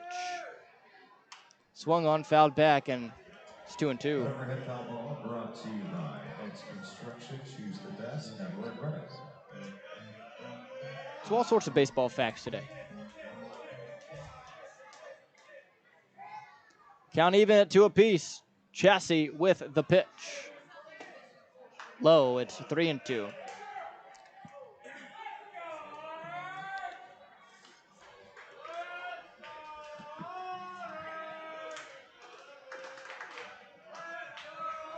Chassis out of the windup, the left-hander delivers. Swung on, line drive into shallow right. Racing in is LaCour. He makes the grab, 1 away.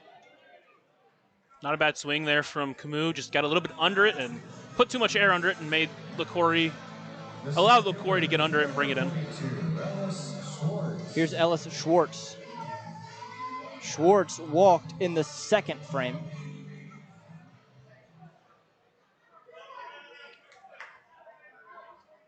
Left-handed bat stands in. Pretty square stance for the lefty in Schwartz. The pitch. Swung on, high fly ball, pretty well hit it into left. Cheka under it near the line, makes the catch. 2 away. So 2 quick outs for Chassis to begin his outing. Third baseman, number 42, Dennis Pierce. Here's Dennis Pierce, 0 for 2. A fly out, a pop out.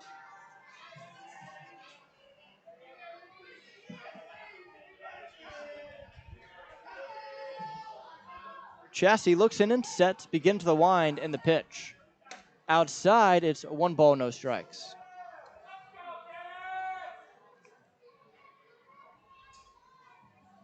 A ball, no strikes, 2 outs, 4-0. Evansville, bottom 4.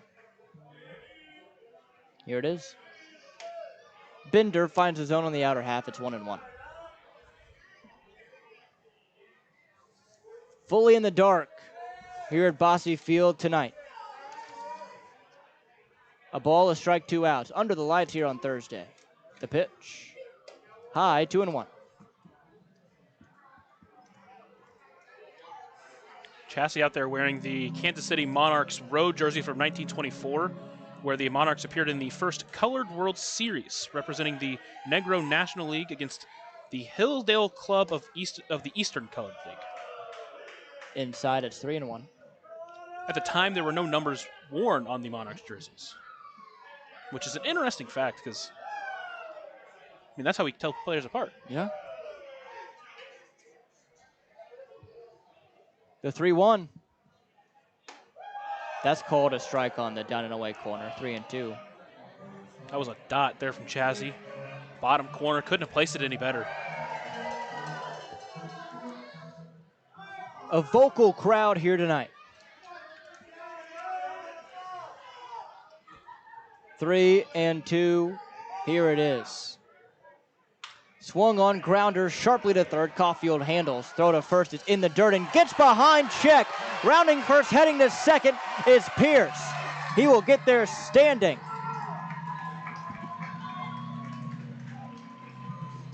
Man, Caulfield has struggled over there at third. I was about to compliment him because he made a really good play on the ball. It took a weird bounce at the corner of the infield, and he did a good job snagging it, but then he just short-armed the throw, and it bounced, and Check not able to dig it in, and now Otters with the runner in scoring position with 2 away here. Graham Brown will now bat.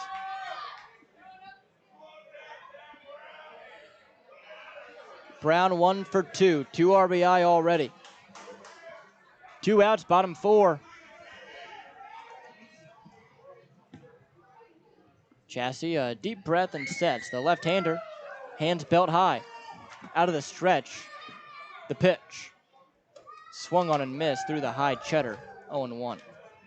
It's one of the things that Brown has shown, that he likes to swing first pitch, and if you throw him that first pitch high, especially a fastball, he's willing to hack on it, and sometimes he does do it to his detriment where a pitcher will throw it high up there, and it's a pitch he should lay off, but ends up going after. A quick meeting in between the mound and the plate between Chassis and Hillier, but it concludes. Count no balls, a strike, 2 outs. Bottom 4, 4-0 Evansville. Runner on second is Pierce, got there via the E5. Graham Brown awaits the 0-1 from Chassis, who sets, looks back towards second, and now fires. Inside, 1-1.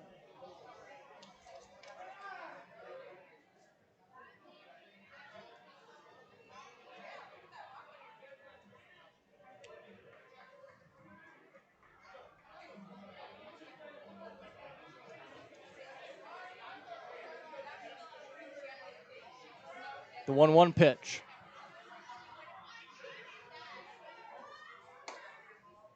Just catches the outside corner. It's 1-2.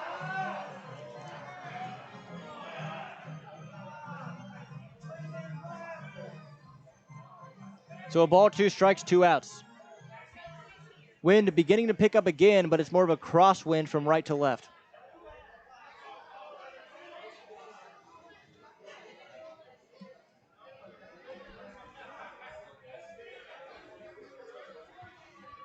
One ball, 2 strikes, 2 outs.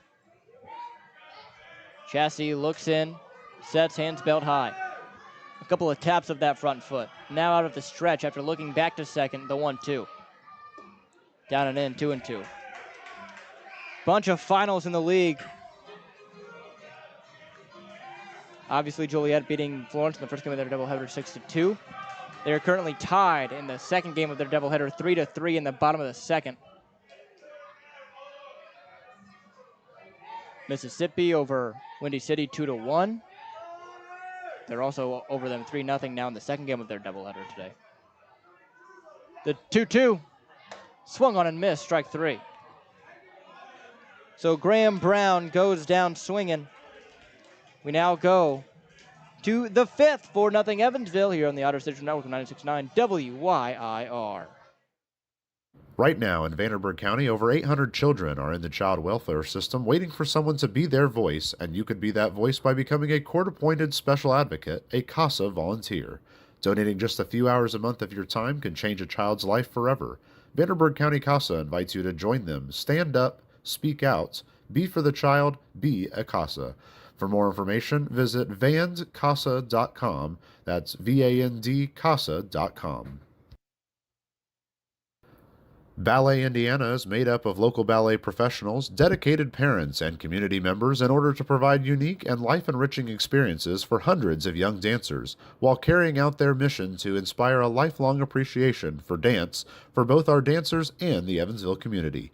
More information on Ballet Indiana and information about their upcoming performances is available at balletindiana.org.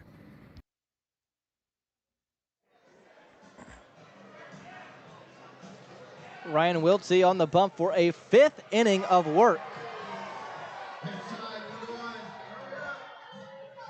See how he does here. Has gone 4 scoreless.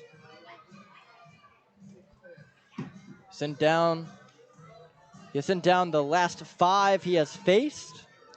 He's done a really good job here, giving Evansville length, especially after Parker Brahms did the exact same thing earlier today. Yeah, both these guys have come in and pitched so well for the Otters, and fortunately, Wiltsey able to get some run support, and hopefully he can keep this game where it's at, and the Otters can come home a big 3-1 victory over this Washington team during this 4-game set. It'll be Morton, Infante, and 3 Hillier. The 3 due up. Morton is 0 for 1. He popped out back in the 2nd inning.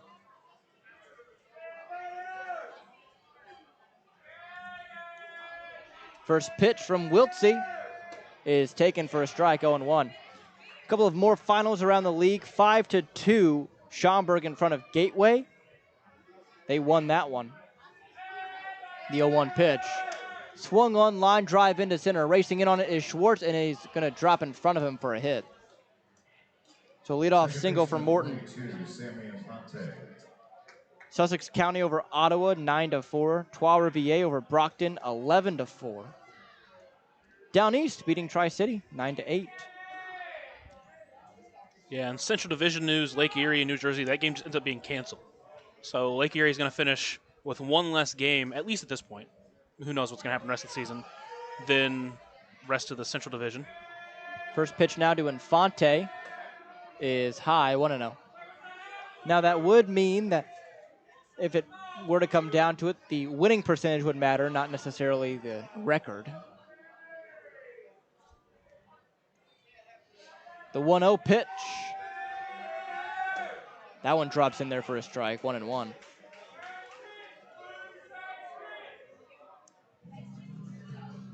A ball, a strike, nobody out. 4-0 Evansville, top 5. This a 7-inning game. Pickoff throw, not nearly in time. There is action in the Evansville bullpen.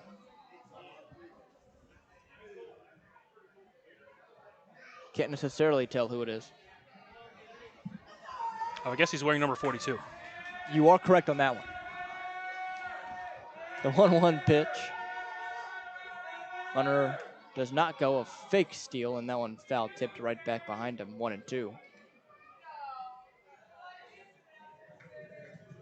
Wiltsey has done a really good job of working ahead to batters. That's for sure. Sets far first base side. Pickoff throw again, not nearly in time, and now that's his 2nd disengagement. So Morton will be able to get a pretty hefty lead over there at first. Obviously, don't want to get too aggressive and get picked off, but we'll see. A ball, 2 strikes, nobody out. The pitch just misses outside. It's 2-2.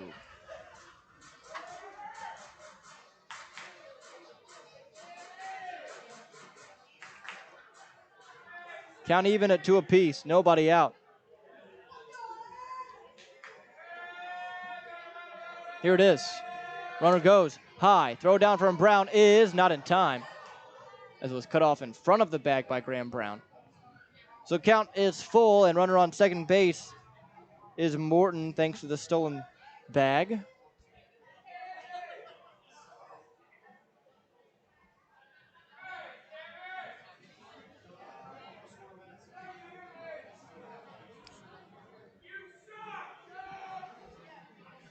Wiltsey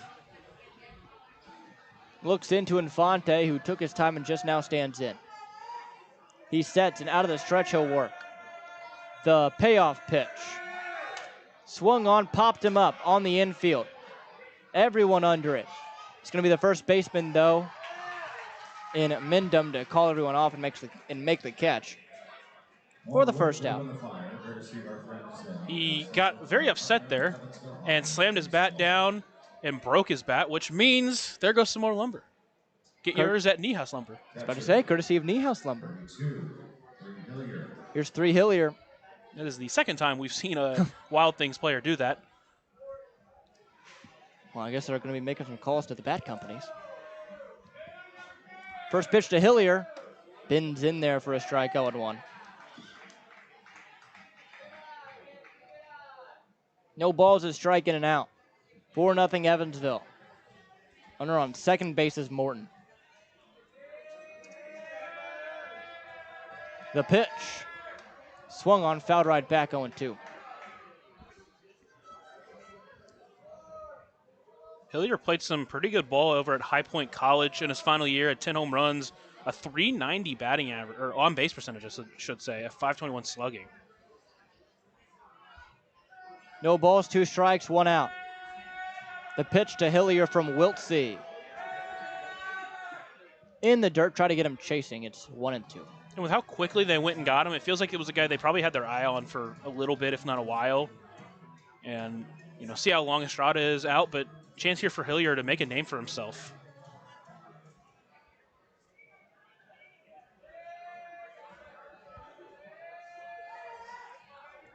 The 1-2. Swung on, fouled right back at the plate. It stays at 1-2. So a good battle here from Hillier.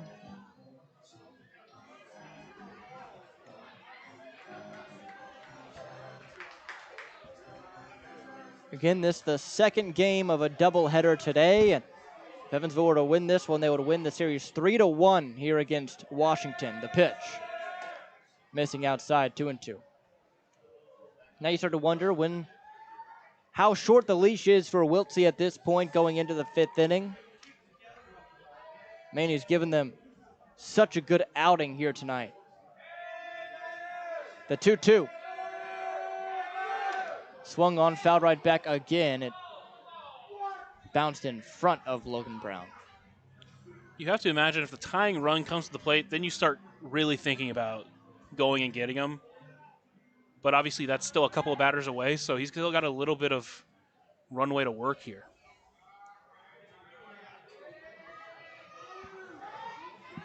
Two and two the count. Runner on second, 4-0 Evansville, top 5. The pitch. Swung on, popped him up third base side. Racing over to it is Pierce. Foul territory under it. Makes the grab, 2 away.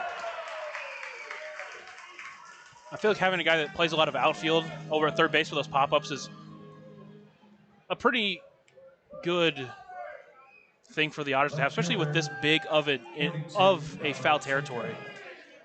Here comes Max Peterson once the top of the order is flipped around.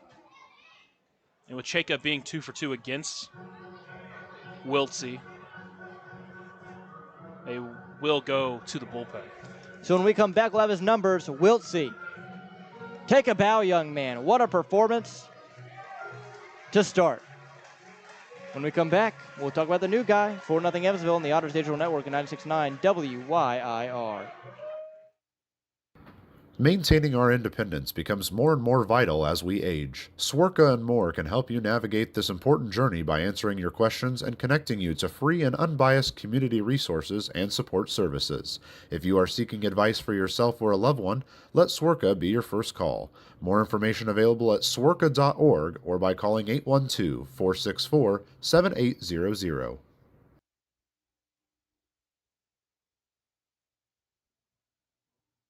Originally opening in 2004, Jacobs Village has been a home for adults with disabilities, giving these great residents a wonderful opportunity to live life just like you and me. Jacobs Village mission is to continue building a safe, walkable neighborhood community where people with disabilities and older adults can find meaningful relationships, affordable and accessible housing, and activities to keep their bodies and minds engaged. We can't wait to have Jacobs Village at the ballpark on July 3rd for our annual Red, White, and Blue Night. More information on this great community partner is available at jacobsvillage.org.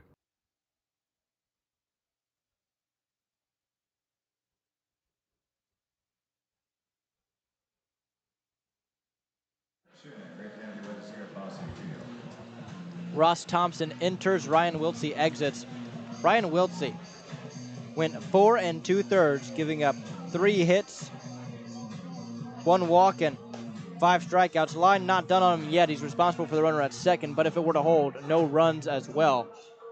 Really, really good outing from a guy who usually is not in a starting position. Yeah, and I think I would have let him try to get Shaka here. I know Shaka's 2 for 2 against him, but at the same time, he's looked really good, and I would like to get him out and then bring Ross Thompson, who's on the mound, into a clean inning, but still, it's not a terrible move because Ross Thompson has been a very good pitcher this year, not just for the Otters, but also for Tri-City. His last appearance went an inning, gave up a run on 2 hits, 2 strikeouts for him as well. The first pitch is in there for a strike, 0-1. Yeah, and that 1 run was off the Andrew Check home run. So just to note, Check up in 4 batters, or 3 batters. He's in the 4 hole, so just something to keep an eye on. 0-1 pitch, swung on and missed, 0-2. So quickly ahead is Thompson.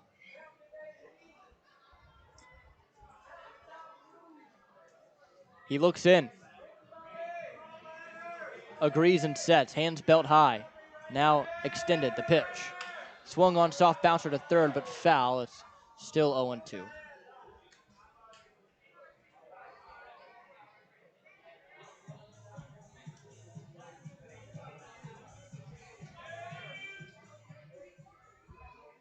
Morton at second. Top 5, 4-0 Evansville. The 0-2 pitch. Inside for ball 1.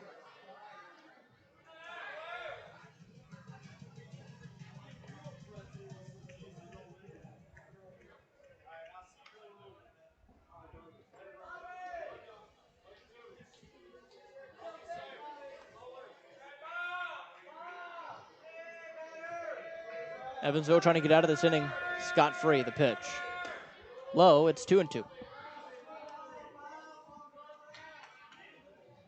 Evansville with 4 runs, but they all came in that second inning.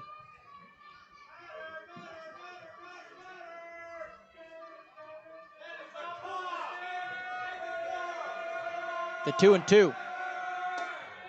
Low again, 3-2. So from 0-2 to 3-2, Cheka has worked a good at bat.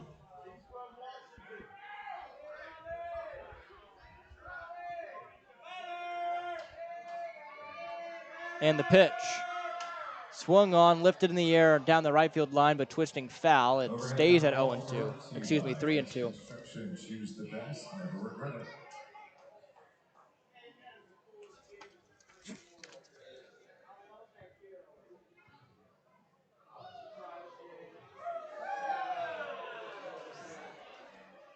Thompson, the payoff pitch.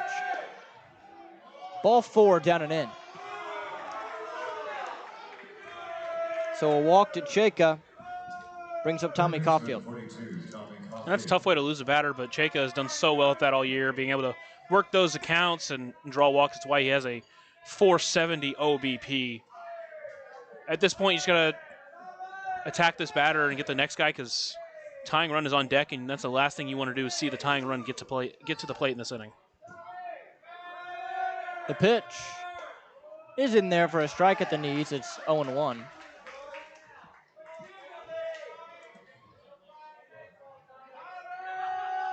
Caulfield is 0 for 2 tonight. He has flown out twice to Schwartz in center. The pitch. Checked his swing, didn't go around, and it was low. It's 1-1.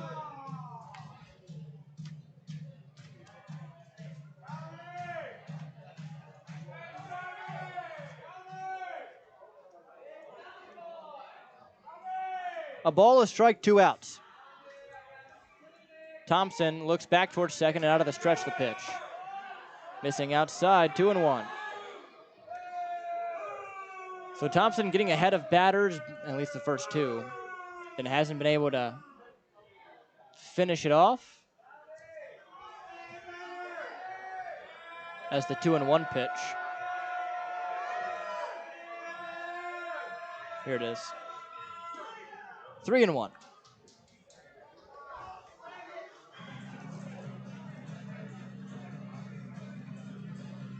Some pretty stark splits for Tommy Caulfield. He's batting .354 against righties and only .053 against lefties.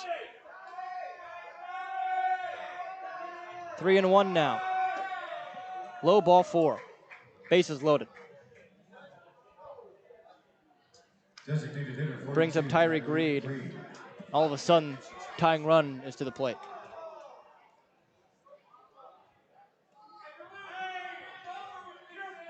So just one out to get, but been difficult so far. Nick McAuliffe up in the pen, and here comes Max Peterson to the mound.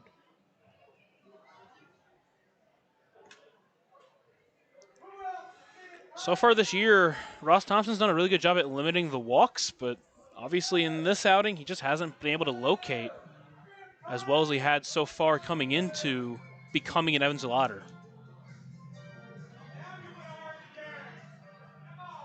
Bases juiced. 2 away, top 5, 4-0 Evansville. Tyreek Reed comes to the plate. And with how he's been missing right now, the last thing you want to do is just throw a get me over fastball, because Reed can turn on it and make this game 4-4 really quickly.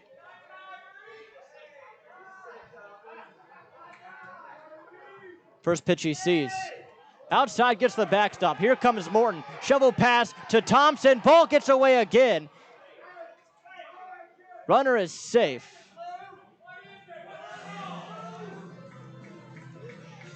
It's going to be 4-1. Yeah, and with the way that ball bounced back, it looked like they were going to have a shot, but the toss from Logan Brown was a little bit too high, and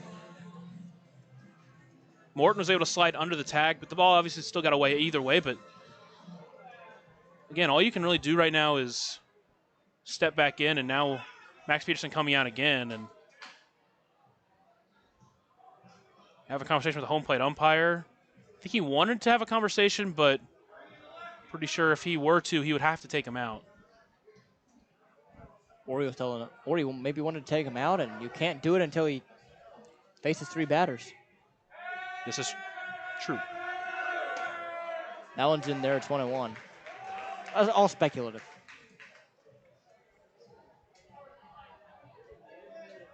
One and one the count. The pitch. Bounced it. 2-1.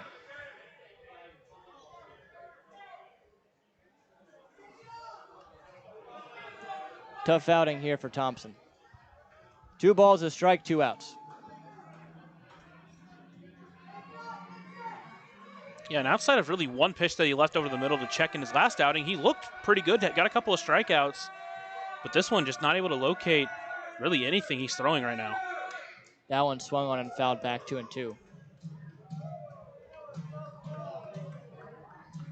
2 balls, 2 strikes, 2 outs, 2 runners on. Top 5, 4-1 Evansville.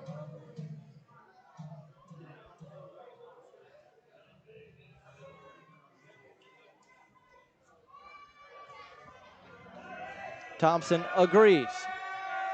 And the pitch. Down and away in the dirt, 3-2.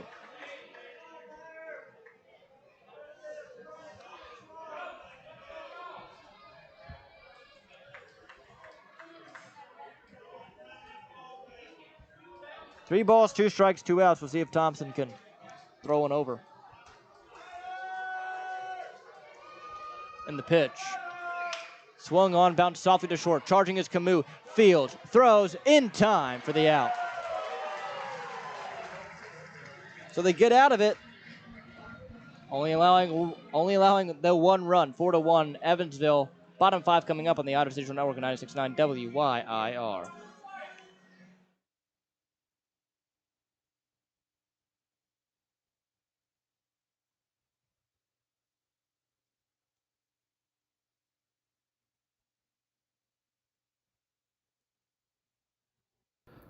Ballet Indiana is made up of local ballet professionals, dedicated parents, and community members in order to provide unique and life-enriching experiences for hundreds of young dancers, while carrying out their mission to inspire a lifelong appreciation for dance for both our dancers and the Evansville community. More information on Ballet Indiana and information about their upcoming performances is available at balletindiana.org.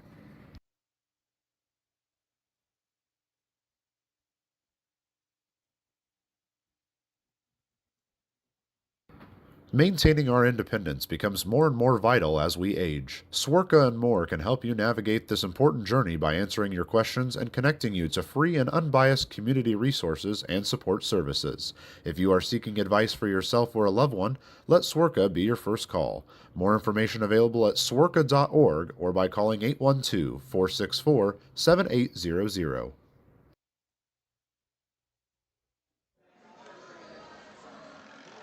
Bottom 5 here in Evansville. Ryan Chassis still on the bump for this Washington team. He will face JT Benson, David Mendham, L.J. Jones, the 3 due up. We'll see how he does against these 3. And Evansville now, with Washington getting 1 closer, would like an insurance run or 2. Now here in the next couple of innings. Right fielder, number 42, JT Benson. Benson today 0 for 2, a line out and a fly out.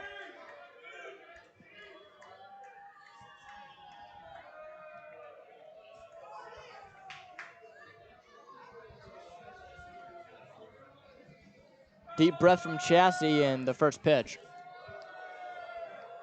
is inside for a ball, 1-0.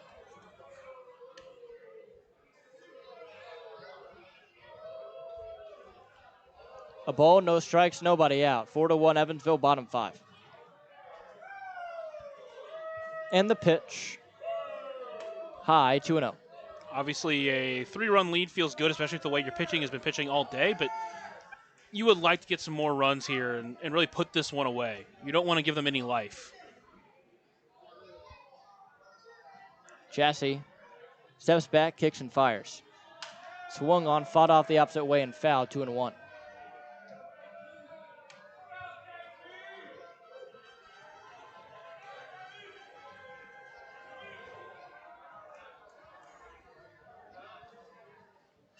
There is still warming in the Evansville bullpen. That's the 2-1 pitch. That one finds his zone, drops in there on the curve. It's 2-2.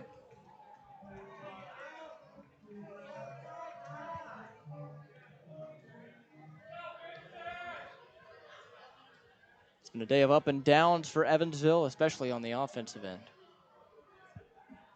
2-2 pitch. Swung on and missed. Blew it by him with a high fastball for strike 3. Second strikeout for Chassis. Now it's David Mendham. Mendham, 1 for 1 with a walk and a double. Left-handed hitter comes to the plate.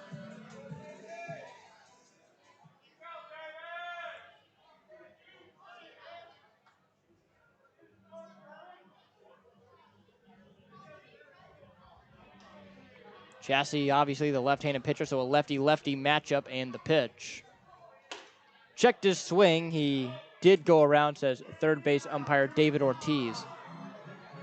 Yes, that David Ortiz. The exact David Ortiz you think? The exact one. Boston Red Sox legend David Ortiz. The 0-1. Low, 1-1.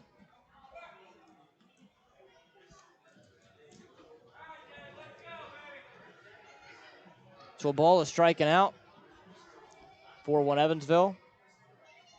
4 runs on 4 hits for them. 1-1 pitch. Low, 2-1. No errors. Washington 1 run on 3 hits. They've committed 2 errors.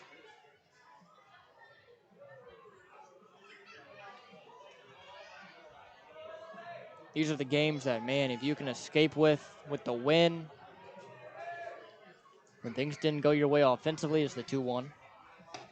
3-1 now. You're really thankful, especially against a team of the caliber that Washington is.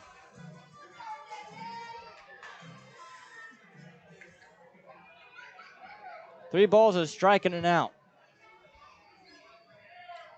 Here it is from Chassis. Taken for a strike, 3-2.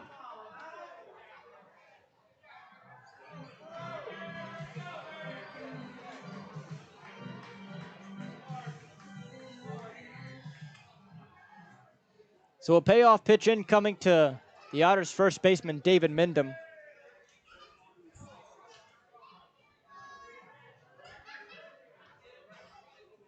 Here it is. Fought off foul the opposite way, and it stays at 3-2.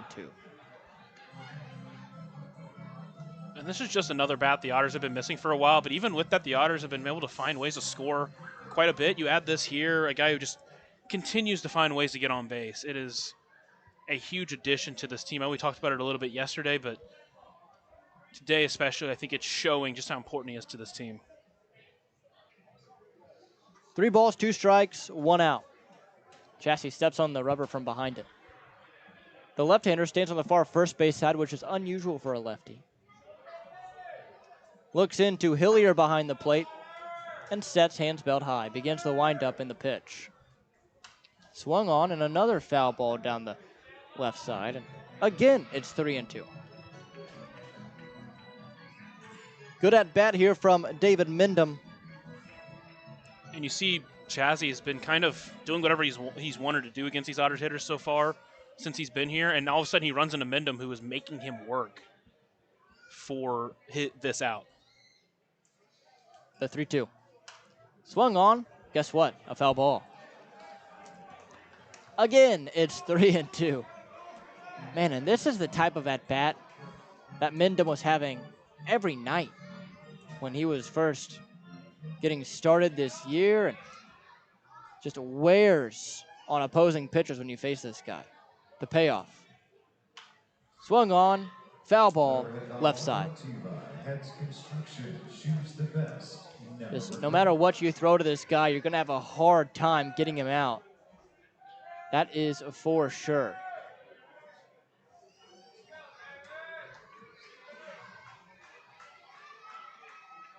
The 3-2. Called strike, 3 at the knees. Mindham frustrated with himself. Third strikeout for Chassis. Just don't think he was ready for the fastball. He went fastball at the knees, which, especially on a 2-strike count, can be really hard to read because you're expecting off speed, or especially when it's low there, but fooled him, and that's a hard thing to do, is fool David Mindham. Now here's L.J. Jones, 1 for 2, a big 2-run home run in the second. The pitch. In there, it's 0-1.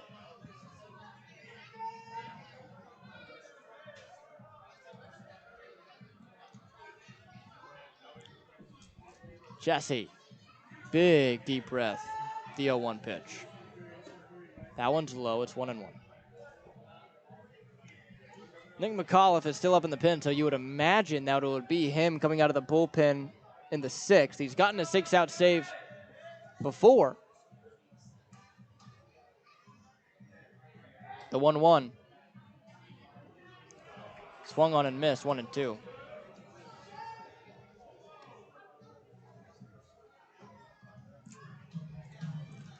Bottom of the 5th, 4-1 Evansville in the 7-inning contest. Game 2 of this doubleheader between Washington and the Otters.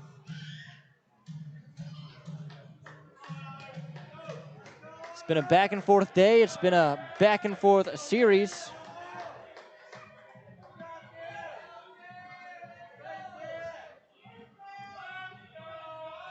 And the 1-2. Swung on and missed, strike 3. So Chassis strikes out the side. We now go to the top of the 6th. Evansville 4, Washington 1 on the Otters Digital Network at 96.9 WYIR. Originally opening in 2004, Jacobs Village has been a home for adults with disabilities, giving these great residents a wonderful opportunity to live life just like you and me. Jacobs Village mission is to continue building a safe, walkable neighborhood community where people with disabilities and older adults can find meaningful relationships, affordable and accessible housing, and activities to keep their bodies and minds engaged. We can't wait to have Jacobs Village at the ballpark on July 3rd for our annual Red, White, and Blue Night. More information on this great community partner is available at jacobsvillage.org. Right now in Vanderburgh County, over 800 children are in the child welfare system waiting for someone to be their voice, and you could be that voice by becoming a court-appointed special advocate, a CASA volunteer. Donating just a few hours a month of your time can change a child's life forever. Vanderburgh County CASA invites you to join them. Stand up, speak out, be for the child, be a CASA. For more information, visit vandcasa.com. That's VANDCasa.com.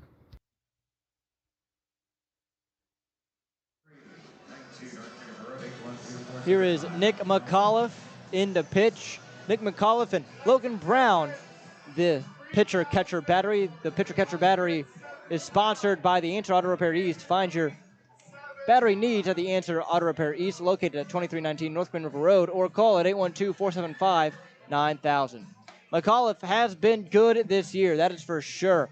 So far in 2025, 10 appearances, 12 and a third, has yet to give up a run, struck out 19, walked 4. He has 2 saves and a K per 9 of almost 14. Last time out against this Washington team just yesterday, went an inning, gave up a hit, struck out 3. He's been really good this year, and he's done a great job at limiting walks and striking out a lot of batters. You saw that from Griff Hughes, and that's what got him eventually signed by the Blue Jays. And McAuliffe's done some very, very similar stuff in his outings. He will face Andrew Check to begin this top half of the 6th. And the pitch is outside for a ball, 1-0. And what's interesting, he actually has a K rate that was just slightly higher than Griff Hughes, with McAuliffe being at a 13.87 K per 9 rate right now. The 1-0. Swung on, fouled back, 1-1.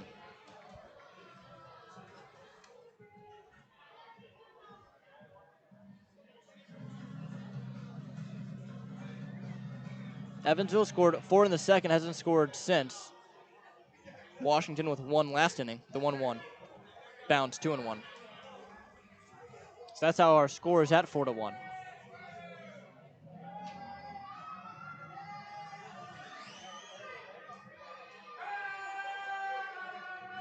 McAuliffe. Big deep breath, begins the wind, and the 2-1. Misses outside, 3-1.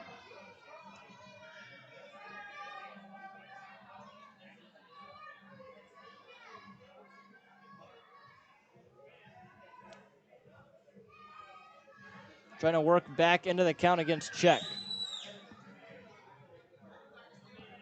And the pitch. Missed way inside. That's ball 4, so Check works his second walk of this game. And it brings up Ethan Wilder.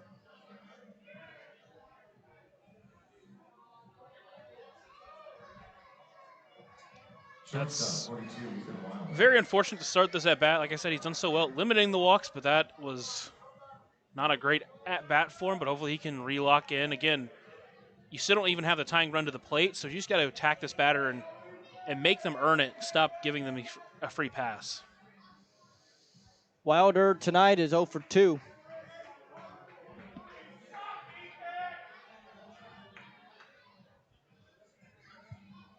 So McAuliffe will work with a runner on first base and out of the stretch. He sets. Check a small lead at first, the pitch. That one's high, 1-0.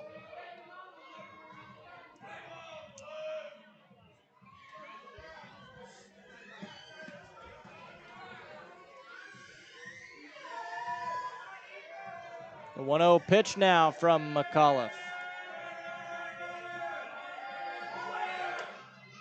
It's low, 2-0. We really only seen McAuliffe struggle with command 1 time this year, and that was in his first save attempt. Since and before that, he was finding the zone as much as he wanted to. 2-0 now. Swung on, fought off foul, and it's 2-1. Brought to you by Ed's Construction. Choose the best. Never regret it.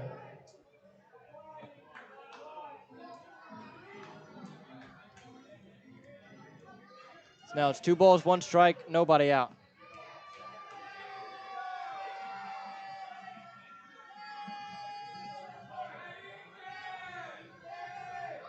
Two and one. Up and in, ball 3, 3-1. Friendly reminder that policy bills impact a smoke-free facility. The policy includes electronic cigarettes. If you wish to smoke, please take it outside. Thank you.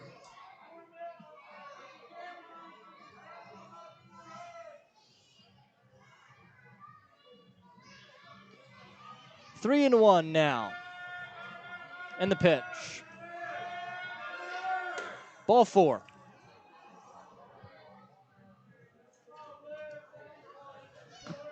A couple of guys so far that haven't struggled with command this year are both missing their spots, and it is an unfortunate time for the Otters because you need to be able to close this one out. Really feels like it, at least. Max Peterson out to talk to him.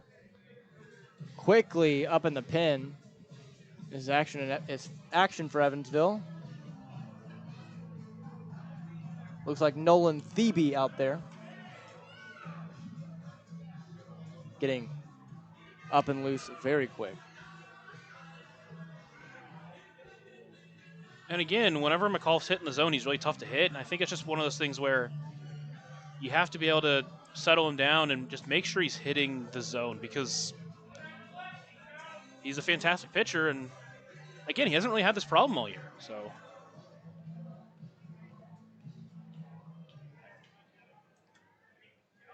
now Jeff LaCory, tying run. First pitch he sees is swung on and missed, 0-1. And right there is a perfect pitch, top of the zone, and got LaCory swinging behind it.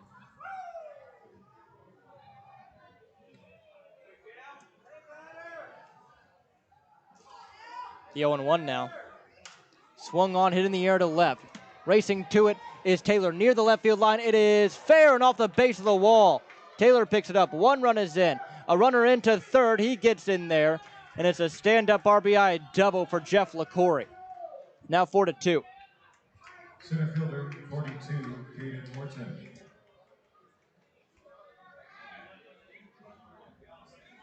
So now all of a sudden Evansville in a sticky situation with Caden Morton coming to the plate. He's 1 for 2. Still nobody out in the inning.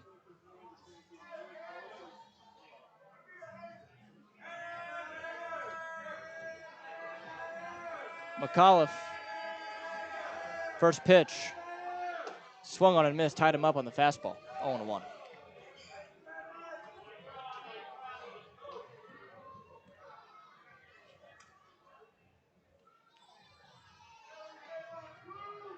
No balls, a strike, nobody out, 2 runners on, 1 already across in the inning, 4-2, Evansville in front. The pitch. Swung on and missed, way out in front on the spinner, 0-2. And that was the first off-speed pitch McAuliffe had pitched in 10 pitches. So safe to say that Morton was probably sitting fastball there.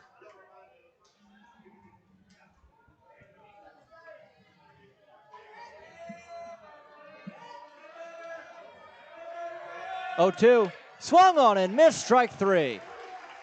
Big German-American Bank strikeout for Nick McAuliffe. And those were some really good pitches. So that's a great sign for McAuliffe to lock back in, and now he can try to go get these last 2 outs. Here's Sammy Infante.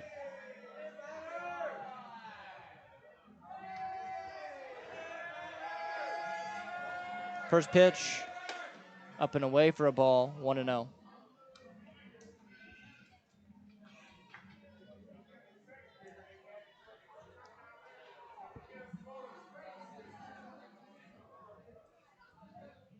A ball, no strikes, 1 out. 2 runners on. Here it is from McAuliffe.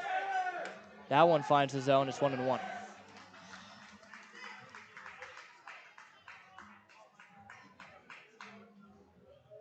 Action up for both Evansville and Washington.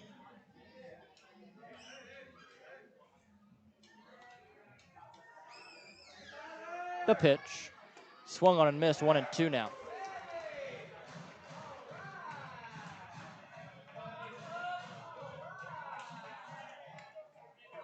McAuliffe trying to get a huge second out.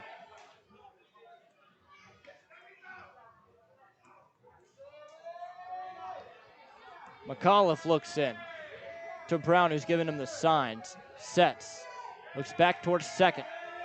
Hands below the belt. The pitch. Swung on, bouncer to short. Camus fields and quickly throws across.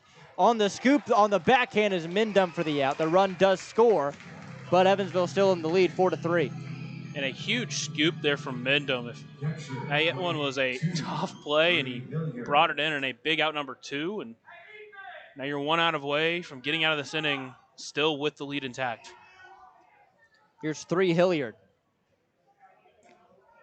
Hilliard is 0 for 2. 4-3 the score, 2 runs across here in the 6th inning for Washington. The pitch. Low, 1-0. It feels like it's really been his fastball that he hasn't had a great release point on in this outing.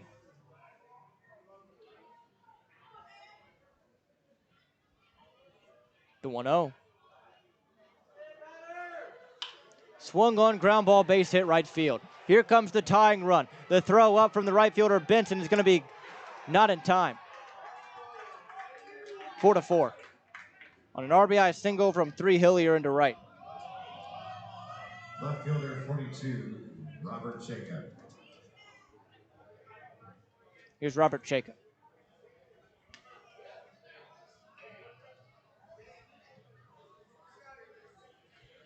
Three runs here in the 6th for Washington to tie it up at 4 apiece.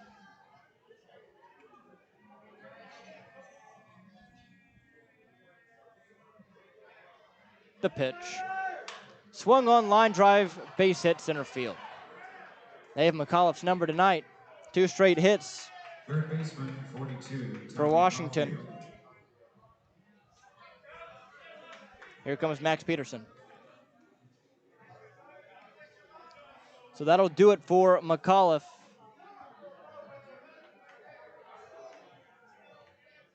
New pitcher coming in. We'll tell you about it when we come back here on the Otters Digital Network in 96.9 WYIR. Ballet Indiana is made up of local ballet professionals, dedicated parents, and community members in order to provide unique and life-enriching experiences for hundreds of young dancers, while carrying out their mission to inspire a lifelong appreciation for dance for both our dancers and the Evansville community. More information on Ballet Indiana and information about their upcoming performances is available at balletindiana.org. Maintaining our independence becomes more and more vital as we age. Swerka and more can help you navigate this important journey by answering your questions and connecting you to free and unbiased community resources and support services. If you are seeking advice for yourself or a loved one, let Swerka be your first call. More information available at swerka.org or by calling 812-464-7800. Originally opening in 2004, Jacobs Village has been a home for adults with disabilities, giving these great residents a wonderful opportunity to live life just like you and me. Jacobs Village mission is to continue building a safe, walkable neighborhood community where people with disabilities and older adults can find meaningful relationships, affordable and accessible housing, and activities to keep their bodies and minds engaged. We can't wait to have Jacobs Village at the ballpark on July 3rd for our annual Red, White, and Blue Night. More information on this great community partner is available at jacobsvillage.org. Nolan Thebe out to pitch now. Coming in to replace Nick McAuliffe, who just went 2/3 of an inning. Struck out 1, walked 2, gave up 3 hits. He is responsible for both runners on base. We'll see how Thebe does here, trying to get this final out of the inning as Tommy Caulfield will come to the plate. Thebe so far this year, along with McAuliffe before this outing, has not given up a run. But, I mean, we'll see. Big situation for him. Just got to leave this inning with a score still tied. Yeah, I mean, at this point, you just got to attack the batter, and no reason he can't do it. This is a spot where you miss having that tall lefty and Griff Hughes out of the bullpen, especially against a guy like Caulfield, who has struggled against lefties this year.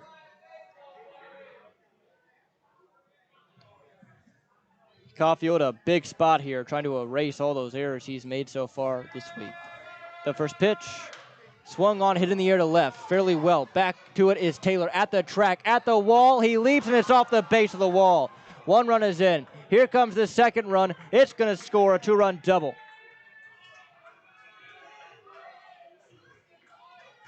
And Washington has flipped the script on this one with 5 in the 6th, and they take a 6-4 lead.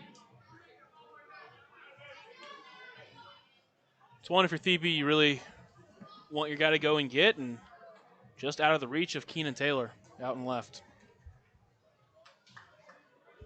Now here's Tyreek Reed.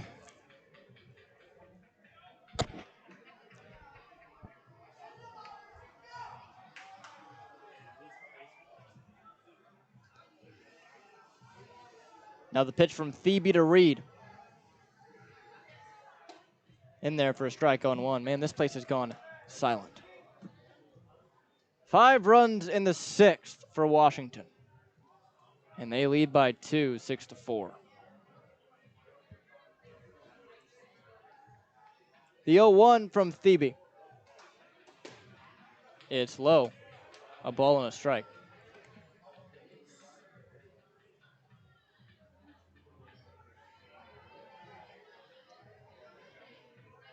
Thebe sets, hands just above the belt.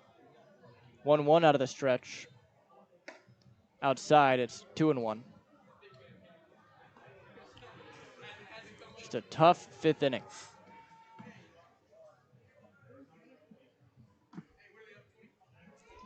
Two-one pitch.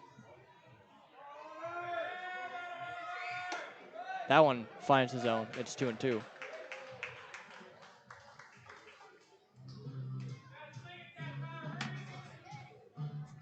Count even, 2 balls, 2 strikes, 2 outs. Runner on second. 6-4 Washington in the top of the 6th. Time called.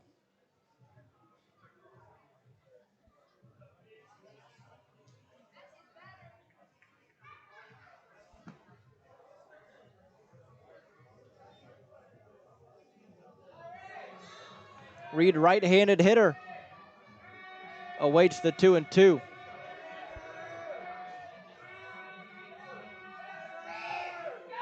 Swung on, bounced to second. Fielding is Brown. Throw to first. In time for out number 3. So the Wild Things bat around and score 5. It's 6-4 Washington on the Otters Digital Network of 96.9 WYIR. Right now in Vanderburgh County, over 800 children are in the child welfare system waiting for someone to be their voice, and you could be that voice by becoming a court-appointed special advocate, a CASA volunteer.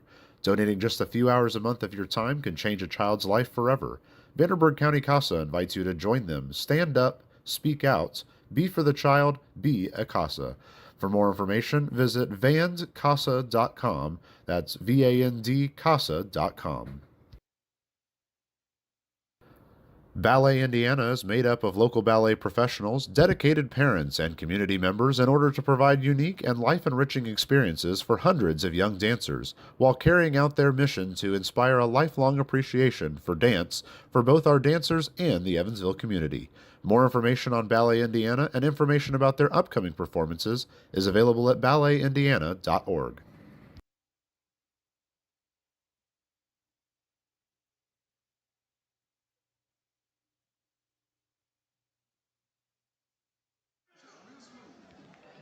Jacob McCaskey into pitch.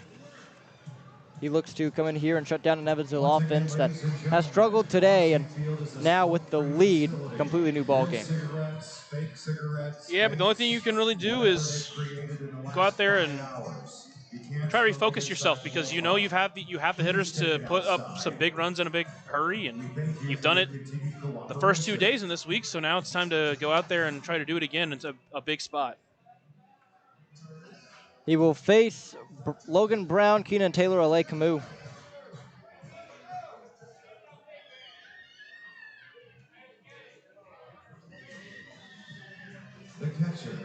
Logan Brown to lead it off.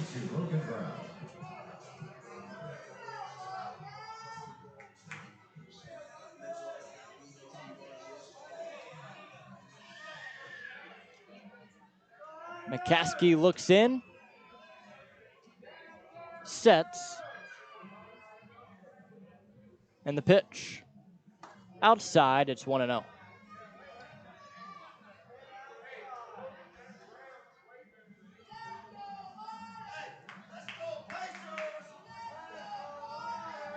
The 1-0.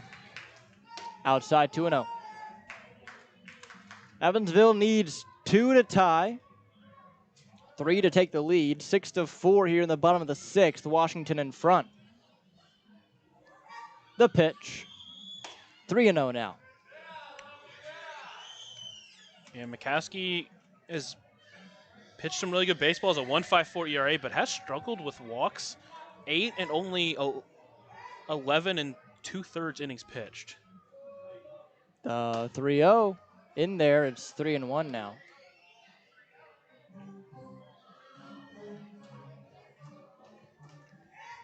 Brown ahead in the count. Here it is. High, ball 4, so that's a way to start it. Logan Brown draws a walk to begin this bottom of the 6th. And like I said, now's the time to turn it around and get this offense back going. The same offense we've seen score double-digit runs in the first 2 games of the series. Here's Keenan Taylor, 1 for 2 with a single and a flyout. First pitch he sees is in there for a strike, 0-1.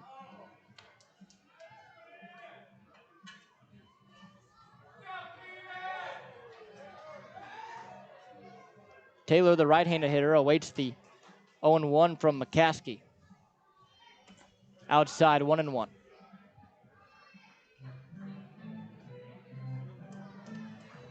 No one up either side.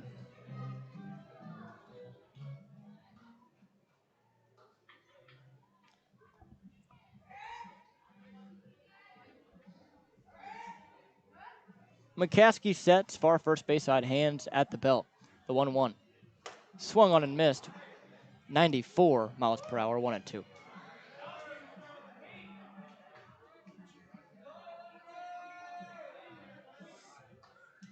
On deck, Alay Camus. After him, Ellis Schwartz.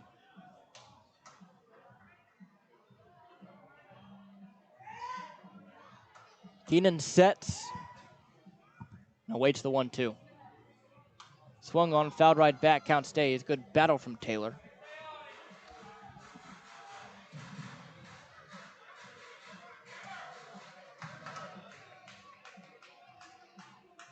McCaskey.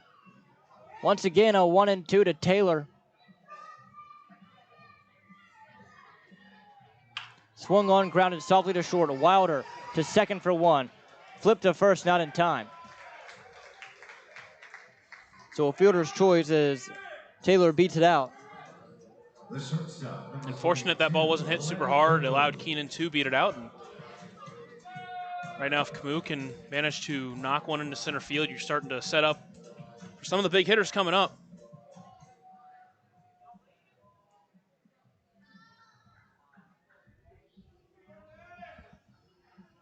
Here's Camus. Camus is 0 for 1. He walked all the way back in the 2nd inning. And the pitch is outside. It's 1-0.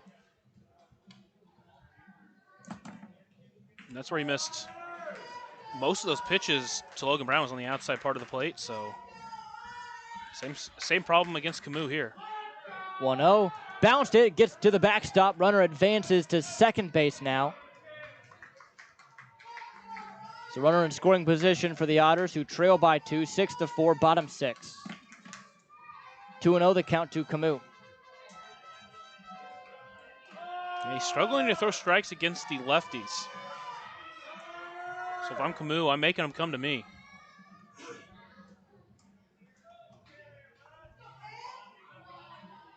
The pitch. Inside 3-0.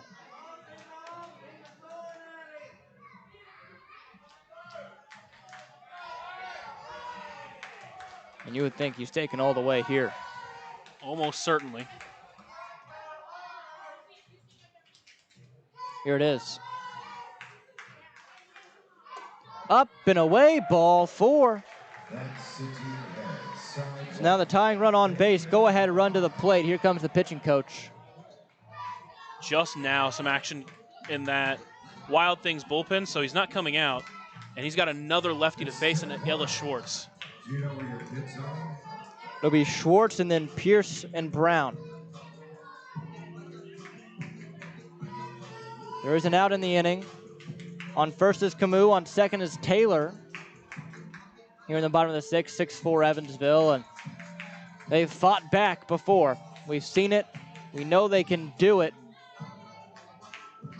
And with the top of the lineup nearing, boy, you really hope Ellis can have a productive at-bat here. We've seen Ellis take some really good at-bats. He's hit at the top of the lineup before, and feel full confidence in him right here. Schwartz, a left-handed bat.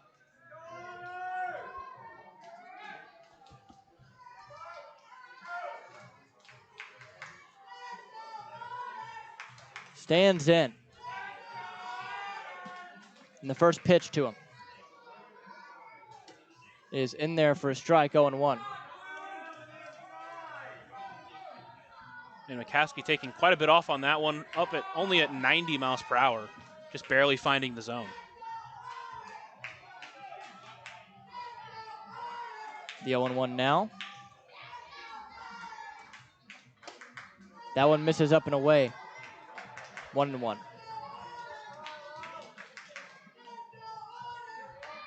Boy, it would be huge for Evansville to tie or even take the lead here in the sixth and just deflate this Washington team that worked so hard to get the lead in the top half. The 1-1.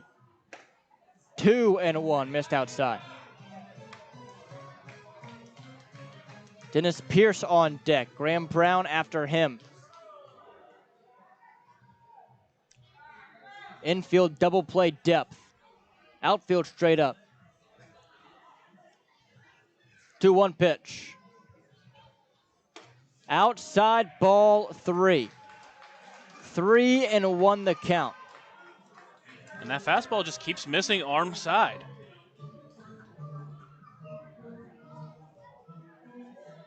I mean, the way he's missing with this fastball, I wonder if he tries to go off speed here. Tries to mix something in because the fastball is just not locating right now.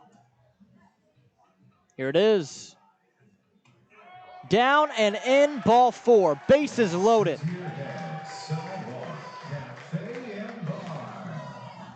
Taylor to third. To second, Camus. Ellis Schwartz now on first. And that'll do it for McCaskey's day. A big chance for the Otters coming up. 6-4 Washington on the Otters Digital Network and 96.9 WYIR.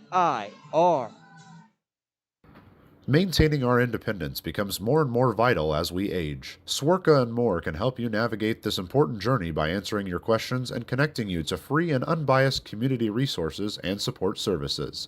If you are seeking advice for yourself or a loved one, let Swerka be your first call. More information available at swerka.org or by calling 812-464-7800. Originally opening in 2004, Jacobs Village has been a home for adults with disabilities, giving these great residents a wonderful opportunity to live life just like you and me. Jacobs Village mission is to continue building a safe, walkable neighborhood community where people with disabilities and older adults can find meaningful relationships, affordable and accessible housing, and activities to keep their bodies and minds engaged. We can't wait to have Jacobs Village at the ballpark on July 3rd for our annual Red, White, and Blue Night. More information on this great community partner is available at jacobsvillage.org.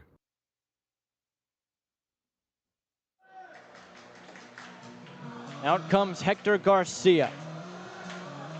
The right-hander with a sub-2 ERA at 1.96, 18 1/3. He's a hard guy to get to, but boy, Evansville needs a jolt. They have bases loaded, just one away. Yeah, and he has much better control. He doesn't strike out a ton of batters, but he does have pretty solid strikeout stuff. But again, the Otters have been facing tough pitchers all week, and they've been answering the call. So another big opportunity here. You have the top of the lineup, the bases loaded, a base hit probably ties it. Extra base hit could give you the lead. A big opportunity here for the top of the lineup, starting with Dennis Pierce. Up he steps. 0 for 3. He reached on an error. He's flown out and he's popped out. Pierce was the hero last night. A big 3-run homer to make it 15-12 in the late stages. That would ultimately be the final. Big spot for him here. First pitch. High, 1-0.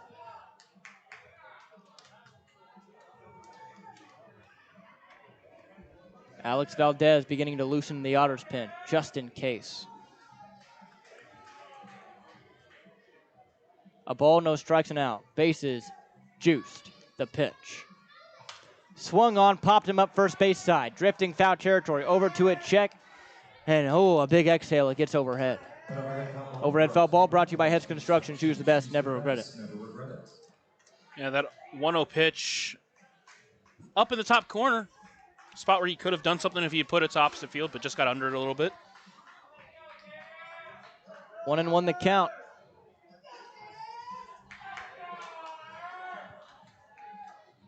Here it is from Garcia. Looked at down and away. Great take from Pierce, 2-1. That is a very tough take and a great take indeed.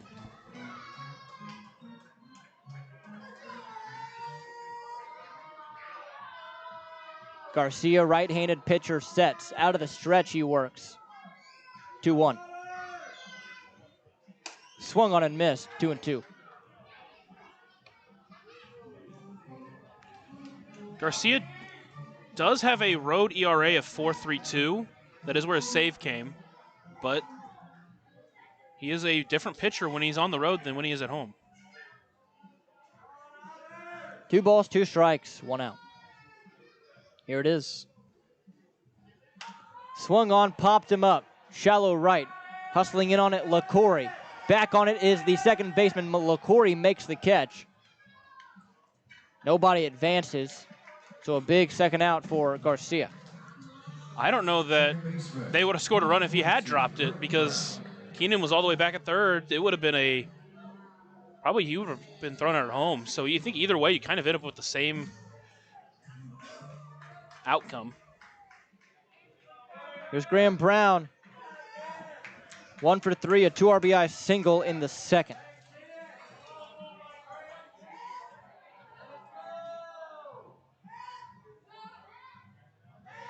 First pitch that Brown sees is swung on and popped up behind the plate and foul, 0-1.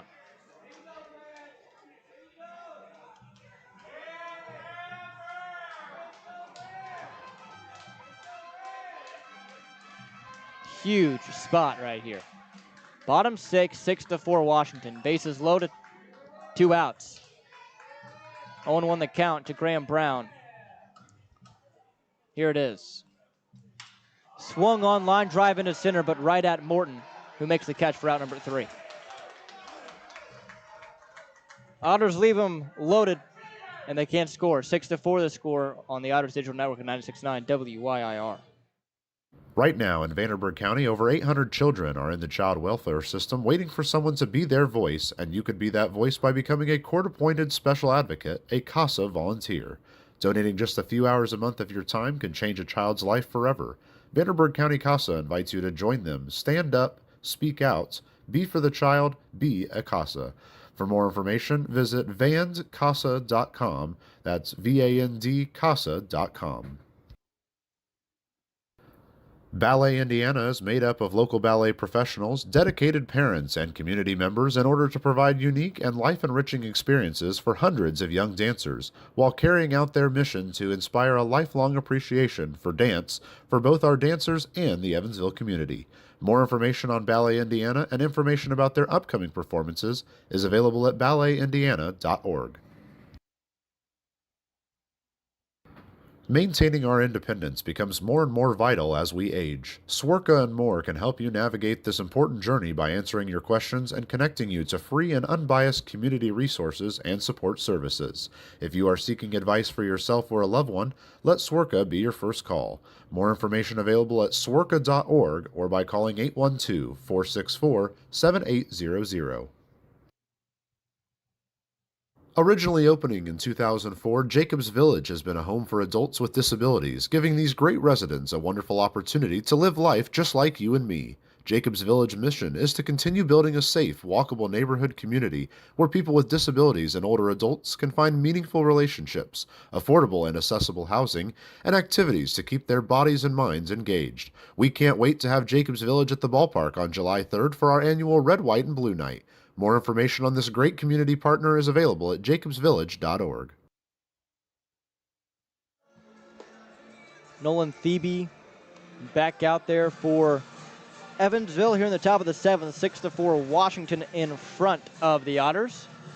Evansville not able to score after a primetime opportunity in the bottom half of the 6th. Though here in the 7th, they really need a scoreless inning and then a rally in the bottom half as Andrew Check will lead it off.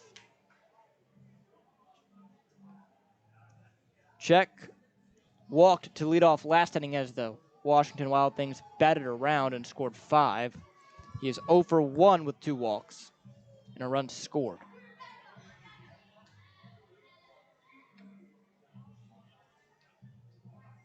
Stands in on the left side.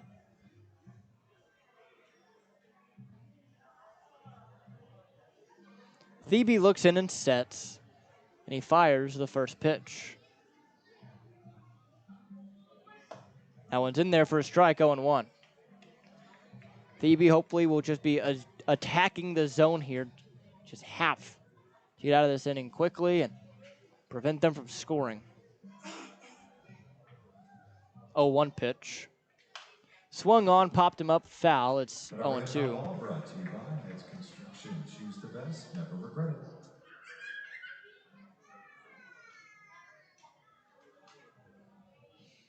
So Thebe quickly ahead of Andrew Check.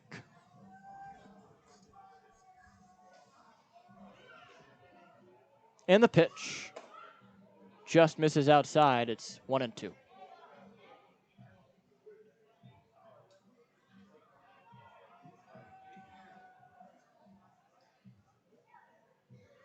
Thebe kicks and fires. Swung on, line drive into center field. That's going to get down for a base hit. Andrew Check with his first hit of the night. Leads off the 7th inning. Ethan Wilder. Here's Ethan Wilder. Wasn't a bad pitch. He just threw his bat out there and muscled it out to center field. It was just a solid piece of hitting from Check there.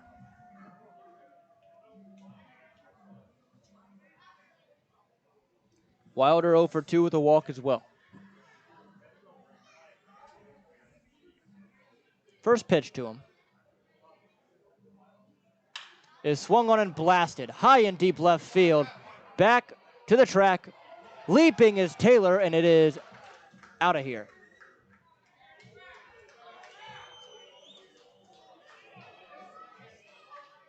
Eight to 4. Washington has doubled up the Otters.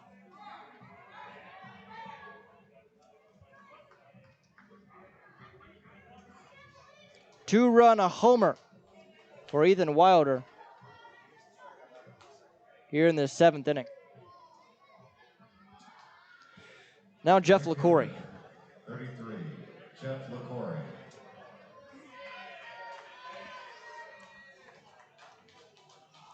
Corey 1 for 3. Man. The pitch is up and away for a ball, 1-0.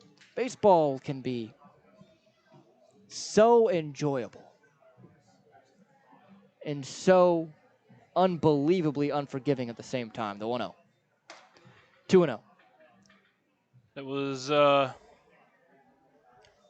great job by Wilder to turn on that one. It was inside. He recognized it and sent it over the wall. Again, not a guy who hits a ton of home runs, but he has 2 this week. 2-0. Swung on, hit in the air to fairly deep center field. Under it is Schwartz. Now he's coming in. Makes the catch, 1 away. Now it would take a lot in the bottom half of this inning for Evansville to make the comeback. So now it's Caden Morton.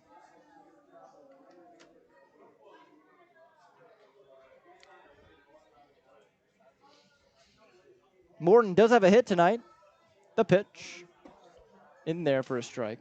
He is 1 for 3. Came around to score back in the 5th. 0-1. Swung on and missed. 0-2.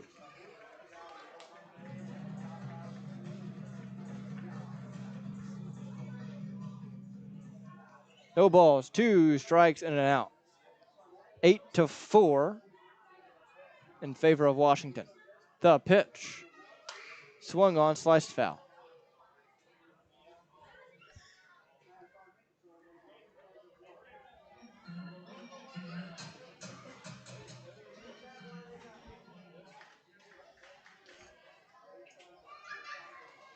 Thebe sets, hands just above the belt. The 0-2. Swung on, popped in the air, foul territory, first base side, and that's going to get out of play. Guess what? That overhead foul ball is brought to you by Hits Construction. Choose the best, never regret it. Evansville had a really good start from Ryan Wiltsey, but just couldn't quite close it out tonight as the 0-2. Swung on, chopper to short, fielded by Camus, who bobbles and has no throw.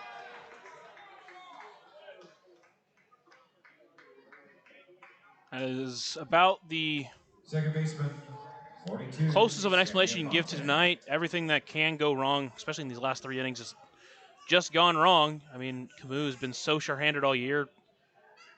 Brings it in, then can't get the grip on it, can't make the throw over to first. Now it's Sammy Infante.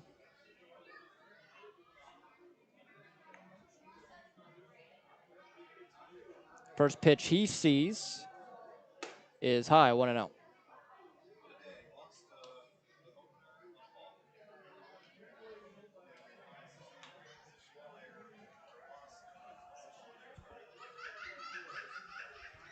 Eight to 4 the score, Washington in front, the 1-0 pitch.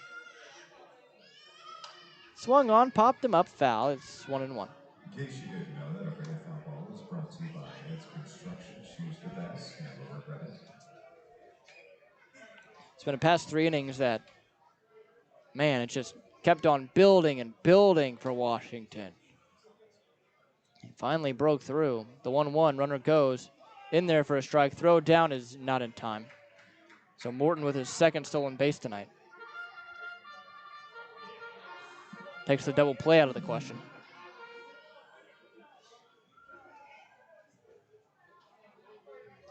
Infante does have an RBI tonight. That was an inning ago on an RBI ground out, but he is 0 for 3. The 1-2. Cold strike, 3 at the letters. That's a Sherman American. So down goes Infante. Catcher, 25-3 Hilliard. Now it's 3 Hillier.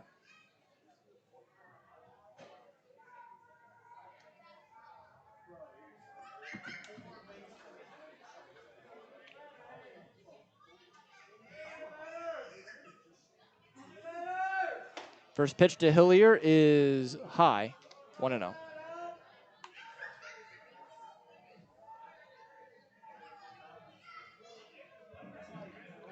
A ball, no strikes, 2 outs.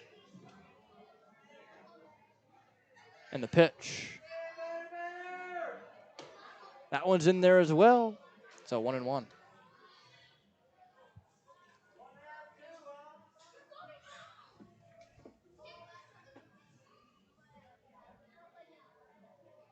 Thebe sets the 1-1. Checked his swing. Did he go around? He did not. 2-1.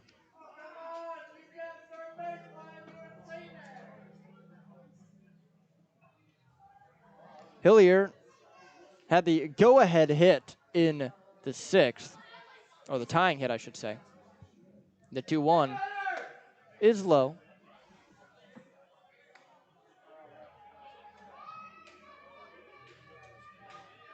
Three balls, a strike, 2 outs.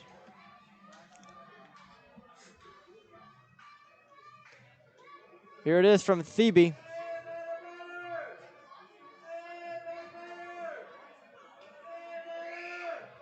Outside, ball 4.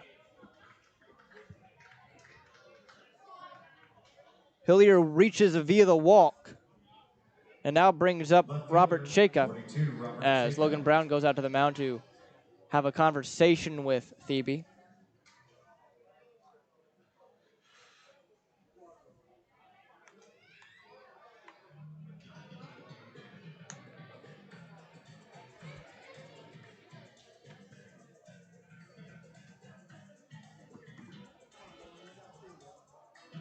And if you want any shot at winning this game, obviously you have to keep it where it's at. And this is probably the toughest hitter to get out so far today. He has been almost impossible. Yeah, I mean, he hasn't gotten out yet. 3 for 3.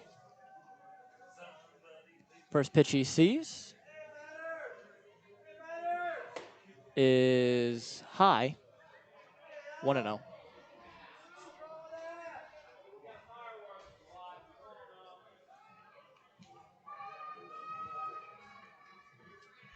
One-zero pitch from Thebe.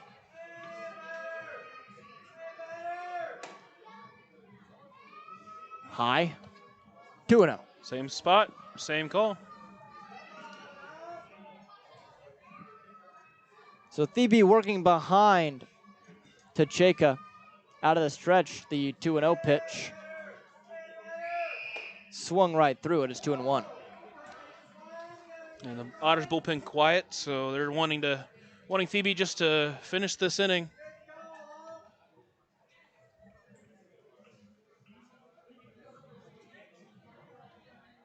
The pitch. Finds the zone again. Now count evened at 2 apiece. That one at the knees. 8-4, Washington in front, top 7. The 2-2. Ball 3 inside. It's 3-2.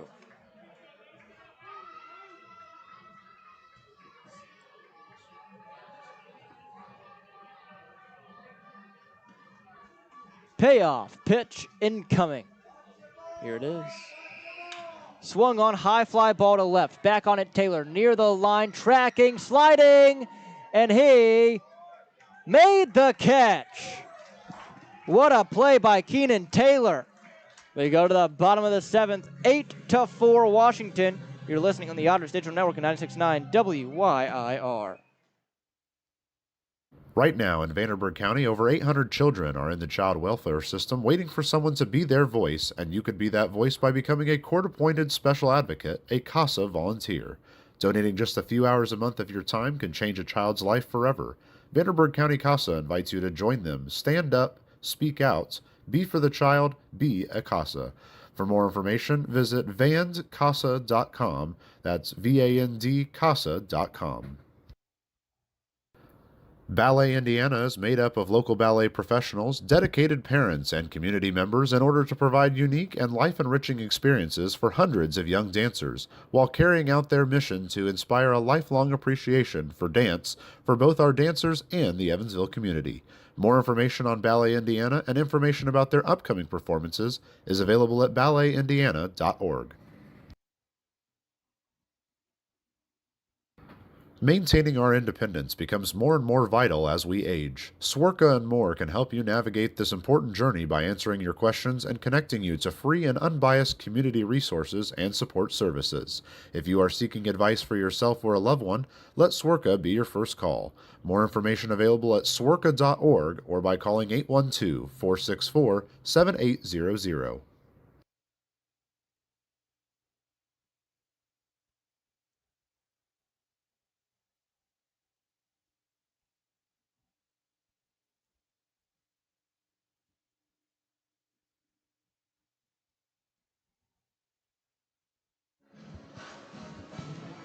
It'll be Andrew Herbert in to pitch for Washington to try and close this one out. Bottom 7, 8-4 the score. Evansville behind. They will send to the middle of the order JT Benson, David Mendham, LJ Jones to the plate to face Herbert. See how they do. Yeah, he earned a save in the first game of this doubleheader. Came in and finished them off then, and now he's trying to do the same. He's got a 4-run lead, so this isn't a save situation in this case, but first time through did give up a hit, but struck out all 3 batters he did retire.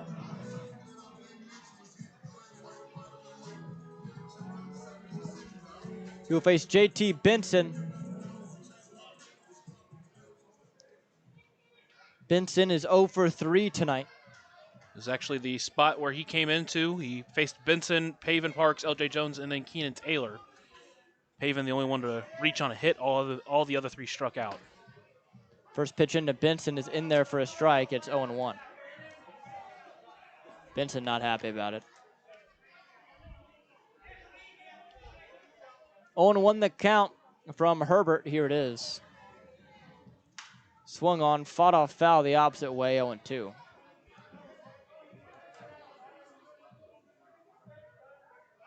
Herbert likes to work quickly, has a low 90s fastball. As the 0-2 pitch is low, 1-2.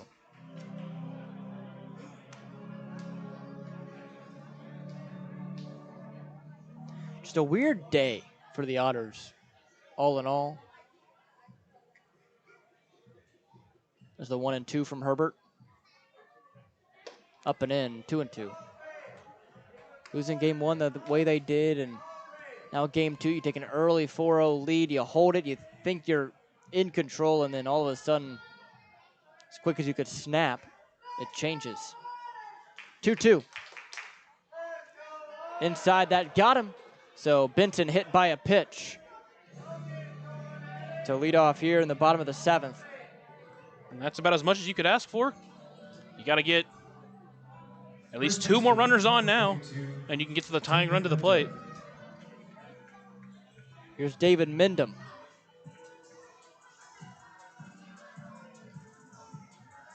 Mindham is 1 for 2, a double and a walk. He has come around to score once.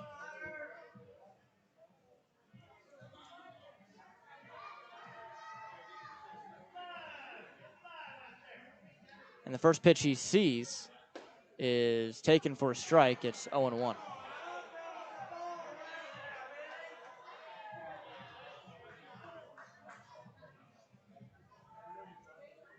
No balls, a strike, nobody out. Herbert sets and fires. Swung on, grounded to second. Fielded by the second baseman, but he bobbles it. Gets to a knee. Throw to first is not in time as check is off the bag.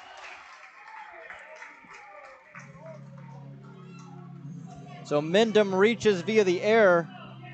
And now 2 runners on, nobody out for LJ Jones. Now another chance to take advantage. They give you a gift there on what almost certainly was going to be a double play. The bobble from the second baseman, Infante.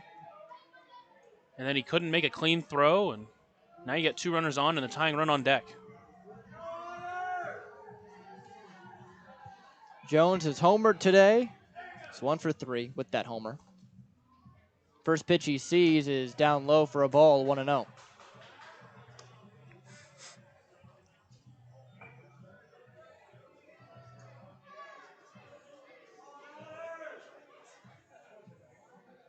Herbert, right-handed pitcher, looks in, agrees, and sets with his hands just beyond the belt. The pitch. Bender high, misses, 2-0.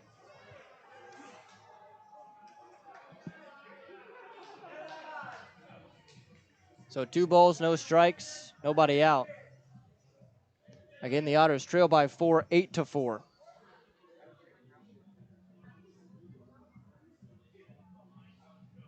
And the 2-0. That one misses. 3-0 to LJ Jones. That is a pitch that last inning was a ball. So far to start this inning was a strike, and now he went back to it being a ball. That low part of the zone that's, again, kind of one of those 50-50 calls. 3-0 pitch. Ball 4. Bases loaded again. Here's Logan Brown. This has gone about as poorly as it could have for the Wild Things. The tying run at the plate now. Still no one out. You got Logan Brown, Keenan Taylor, and Alay Camus. Next 3 up. And again, you have Paven Parks on the bench that you could bring in a moment if you wanted to. First pitch to Brown is swung on and missed, 0-1. Center cut fastball. And you know Logan Brown loves to attack those first pitches and just couldn't come up with anything. So down in the count he is. Bases juiced, down by 4, bottom 7. The pitch. Up and away, 1-1.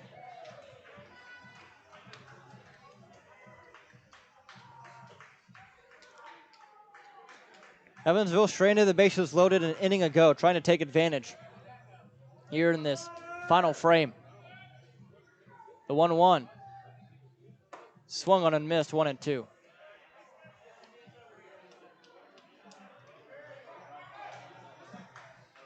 Now it looks like Paven Parks is in the hole right now, so he would be hitting for LA Camus as the next pitch is fouled back. So a possible pinch hitting opportunity for Parks in the wings. Interesting stat here for Herbert. Coming into today, a .355 batting average against righties, a .125 against lefties. So he's been a lot tougher on lefties this year.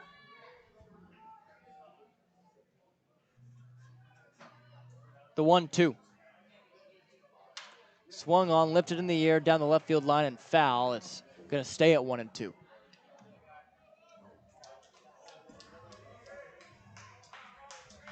Boy, this Otters group really likes to make it interesting.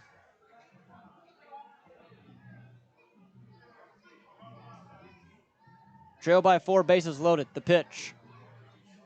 Swung on, high chopper to second, fielded by Infante. To second for 1, throw to first in time, a double play. A run scores, but there's now 2 gone. Yeah, most importantly, it moves the tying run back to on deck, which is a killer. Left fielder, number 42, Keenan Taylor. Here's Keenan Taylor. There will be a visit on the mound quickly.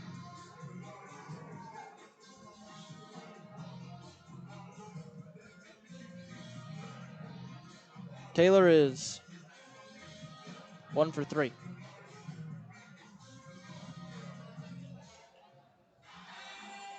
We're back to the point where at this point you just need to reach so you can get the tying run back to the plate. Meeting concluded. Taylor in the right-handed batter's box. Herbert sets. And the pitch. Swung on, fouled right back. It's 0-1.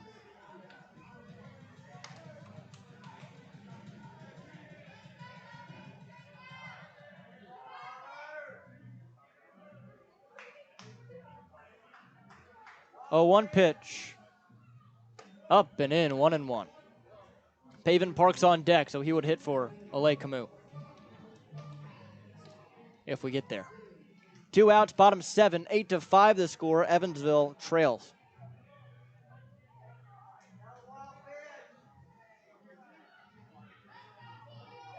The 1-1. Swung on, jam shot, base hit into left. This will score 1. So Taylor extends the game with an RBI single. It's 8-6. Now that tying run back to the plate, a huge opportunity here for the Otters. Ladies and gentlemen, your attention please. Pitch hitter, Evansville, Paven Parks, wearing 22. Parks getting a big opportunity in this spot. Remember that Paven did meet him in the 9th inning or in the 7th inning of last game and did single off of him. So he has seen him, he's hit him.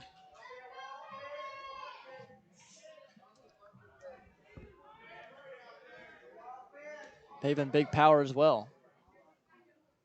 First pitch he sees. Inside for a ball, 1-0.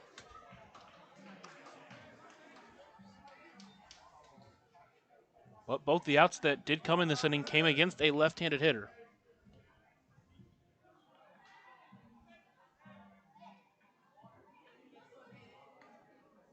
The pitch. Swung on and missed. It's 1-1. Little off balance there was Parks.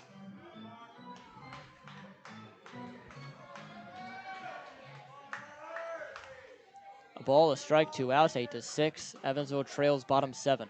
Pavin Parks represents the tying run. Here it is. Swung on, broken bat, base hit into right field. Taylor is going to hold at second.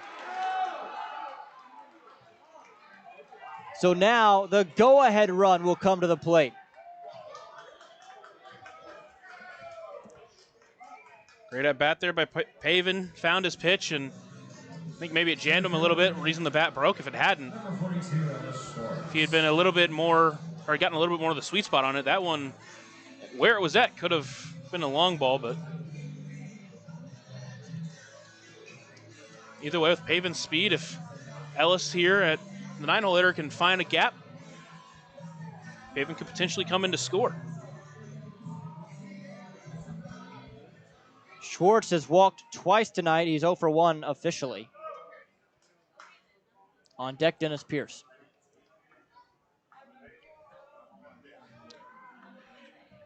Again, a walk puts the tying run in scoring position, puts the go-ahead run on base. A walk is just as big as anything he can do here. The pitch. Swung on and missed, 0-1 behind the fastball. That first pitch in the zone, he was trying to do some damage on it, but didn't get contact. Left-hander stands in.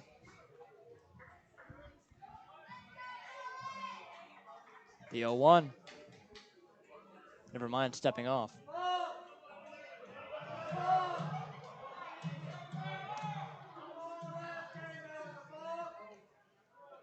No balls, a strike, 2 outs.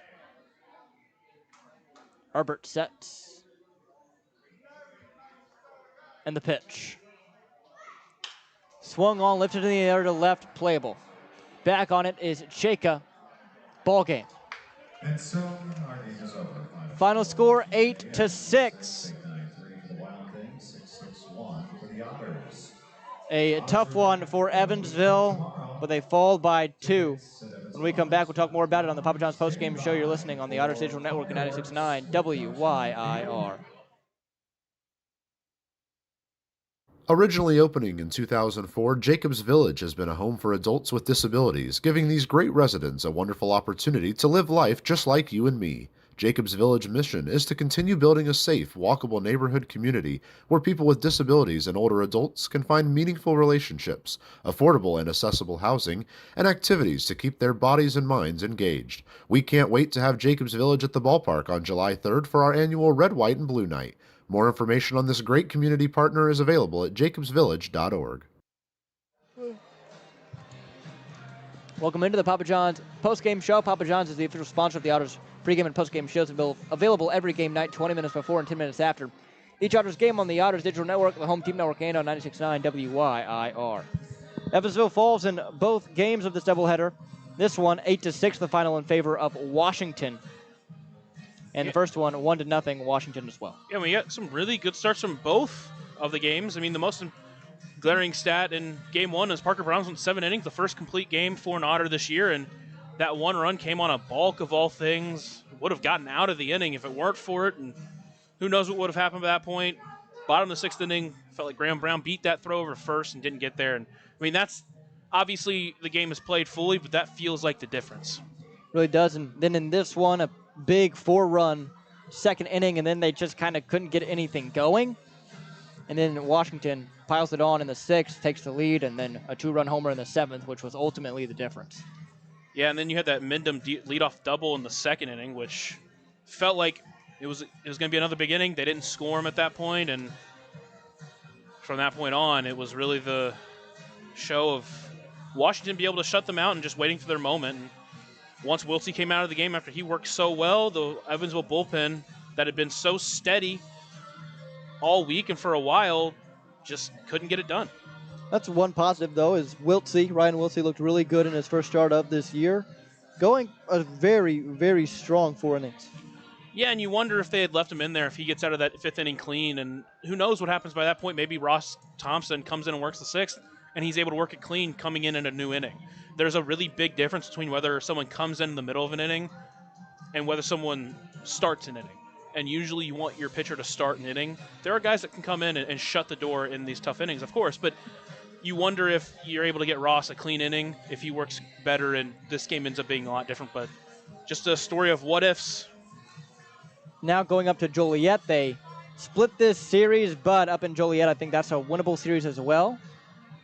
Yeah, and you really hope just to keep winning. I mean, obviously it sucks to drop both these games, but you still split between Washington 2 and 2.